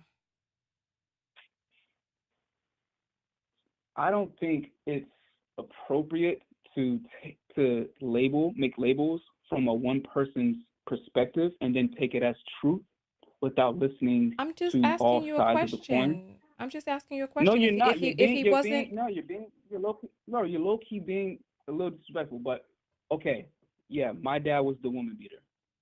no, I mean you don't have to admit to that. I'm asking you if your I'm not father was the admitting, but I'm you the just person said you're that. speaking of. That's Mhm. that's my dad. The person she married, that's my dad. Okay. Are you saying that he wasn't violent towards her? I wouldn't know. I wasn't. I was just a baby when whatever you're talking about. You never heard I any of the wasn't really there. stories? Grandmother, nobody ever talked about it? I heard my mom talk about it. And have you spoken to your father about it? Did he ever admit to it? No, he hasn't. So that's why I leave it like that. So he denies that he was abusive towards your mother. Yeah, but um, I do. I can't see. I wouldn't. I don't think he's the type of person. Me knowing them, I don't think he's the type of person to to like the extent you're calling him a woman beater. I do think that he would rough her up and like push her hard or like really hard. But I don't think he'll go to the point where like he's beating her to the So just extent that you rough her, call him a woman just beater. rough her up a little bit, just push her, just shake her around, something like that. Maybe drag Yeah, her. I think that's the kind of man I see. Like realistically, I think that's because he did have anger problems. He did come off the military. So I do see him having that type of issue, but I don't see him punching and going crazy on somebody. So I'm not Oh, calling my I mom a liar. see. I don't know what happened, but Oh, okay. I don't even think I don't even think this is even important to talk about. But I just was just talking, so just asking the question so that I could have context for in the order, that we were talking about so that I could understand a little bit of the relationship that you had with your father because you called in to say that some of what your mother was saying is not true. And part of the reason that you all don't speak is because of the resentment that was built up because you said that there was a time in her life where she was just not there for you, that you were 11 when you were sent over to your grandparents' house, and that DCC was involved. And is there a mm, reason your father didn't come get you? nope. What was the reason? I don't know. Oh, okay. And so because of the situation where you didn't want your mother, well, you didn't want your son to go out of the house and go to your mother's house, etc. That's the reason that you all And stopped I want to speaking. state this. I'm sorry, I'm just reading comments as you're talking, but I do not hate my mom. I love my mom. I just love her from a distance. I didn't say I learned to anything love her from a distance. about hate or No, anything I'm like talking about. that. No, I'm reading the comments. No, there's That no, one comment is that me. But yeah, go you ahead. know, there's Sorry. a lot of people in the comments and we don't know who all is commenting. So you said that the reason you don't speak to your mother is because when you needed your mother to babysit, that she did not babysit. The reason why I don't talk to my mother is because I have built-in resentments for her not nurturing me to the point that I should have been nurtured up to. How do you feel that you should have been nurtured? Honestly, the way things have gone in this existence, I mean, I wouldn't have been the man I am today without going through the experience that I've gone through in my life. So, my mom and my dad taught me all the things not to do. So everything I do, I just go in the opposite direction. So they are great parents by showing me what not to do. I'll give them that. However, I do wish I had a little bit more, uh, and my sister as well. I wish we had a little bit more. What's the word I'm looking for? A little bit more help. Like a little bit more Help. resources. Was your I father in don't know. prison as you were growing up? Was what? Was your father in prison as you were growing up? Was my father in prison? No, Oh, not okay. that I know of. Oh, okay. So, I mean, what was the relationship like with your dad now? We're cool. I Oh, mean, okay. he's a cool guy. Did you ever ask him why when all of this stuff was going on and you were sent to your grandparents' house, did you ask him why he didn't come for you? Why he didn't come and I help? did. I did that last year. Yeah, I did that last And year. I what went to was his South Carolina. response? I was just telling him everything I've gone through in life, and then he was like, he actually handled it how I didn't expect him how to handle it, but he admitted that he could have done better. I told him like, yo, you could have done a lot better as a dad. And he was like, yeah, I know. You're When right. No, when you're did right. he come into your So life? when did he come in? He's always there, but not as often. Okay. Was he there more or less often than your mother? My mom was always there. My mom raised me from born to 11. She was always there. Okay. Do you feel that your father could have given you more nurturing? My father, Yeah. most definitely. Both of them. Okay. Both of them. Even Because my sisters, because I think my all of because us, like because I all of because our I us are, wonder because I wonder. So your mother was there and she was the one who primarily raised you, right? Your father, I didn't, by the way, I didn't forgive my father. I don't you forgive him. you I said you just all don't. have a good I relationship forget. now.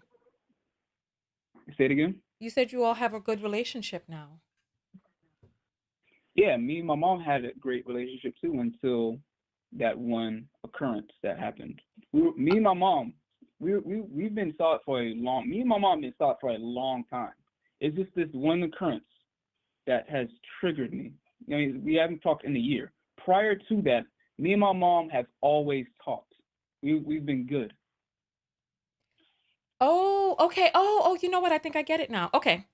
So you and your mother had a good relationship. When did your mother come back into your life? She came. She's always there. Like when I moved to Boston, she moved right to Boston too. Like she cleaned herself up a little bit, and then she moved to Boston. I didn't live with her. She was still going through her issues, but like I remember her coming back like when I was, I want to say 13 is when I started to see her again, and then Okay. 13 all the way up. We've been good. Okay. So for a period of 2 years, your mother kind of fell off the wagon, and then you were with your grandfather, and then so your grandfather's in Boston. Yeah, my grandfather was in Boston. I lived with my grandfather from 11 to 16. So I Okay, was and a bad kid. I was a bad kid. I was a very bad kid. I don't blame him for kicking me out. I was a so very your bad kid. grandfather kicked you out at the age of 16. Yeah. Okay, so this is what I'm hearing, and correct me if I'm wrong, Darren.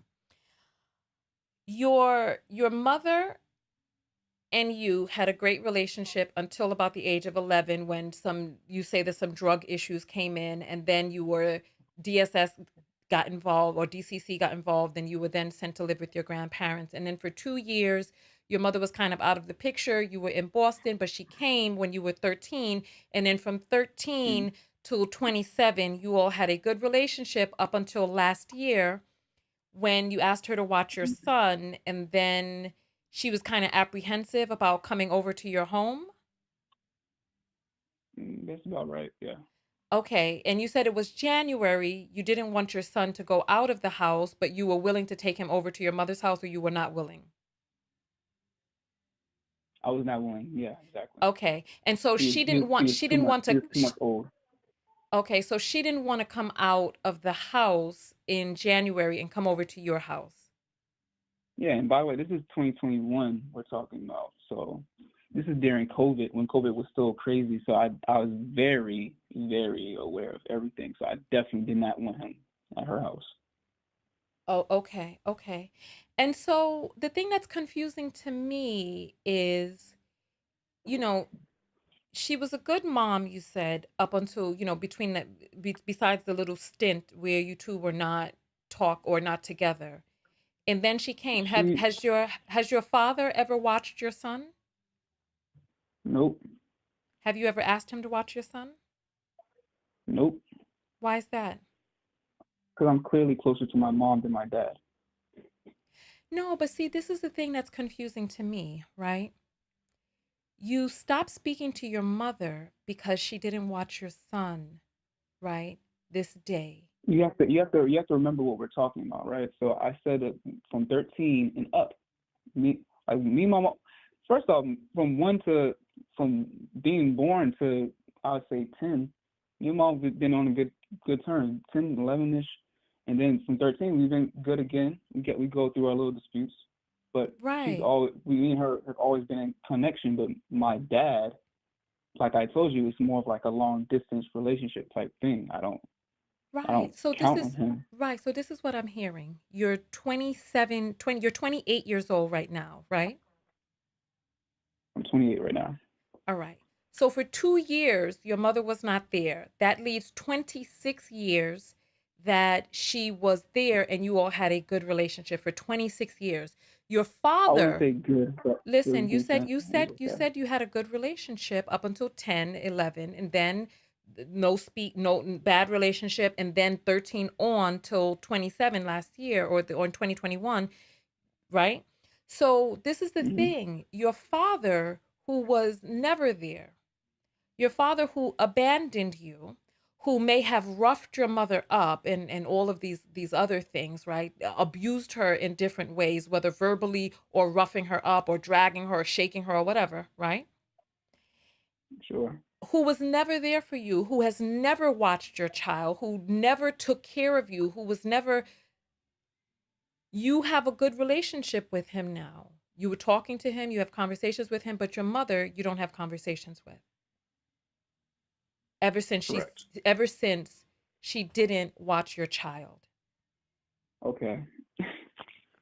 All right. Something's getting a little like we're not. All right. For some reason, you're on the mindset that just because I said, first of all, I didn't say me and my dad have a good relationship. I said me and my dad are all right. We're good. We're straight. Okay, you're good. That sounds like a First, good I'm like relationship. I Okay. told you, I'm not close to him like Mm, I am with my mom. I'm not giving him a pass. I'm not saying I love my dad more than my mom. I'm literally mm, telling you that I went to South Carolina last year mm-hmm, from the last time I seen him from last year was when I was probably 18. You know what I mean? Or you know what I mean? So I barely see him, but I keep communication with him. You know, I want a dad. There's nothing wrong with that. I like having a dad. I like it's good to have both parents. I'm not going to stop talking to my dad But if my dad did do something and triggered something, I would stop talking to him too. I don't talk to my dad as often as I talk to my mom. You haven't spoken to your mother in over a year. It's 2023. You haven't spoken to your mother since 2021. That's 2 years. And I haven't talked to my dad in many years. So what are you trying to say? Because you said that you all were good. How often do you talk to your father? We're good. That doesn't mean that he's in my life, that we talking, we going to the bar, we chilling. That means that we're good. I don't have any issues with you. Darren. We're good. That's my definition. Darren, I'm noticing some patterns. And one of the things that I'm noticing is you're saying one thing and then describing another. You said, I'm not going to stop talking to my dad. I like having a dad. I'm not going to stop talking to him. You can rewind. It's right. However, if something were to stop, if he did something, I would stop talking to him too. Right, but then you say that you don't talk to him now.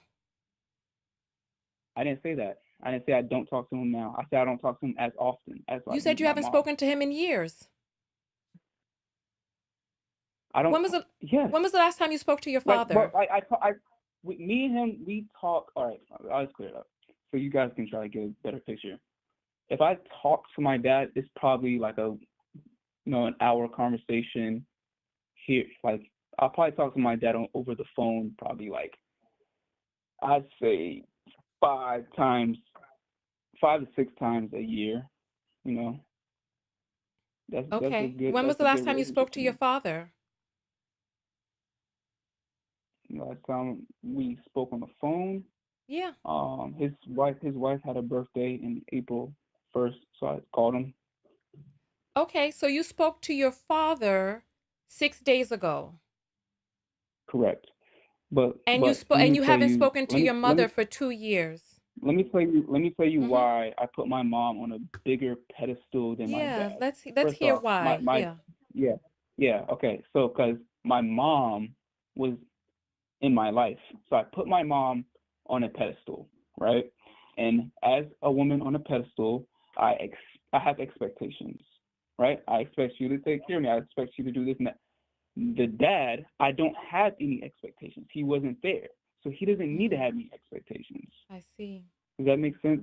So it does make sense. I put my mom on this pedestal. Yeah, I put my mom on this pedestal, and I'm saying you should be doing this, that, and this for me. You know what I mean? Wow. I'm not saying specifically I stopped talking to her because she didn't take care of my son. I'm saying that it just triggered something in me. So it triggered like, wow, you like, I've been living by myself since I was 16. By myself since I was 16. I'm 28 now. I've been a grown man since I was 16. Right? I've not lived with my mom. I have not asked for anyone else's help. That's why I am the way I am. When you say that you were a bad kid and you were kicked out by your grandfather, what does that mean? Bad kid in what way? Like cops would drop me home. I would do bad stuff, be on the streets. Bad stuff like what? Many things.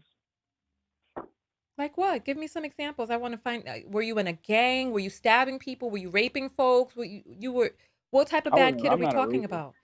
Right. So you were in a gang. I was a violent kid, and I was in a gang.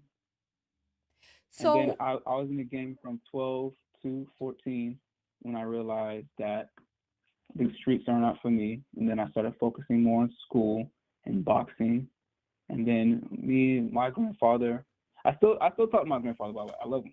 And you know what I mean? We rekindled our relationship years ago. Like when I was 19, we rekindled that relationship. Okay. And then question for you. And then, I turned it on. What was it that made you want to be in a gang and in the streets? Auto. Huh? Not having a family. So you wanted to be in a gang because you didn't have a family. The aspect of having protection in a family. That's what, as a 12-year-old kid, that's what made me want to be part of a gang. Right. Okay. So you were not in a cohesive family. You were with your grandfather who he was married at the time, correct? Yeah, he's still married. Okay, so you were with your grandfather and your grandmother. So you were in a family, just not your nuclear family. Right. Right. And so you were out there in the streets and you were violent. When you say violent, you mean that you were in a lot of fights, that you were stabbing people. What does violent mean? I was in a lot of fights.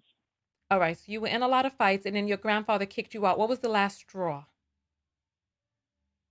Um, I was so I bought a PlayStation 3 with my own money. So I felt as a kid like I was entitled to that. Like no one can take this from me. I bought this with my own money. This is mine. And then I forgot what I did as like to be on punishment. So he took the PlayStation out of my room, and then that triggered me to, like, yo, you can't take this from me. I bought this, as a kid, and then, he just had enough of it, So he just had enough of it. So you hit He your put hands on. grandfather. I didn't hit my father. I didn't hit my grandfather at all. So, but Did you tear up he the was house? provoking me. What? Did you tear up the house? No, I did So not. what is it that you did that made him want to kick you out? Because of having many other reasons to kick me out. Like I always had the police drop me off at the house. I was, like he's always coming to school to pick me up for a fight. He's tired. I'm not his kid. You know what I mean? I get it. I'm not his kid. He's taking on another person's responsibility that's not his. He's being a good man. He's taking care of a kid, and his kid is giving him a hard time. So he lost it. You know what I mean? And I don't blame him for that. Like as a grown man, I'm looking at retrospect. I'm looking at it like you're dealing with a badass kid, bro. Kick him out, bro. You know what I mean? And then I was talking back. Like provoking him. And he's like, oh, you're a big man. You pushing me. I'm not gonna put my hands on him because he's my granddad. First off, second off, I got accused of putting my hands on my mom before, and I was not going to have that ever happen again because that really messed me up with my family, and that was just crazy. So I did not put my hands on them. I didn't mess up the house. We just got into it. I left. Okay.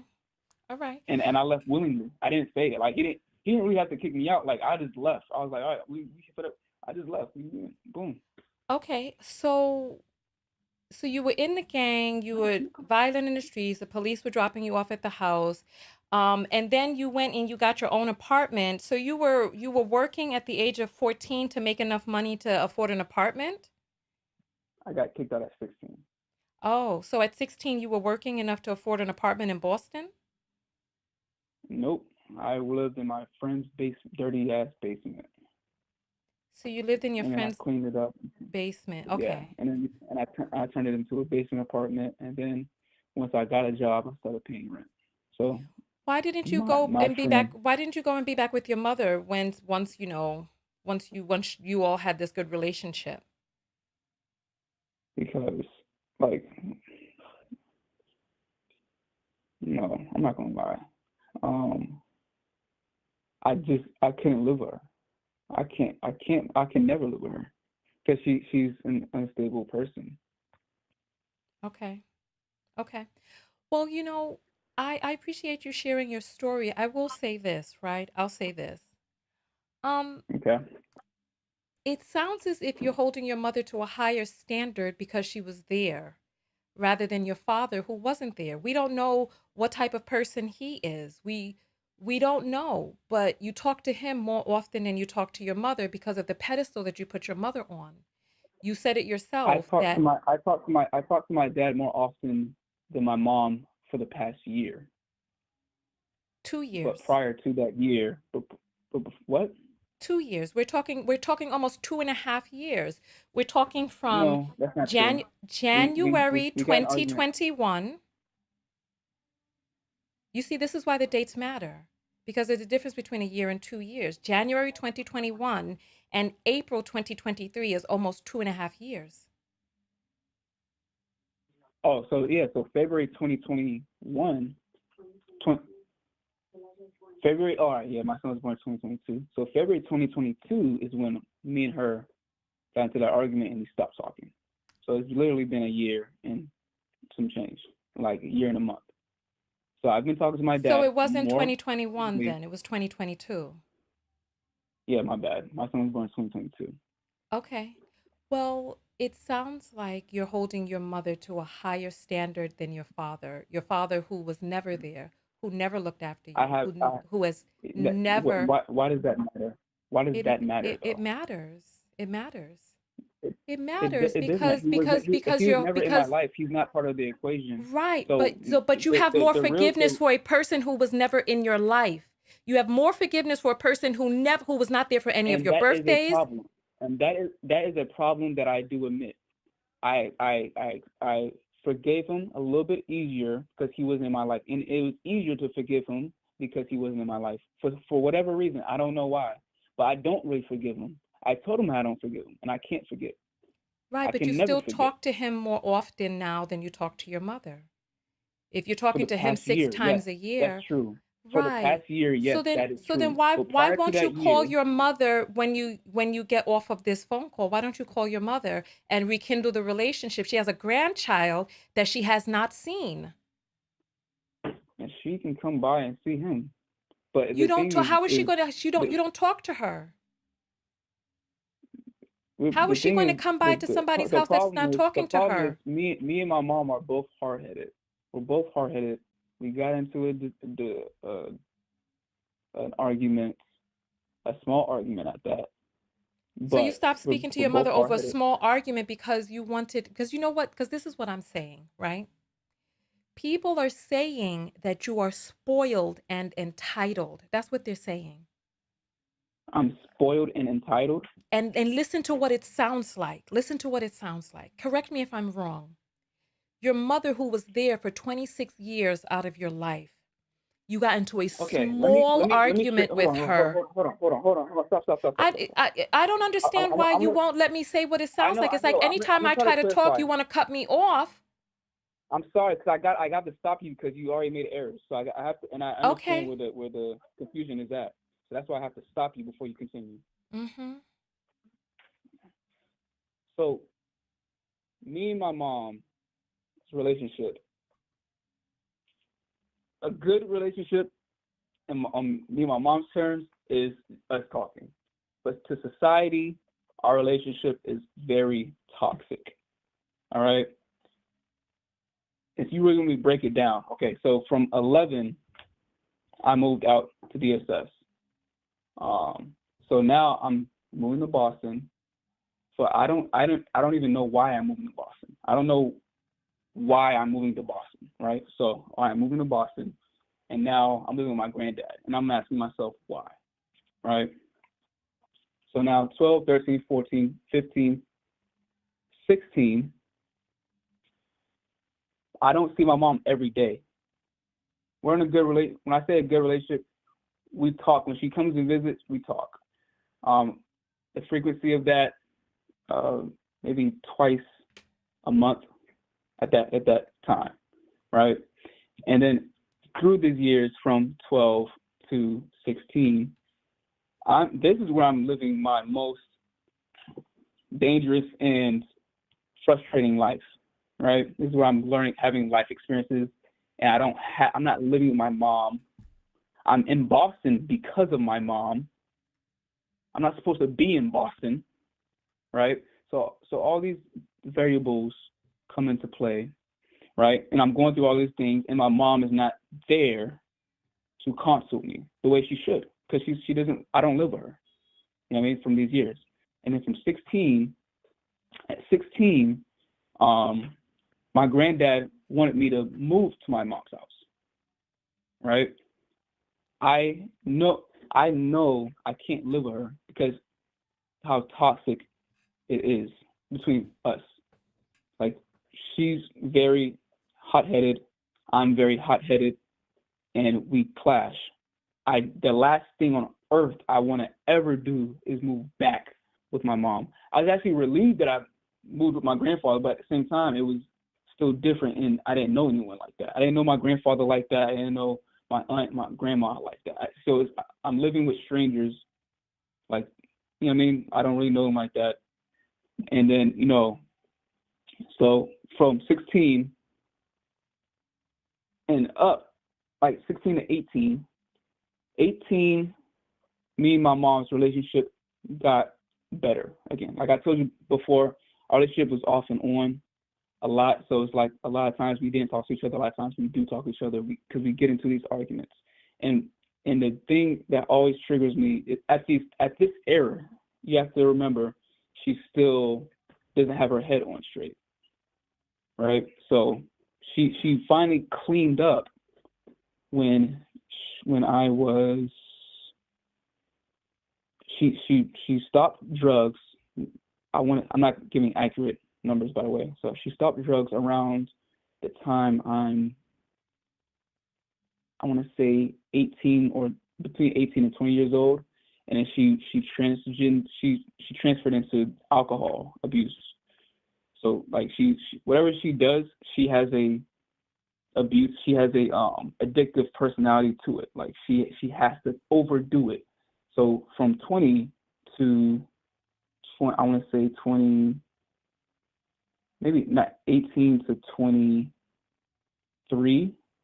she's been heavy on alcohol. All right, so she's super drunk all the time. I don't want to be. So this is the reason why I don't want to live her. That's why I don't want to live her at 16, because she's not clean. She doesn't have her head on straight. I'm not living with her. My boy said I was going to actually live on the streets, but my boy that I lived with at that time said, just come through. We'll figure it out. Come to my house. So I went to his house, and then I ended up living there from 16 to 20, and then I moved out and got my own place, and you know what I mean. So, but I hope breaking it down a little bit more brings a little bit more of a It clear picture. does. It gives more clarity. And so this Yeah. is what I say. How possible is it that you and your mom can go to family therapy now? Yeah. Hold on for just a moment. Let me see if your mother's still on the other line. I'm not going to be able to connect the call, but I can switch between them. So hold on for just one moment, okay? All right, go ahead. Hello? Hello? Oh, Hello? yeah. Hi. So, Green Goddess, Yes. I have a few questions for you. Did your son hit you? Uh, you know, Answer quickly, please. Did your son hit you? yes, yes, Okay, was his father violent with you? Was he a woman beater? yes, Does your son know that his yes. father was a woman beater? No, He he doesn't know never. that. He was so Okay. young, So I don't think How he. possible is it that you and I your don't son think. can get into therapy? Hold on for just a moment, okay? Hi, Darren. Yeah. Yeah, hi. I see that you are. Listen, um, I wonder how possible it is for you and your mother to go to family therapy. Your mother is saying that you did hit her. I don't know what went on. You said you were accused of hitting her. Your mother said that you did hit her. It's not my And place I to did it. be, listen, it's not Right. my place to be in the middle of that, right? I don't know what Mhm. took Mhm. place back in the days, but I will say this, right? You holding Mhm. your mother to a higher standard because she's your mother, right? And because you Right. feel that she should have been there more, right? And I meanwhile, think that she should have. I think that excuse she me, should have stopped Darren, the drugs. I don't listen. I'm sorry. I'm sorry. I All right, don't, go ahead. you Sorry. see My how bad. you're getting hot, right? You see how you're hot, Yeah. No, right? go ahead. Because I don't think I'm treating It's you I that get way. But the thing is that you, what? You get what? no. It's a very sensitive subject. That's why I get hot. But go ahead. I didn't mean to cut you off. Yeah, this is not the only time that you've cut me off. And the thing is that you are showing your hot temper. But you see, the thing is that it's a choice. Because I'm Caribbean American. I got a hot temper too, but I'm not treating you that way each time that you cut me off, right? I'm trying to have a conversation with you. You called Respectfully, here good. and I'm trying to figure out what's happening. how possible is Mhm. it that you and your mother can get into therapy? Oh, I'm sorry, I was cut off in the middle of my sentence because we're talking about the standard to which you hold your mother, because you're like, you had her on a pedestal, right? Because you feel that she should have nurtured you more. But you said that you made the decision when you were 16 that it was a better option for you to stay in your friend's basement. That was the choice that you made. You had the choice of going back into the toxic environment. You said you did not want to go back into the toxic environment. You stayed in your friend's basement until you got a job, a legal job, right? Correct. And then you started paying rent in your friend's basement. You cleaned it up and you made it a home and you stayed there because it was a peaceful environment, right? How is your mother now in terms of the toxicity?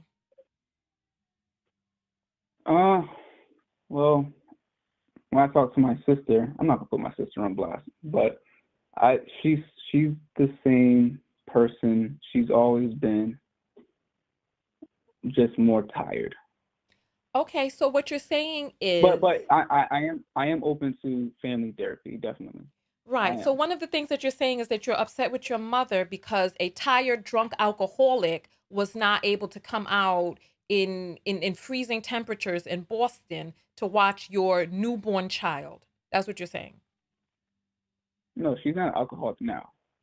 I thought you said she was an alcoholic, that she turned to alcohol now, and now she's just has an I addictive told you from I personality. told you from 18 to 23 she was doing alcohol. So she's And off the then alcohol now. from 23 to me being 28, she has been clean. I believe it's 23. I'm not probably giving the right Okay. dates, but she's been clean Okay. for a while now. All right. Well, listen. I think that you can re-listen to. I'm going to publish this by itself. I think you need to listen to this again and hear, what it is that you've said, the incongruencies, right? Your hot temper and your behavior, right? And think about your life, because I feel that this is an opportunity for therapy, because you're holding things against your mother when apparently she was trying to escape from whatever was going on in her life and escape into drugs or whatever was going on with her, right? That she wasn't able to show up in the ways that you felt that she should have shown up. But you were not uncared for. You were with your maternal grandfather and his wife. You were in a family setting, Hmm. and you still chose to be in the street. The common denominator here is that your father wasn't there for you. He wasn't there. I hope He didn't come and I get you hope from there's some men. Boston. I hope there's some men in the audience that can understand me a little bit better. I'm 12 years old. I'm a 12-year-old kid that doesn't know logical thinking. I've made decisions correct. I am a grown man now. I will admit that I am hot headed right now, but that's only I'll say on a normal basis. I'm a real estate agent. I'm a real estate broker. I'll say on a normal basis I do not act this way for any other reason. This specific uh this specific subject is pretty much the only thing that can make me be this hot. So I don't want to have the wrong um, impression on myself that I am always hot-headed. I hope that by the way I speak to people, how I word my words, that I am a sophisticated person at the end of the day, and I don't run on emotion. However, this specific subject, when we talk about a mother that is on drugs, like I am literally a product of a woman that chose to do drugs while she has 3 kids. What was your father doing? What drugs was he doing? I don't I started talking to my dad pretty much recently. Like I think Listen, we let me we tell let me continued let that me let me relationship. tell you something about your father. Let me tell you something about your father, right? Your father Tell me was about a my father. woman, your father was a woman beating drug addict who chose to live his bum life being a pimp and doing all the stuff that he was doing instead of being there for you. Sure.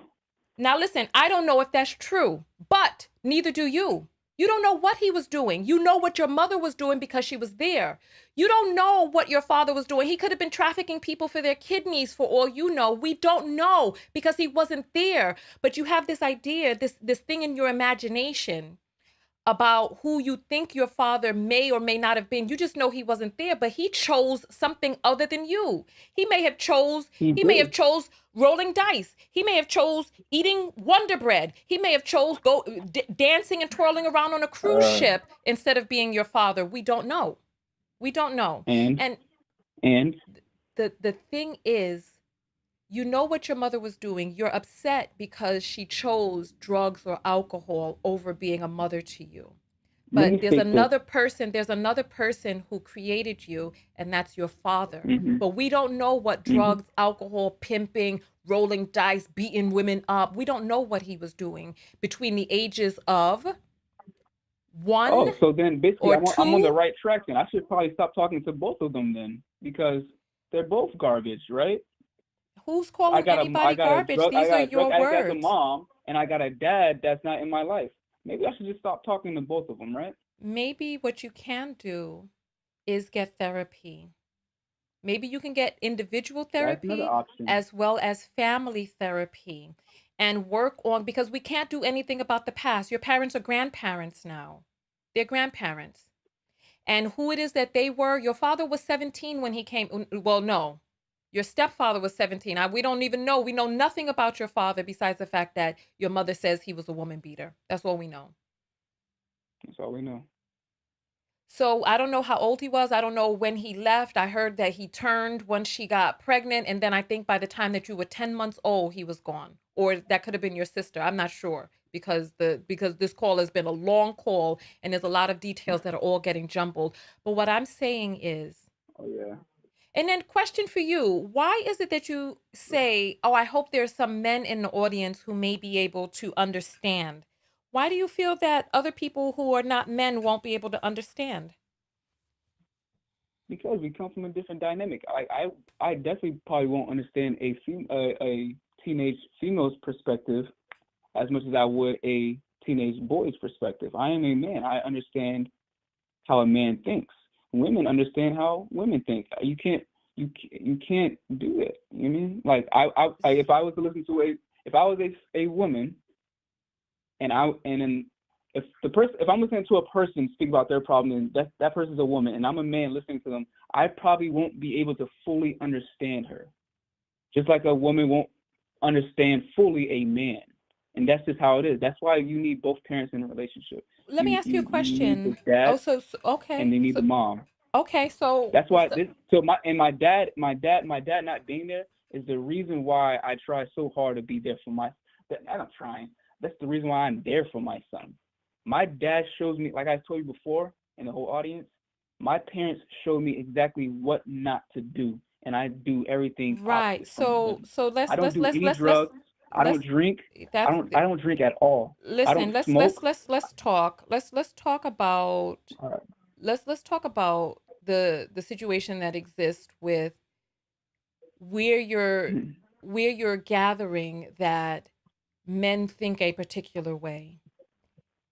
Men are not a monolith. I can't tell another 12-year-old girl what it is that she was going through because I was not that 12-year-old girl.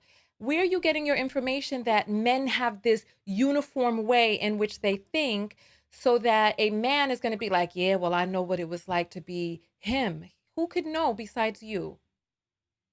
What? Like, come on. You can really research this. Like, research what? A man thinks a specific way from a woman. Men and women think different ways. What did you think of Kevin Samuels and the messages that he put out? Oh, that's a great question. I think Kevin Samuels, rest in peace, King. I think Kevin Samuels was very harsh. And if you have to really, there's a lot of people that just watch clips of Kevin Samuels stuff, but if you really watch a full clip of him talking to women and talking to men, he literally speaks to them the exact same way. You mean the 3-hour shows? So you were watching the 3-hour shows and stuff like that. Okay. What are your Yeah, thought? What like are your thought? yeah. So you said you So thought he was if very harsh, but he treats the women very harshly, he treats the men very harshly. He's just right. he's just real, and I feel like now that we all know that he died from cancer, I feel like he known he had cancer, so he can just finally just be himself, and that's Who the reason said why he was who? so harsh, and that's why Where are you women getting that didn't he like him. died from cancer? Because the autopsy came out and said he died from a heart attack. Where are you getting Oh, that he died from cancer? damn, I got the wrong evidence then. So that's just a hypothesis of that part. But then he's just an asshole to everybody. You're just giving out some information that you got from where? Where did you get this information about the cancer? I swore he died from cancer. Where did you get that information? And then hold on. Let me look it up real quick. I Before swore you he had before you cancer. before you do that, what do you think of Fresh and Fit? I don't watch Fresh and Fit. What's the difference between him and Kevin Samuels in your opinion? I don't know Fresh and Fit. I don't know them. Oh, okay. So you knew Kevin Samuels. You thought that he was harsh to women, but his messages were what? He's, I think they were positive. I think there was a lot of ladies out there that did that when they did the calls, they didn't have their heads on straight, and they had their priorities wrong, and he corrected them. And then there were women that had their priorities straight, and he would talk to them like he had nothing to say to them. There's times when Kevin Samuels was wrong, and there's times when he was right. Okay. He's not always right. He's not always wrong. Okay. Well, I'm going to tell you this, right? There's no uniform way that men think, and there's no uniform way that women think. There's I'm not just saying that. not. Okay. You're not what? I'm not saying that. I'm not generalizing You are generalizing. completely.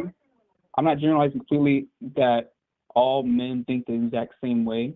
However, I am saying that men can understand men better and women can understand women better. This is unfortunately True. not the truth. Every human being is different. There's no uniform way that women think. There's no uniform way that men think. Everybody is Okay, different. that's There's you're entitled. the only person who could really truly understand the unique situation that Darren was in is Darren. That's it. Who else would know what it would be like to be with a mother exactly like yours in a situation exactly like yours? I mean, people can have an idea of what they were like at 12, but I mean, there was a caller who called in, and me and her situations were very different. We're both women, but I don't know what it would be like to be in her situation, just like no man would know what it's like to be in your situation. And what happens is in the manosphere on channels like Kevin Samuels and some of these other channels that give advice to men, they start talking about men as if they're a monolith when they're not. You say that Kevin Samuels helped women get on the right track. What right track was that? I don't know. My wife is just showing me the comments. My wife is showing me, where's your baby mama at? I'm married for 5 years, by the way, ladies. We're in a happy relationship. Why is it But that your what wife is couldn't watch the baby when you got upset with your mother? Where was your wife then when the baby the needed to only be reason watched? the only reason we wanted to have a babysitter that day is because we wanted to do a date night. We were So you tired, wanted a and babysitter. Why didn't you hire a babysitter? I don't trust babysitters. And Okay, he was 2 months old. your sister was old enough to be a babysitter. Why didn't you get your sister to babysit if you just needed a babysitter? Because I'm a very, very good father, and my sister's not experienced with kids. She was But only 16 at the your time. mother She's is never watched it. experienced, especially with She what it is hasn't that watched. you've said about her. You said what? Is your My wife is mother black, by the way. My wife is Haitian. I'm talking about your mother. Are you want to argue with the Oh people in the comments? If you want, I can let you get off of the line so you could go back into the comments and argue if that's no, what you want to I'll do. talk to you, sweetie. I'll talk to you, sweetheart. I'm sorry. Who's your sweetheart?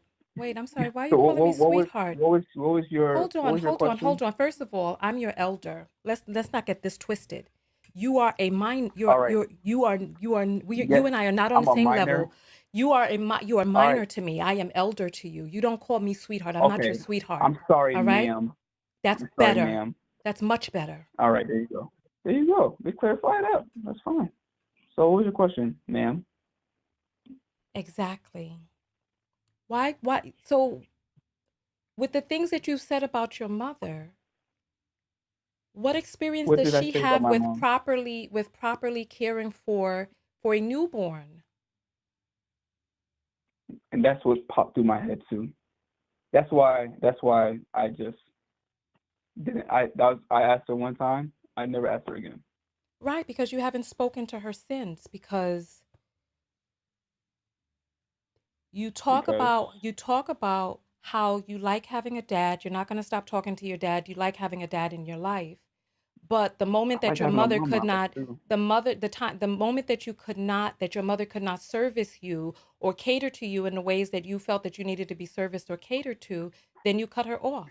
You don't even speak to her because I there's do nothing that you understand. felt I that she do could do for understand. you. I do understand how that can come off.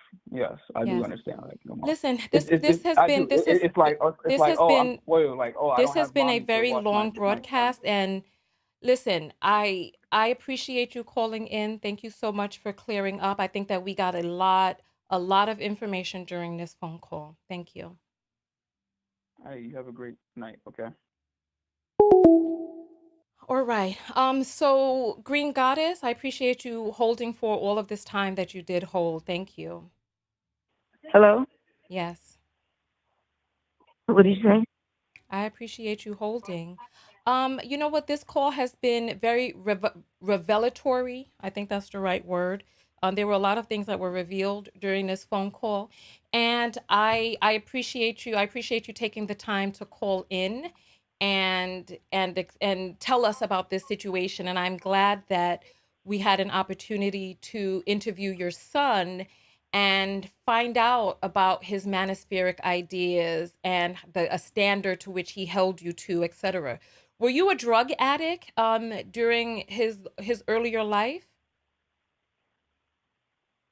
I was drinking and I was smoking weed, but it was but he didn't know about any of that because I didn't do it at home Why did DSS come and take the children from you? because I attempted suicide. Mm, mm. Okay. I was in a dark place and that's what happened. Okay. And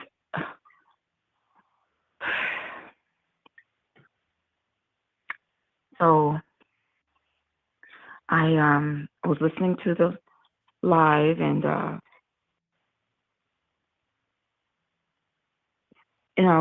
the thing about it was January when he wanted me to babysit. I don't drive in the snow. My car doesn't do well. I have a two-wheel drive. It's all over the road. So I don't drive in the snow. So I asked him to bring my grandson here to me. And he goes, "Well, your house is not clean." I said, "My house is clean." I said, and he was like, "Well, where's the baby going to lay down?" I said, "In the bed." You know, um, he acted like I, Listen, he this acted is like not I this is wasn't his listen, mother, that I didn't raise him. this is not for me to deliberate because I don't know what the truth is and I'm not a family therapist. I'm not equipped. Yeah, well, I just I'm just addressing the stuff that I heard him right. Well, saying, and okay. necessarily he wasn't lying because he's just telling his truth from his point of view. And When did your son hit you according to you? uh, When he it was happened a how long old? time. Was he a little It was boy? Was he a before teenager? he was about 11. So this was It before was he a went lot to going go on. this was before he went to go live with your dad. Yes, Okay, where was his father during all of this time? Why didn't his father come and get him? I actually took him to his father, and I asked the father to keep him until I could get myself together. And his father came back with him like 2 weeks later with the police. And I was like, "Why did you bring the police?" So Darren was about 8 at that time. I tried to give him his son. I was really going through a lot at that time. Anyway, it's all my fault, always my fault. So I wasn't this, I wasn't that, and I didn't do Yeah, that I think enough. I didn't do enough. listen, I think that this is a great opportunity for you all to discuss family therapy. You said your son hit you at the age of 11. Yeah, he was angry. So he was angry He long was going through a before lot. before he went to his grandfather. He was angry before that. Yeah, he. Yeah, I mean, I believe that at that time I was really in a dark place. So, Okay. and he was angry. So he was a kid, and I couldn't handle him. I couldn't handle him. So, Okay. And so you know what? and I had a new baby. So it's a lot. Listen, and to your knowledge, was that the only time that he has tried to hit you? It was, like a lot of verbal. It was a lot of, you know, he, you know, it was a lot of anger, verbal, Mhm. saying terrible Listen, things. So listen. Your son says that the drugs that you were on were much stronger than marijuana, but that he did not want to put your business out there. And it's really none of our business. You know what listen, you said that your ex-husband is now 600 pounds with a bunch of messed up teeth. That sounds like meth mouth to me. So I don't know no, what. I don't think so. I don't think that. No, he's not on anything. No, he's a truck driver, and he's just not Listen, taking care of himself. what He's adult not person has on gets rotten anything. I teeth don't think. in their adult years? But nonetheless, listen. This is outside of our scope and purview, right? I don't think he's on anything. Right. What I'm But saying it is, was. your Yeah, son says that you were on drugs that were much stronger than marijuana. This is what your son says. He yeah. says, Well, I don't know where he would. I don't know. I didn't smoke or anything around him. He wouldn't know whatever I was doing. I did everything. Drinking and all that. I did it outside of the house. I he didn't. says, He he didn't says, see. he says You know, I, when you all came back together when he was 13 or 16, that you were then switched over to alcohol, but that's really outside of the I had scope all. of the show. I had been drinking for way before. So you know, look, that right there. He wasn't around to know that kind of thing. He just wasn't. He Okay, well wasn't in my listen. area. He says So that when I was drinking, he wasn't there. he says he has knowledge of you using drugs much stronger than marijuana. But like I said, He doesn't have that knowledge. that's it's He doesn't outside have of that knowledge. But he all. does have the Listen, knowledge the that reason I've been. the reason why I bring it up, is because you sound very defeated. And if this is going to threaten your sobriety, that's the only reason I'm asking, then please get yourself to a meeting, call a hotline. You can Thank Google, you. Yeah, AA. I You don't could, feel that way. I don't feel that way though. okay, I okay. don't Well, this feel goes, defeated. listen, I feel that today is kind of rough because, like I said, my son's birthday is today. So my oldest, and I'm feeling like sad because I did a lot of great things. I did a lot of wonderful things, and I'm not being treated well. I'm not I'm not treated well. I'm not spoken to kindly, and that's hurtful. But I'm not gonna. why do you think your daughter gave Darren the broadcast link? Why do you think she did that? I think she thought it would be fun to. Uh, she did it without my knowledge. She thought it would be fun or interesting to for him to hear the discussion that we were having, Okay. and then So he listen, there won. listen, there are some things going on that are far deeper than what we have discussed or could discuss on this call, right? Um, I want you to figure out because your son says you can come over at any time. He says that the 31-year-old who said you was a bag of bees, that he's some sort of Yeah, he was. comedian. That's my way of saying. That's my way of saying that he uses the term a lot. You know, um, and I'm not welcomed at my son's house because I don't Okay, feel welcomed whenever when I listen, was this going is over there. I I didn't feel welcomed over there. I want you and your family to go to family therapy. I want you and your family to go to family therapy. Well, I'm in therapy, so I I want feel like I'm handling I this very well. excuse me.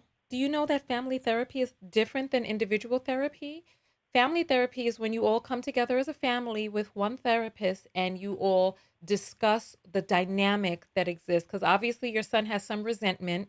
He has some things going on inside of him, and he's holding on to some things that happened in the past, and it can be worked out. Yes, he needs to go to therapy. Right. He said that he's open to therapy. And I feel that there's an opportunity for Are you willing to go to family therapy with your sons? So I'm not willing to see him or the other one until I get Okay. an apology, and I mean a It sincere is it change in behavior. listen. This is okay, so you know what? Listen. This is a situation that requires intervention. You have a grandchild. Have you met your grandchild? Yes. Okay. You have a grandchild who is growing up without you. We don't know what the 31-year-old is doing. We don't know if he has children or anything like that. And there's no need for you to add whether or not he does or doesn't. What I'm saying is life is passing by. You say that the reason why you sound down is because it's your son's birthday. Now you're talking about an apology that you want. You may be able to work on this relationship in therapy. You may be able to get answers. You may get that apology. The apology may never come, but there's a chance that the relationships can be repaired. But I'm seeing that you say that your first son called you a bag of bees, right? Your second son hasn't spoken to you in a year plus, right? And your daughter gave your second son the link to the broadcast, and I'm sure she probably gave the first son the link as well. Did you return the link? Um, Did she?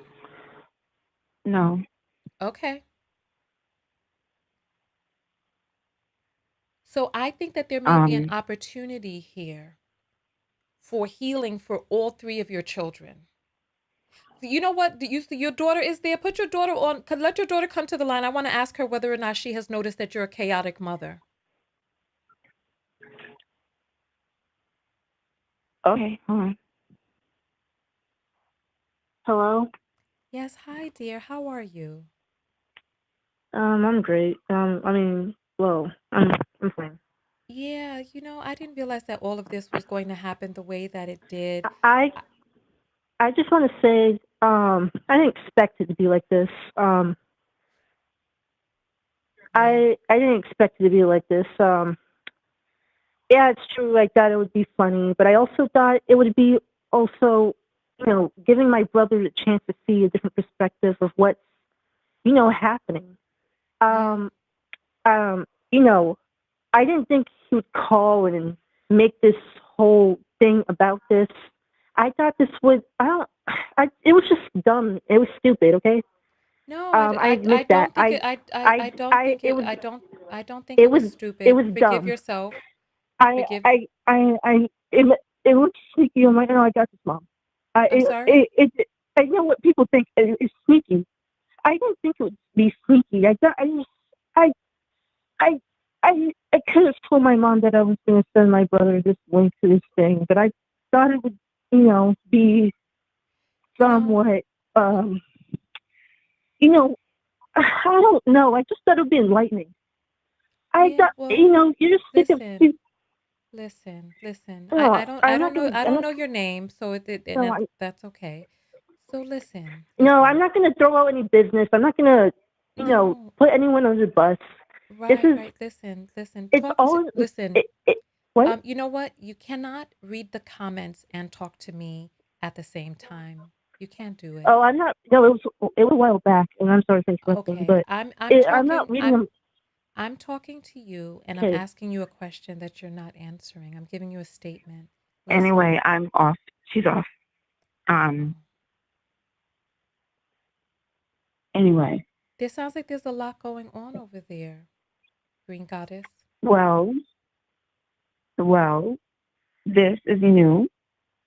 Yeah. All of this, and I initially just called to help out young ladies, Yeah. and and um 5 minutes in the sack gets you a lifetime of this.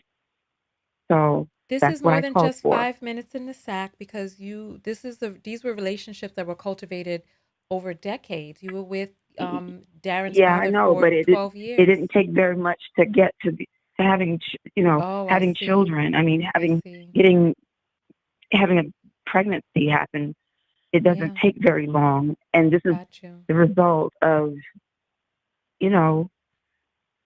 I just hope that other young ladies could learn from you know people who's lived it and to not to make the same errors. Because I wish things were different. You This is know, how it is.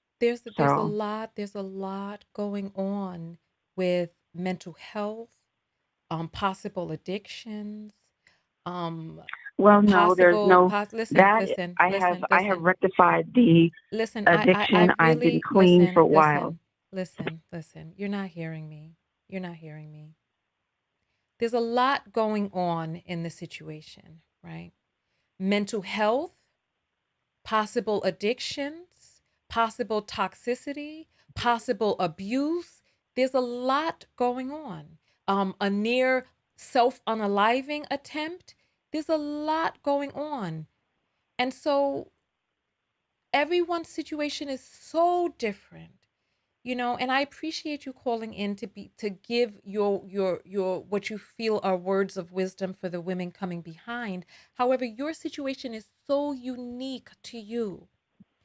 And I think personally, I think that this is a great opportunity for you and Darren, especially since he's willing to talk, etc., to go into family therapy, to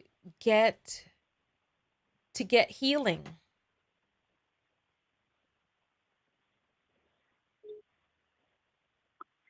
Yeah, and by the way, my daughter was watching the people talking and stuff, and she got upset from watching that. Yeah, so and the whole our family just threw our business right there on YouTube. Cool, huh? Anyway, I guess it's a good thing that nobody here knows who you are. No one knows. Darren wouldn't have gotten the link. No, none of your friends and family know about the show. So you're uh, fine. well, You yeah, well, it's still it doesn't it but anyway, I hope this is a teaching tool because I am pro woman and and that the young ladies could use my experience and my unique experience to help them navigate Yeah, better in their life. unfortunately, advice is really a reflection of the vessel that it comes through. And when I mentioned family therapy to you, you started talking about, oh, I wanted this apology. I'm not what this. Please take this advice, right? Look into family therapy with your sons, and it seems like also with your daughter, because your daughter is experiencing trauma as a result of these broken relationships. Do you understand what I'm saying? Yeah. So Yeah. so we know that your daughter knows how to get in touch with Darren. So let you all talk about family therapy, okay? And Yeah. so listen, you're the mama, right? You know how comments can be online, right? And so your daughter's 17, she's very impressionable, she's young, right? This may not be reading the comments, especially, like, where is she reading the comments at? On your phone, on the TV?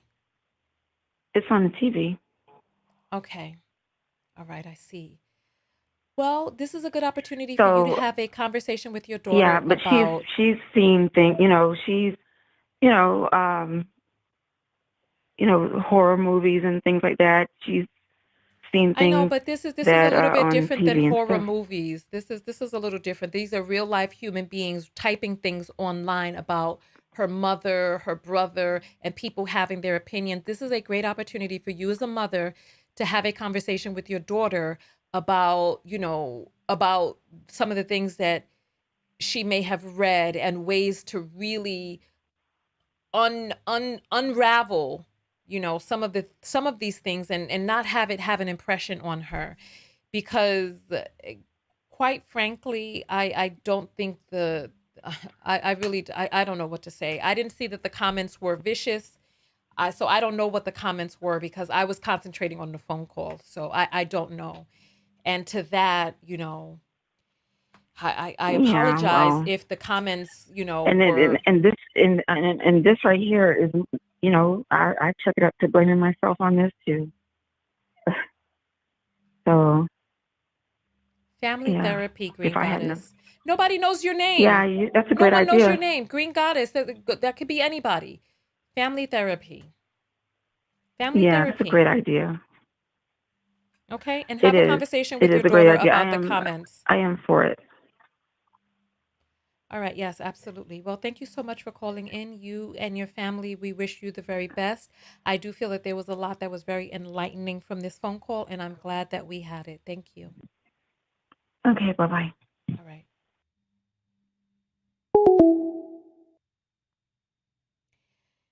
This is the longest broadcast of my life. I really wish that I had ended.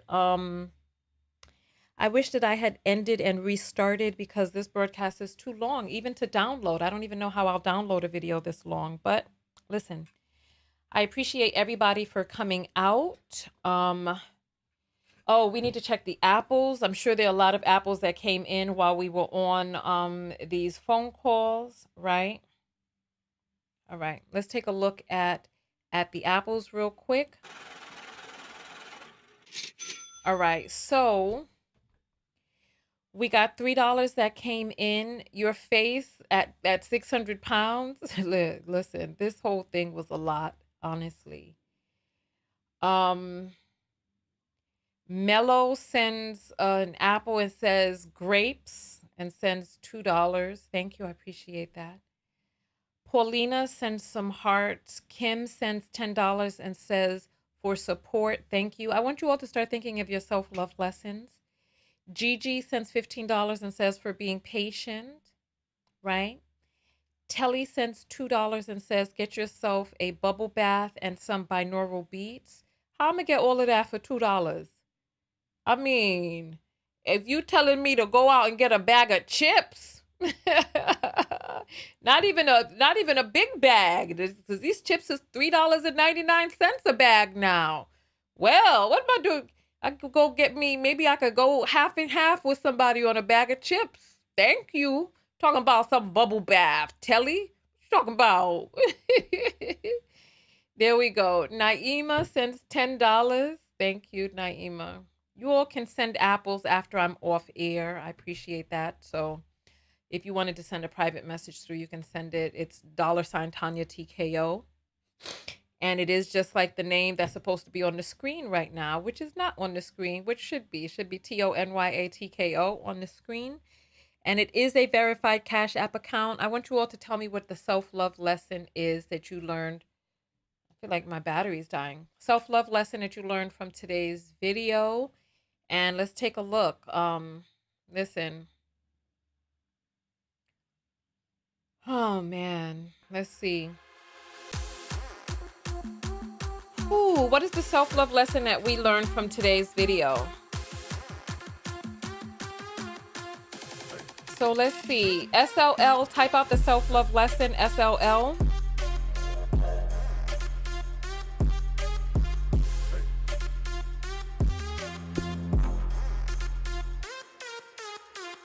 You know what? I'm going to say this.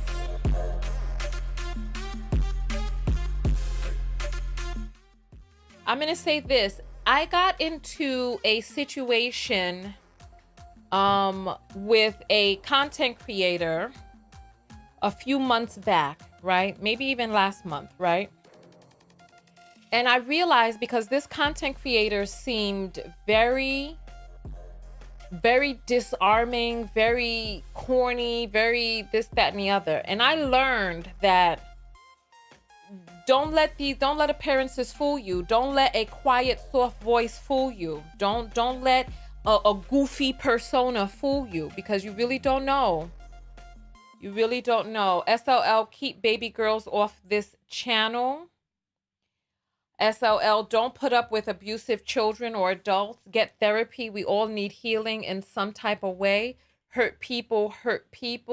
Heal yourself before raising children. I mean, that's the ideal, but by the time we heal, we're 50 and 60. She can get the F away from her psycho family and be stable. I don't really know what it is that we're talking about. So I picked up what you were saying. Good Friday, take accountability and stop playing the victim. Is this really Anton? Dang, this is a woman's safe space. SLL, accountability is one of the best qualities. Love yourself, because even when you do your best, some may think your effort is trash. Go to a professional and stop using YouTube as your personal therapy sessions. Never. I want you to say what you learned about loving yourself from this video, not what other people need to do. What is your self-love lesson? Self is self, you.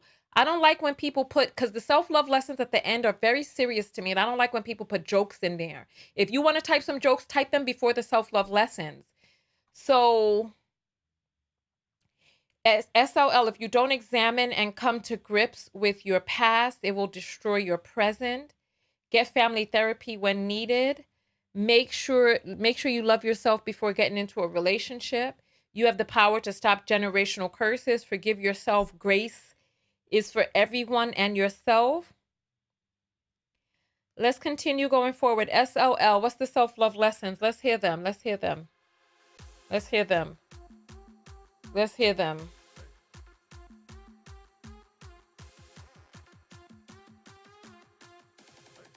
All right, listen, self-love lessons. Let me see, SLL. Stop worrying about who doesn't want to be around. Focus on who does. Okay. Love yourself enough to heal your traumas through therapy. Yes. Yes. Yes. Yes. Yes. Yes. All right. We got 40 more seconds for the self-love lessons. Let's hear. All right. So Jet thinks it's funny to make jokes about grapes. So here, you're going into timeout. Anybody else want to play with it? Yearly mental checks are absolute. Take accountability so that you can grow. Be honest with yourself and do your inner work. SLL, there's often more to the story. Take stock of what you do in front of children, because even when you think they're not watching, they are. Don't be embarrassed. This scenario, okay, sorry, that's not a SLL. I can still heal from my childhood trauma so I can thrive as an adult? Absolutely. SLL, it's never too late to heal from familial wounds. Don't be stubborn. Don't keep trying to have discussions with families that refuse to acknowledge the trauma they have inflicted on you. Accountability leads to personal growth.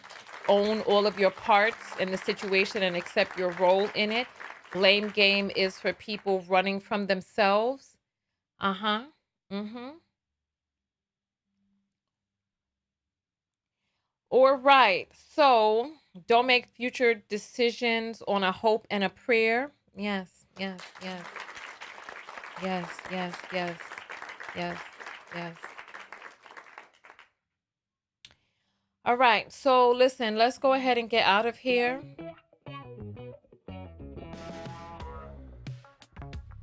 All right. Go out there and love one another. Most importantly, love yourself. And I would say part of loving yourself that I learned from this video is pay attention to patterns. If you have several relationships that have ended similarly, right? Take a look at the patterns so that you can learn what the red flags were. If you are saying that there are no red flags, that means that there was nothing for you to learn. And if there's nothing for you to learn, then what is your takeaway? You cannot get better if you're not learning from your past. You can't get better. We're here in these lives, God in human form. We are God in human form, Goddess in human form. If we're not learning from our experiences here on this earth, then what are we doing here? What are we doing? I'm gonna check the apples real quick. Kim sends $10 and says, for all the wonderful work you're doing. Thank you. I appreciate that. Thank you. Thank you. Thank you. Support the content that supports you all. We were on this broadcast for 5.5 hours. Send the apples through. Support your girl for all of this work that we put in today, right? Join the text notification squad so that you got a text when we're live. What else can I say? What else can I say? What else can I say? The self-love lesson that I learned from today's video is to realize that even my version of the truth may not be the truth. It's my version of the truth because people may see it a different way. Also, you know, listen, I learned some things from this video as well, you know, about how children really do blame the person who was there. They hold them to a higher standard instead of the one who wasn't there, the one who chose not to participate in the rearing. You know, I don't know what else to say. It's very profound because I have, you know, when people say thankless job, that means that you're not going to get any thanks. That means you're not getting any thanks. So what do you do if you don't get thanks? So listen, on that note, I'll see you all in the next video. I really did not have any idea. Oh, it looks like Darren has written a message. He says, thank you all for listening. Learned a lot about this suppressed emotion. Tonya, thank you as well. I hope I didn't come off as disrespectful, just very passionate about the topic. You know, listen, people like to think of themselves in these unilateral ways, right? People like to think of themselves as, you know, I really am a good person. I'm not rude. I'm not disrespectful. Yes, there's a part of you that's disrespectful. There is. We got to embrace who it is that we are. There's a part of you that's disrespectful. There's a part of you that was very aggressive on the call. It's like this is a part of who it is that you are. It's like we cannot be like, oh, well, you know, I showed up as this, I did this, but you know, that's not a part of who it is that, I mean, that's a part, right? Ariel is saying Darren is a good man. You don't know him. And I know you don't know him because you're not even spelling his name correctly. So please put your cape away. We are all just people. Darren is a person. Green Goddess is a person. We are all just people making our way through this thing called life. There are no 100% good people. There's no 100% bad people. We are people. We're people. And if we keep hiding from the part and choosing not to acknowledge the parts of us that are there, we can't get that healing. We can't get the healing if we refuse to acknowledge the parts of us that exist. So look. It's like his mother is a human being. A human being. We are all humans being. We are all in this process, this journey of life. All of us.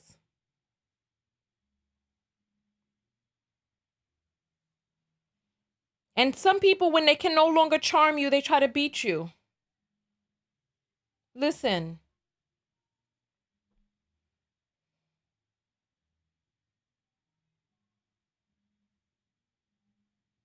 And Psychedelic is saying, Darren got bucked with Tonya way too many times for me. Listen. And then try to posit it. And you see, this is let me take this off the screen because we're going to be talking for a little while longer. Let's talk for a little while longer, right?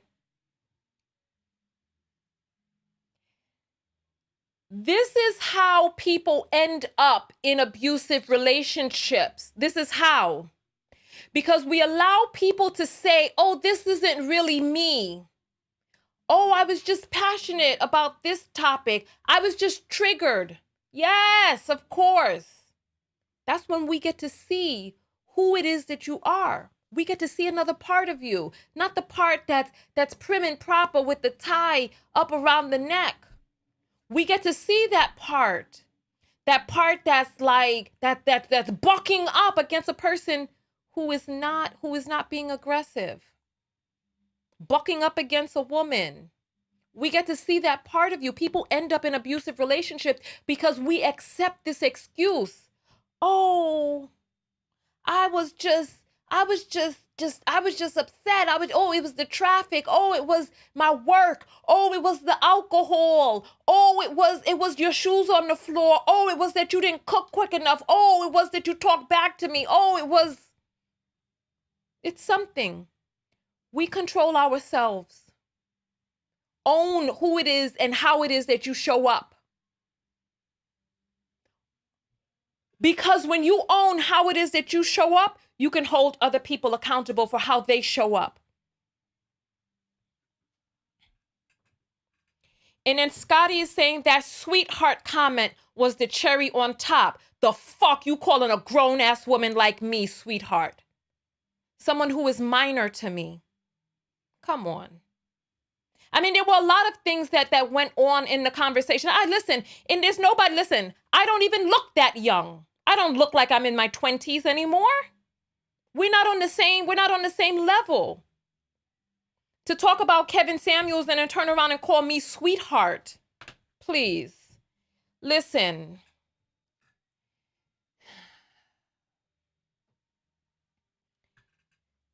Oak just says sometimes it is the alcohol, right? That is false. It is never the alcohol. It is the person. It is never the alcohol. It is never the alcohol. Never. I don't know if you need to hear it from somebody else. It is never the alcohol. Never. It is the person. The alcohol, listen. If a person gets themselves liquored up and then starts acting the fucking fool, that means that they purposely gave themselves permission to lose the inhibition so that they can then act the fucking fool. It is never the alcohol. It is the person. A person makes a choice, especially if this is a repeat pattern. How many times are you gonna continue to allow yourself? Ain't nobody got no IVs with alcohol dripping straight into their veins. A person can feel when they start getting tipsy. It is never the alcohol. It is never.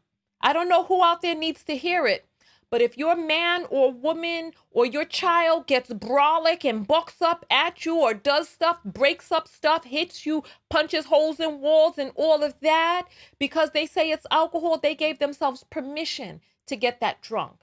And ain't nobody ever that drunk, ever, ever. And if they do that more than once, then they knew exactly what it is that they were doing. Because if you, I mean, we all saw the movie Dr. Jekyll, Mr. Hyde. If I'm going to be like, and just start effing things up and then breaking things apart. And then somebody says, wow, you know, Tonya, you turned into this monster once you took this potion and you broke everything inside this house. And then I look around and see everything all broken up.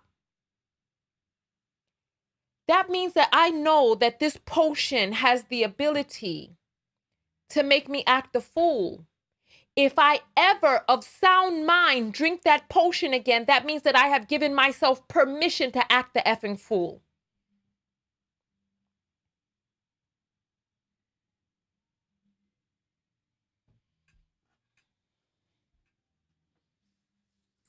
Listen, on that note, I will see you all in the next video. I mean, somebody said they get sleepy when they drink. When I drink, I laugh and dance and have a good time. It's the person. And I don't know who needs to hear it because I know from running background checks on people, that things are not always what it is that they seem. Things are often quite different than what it is that they seem.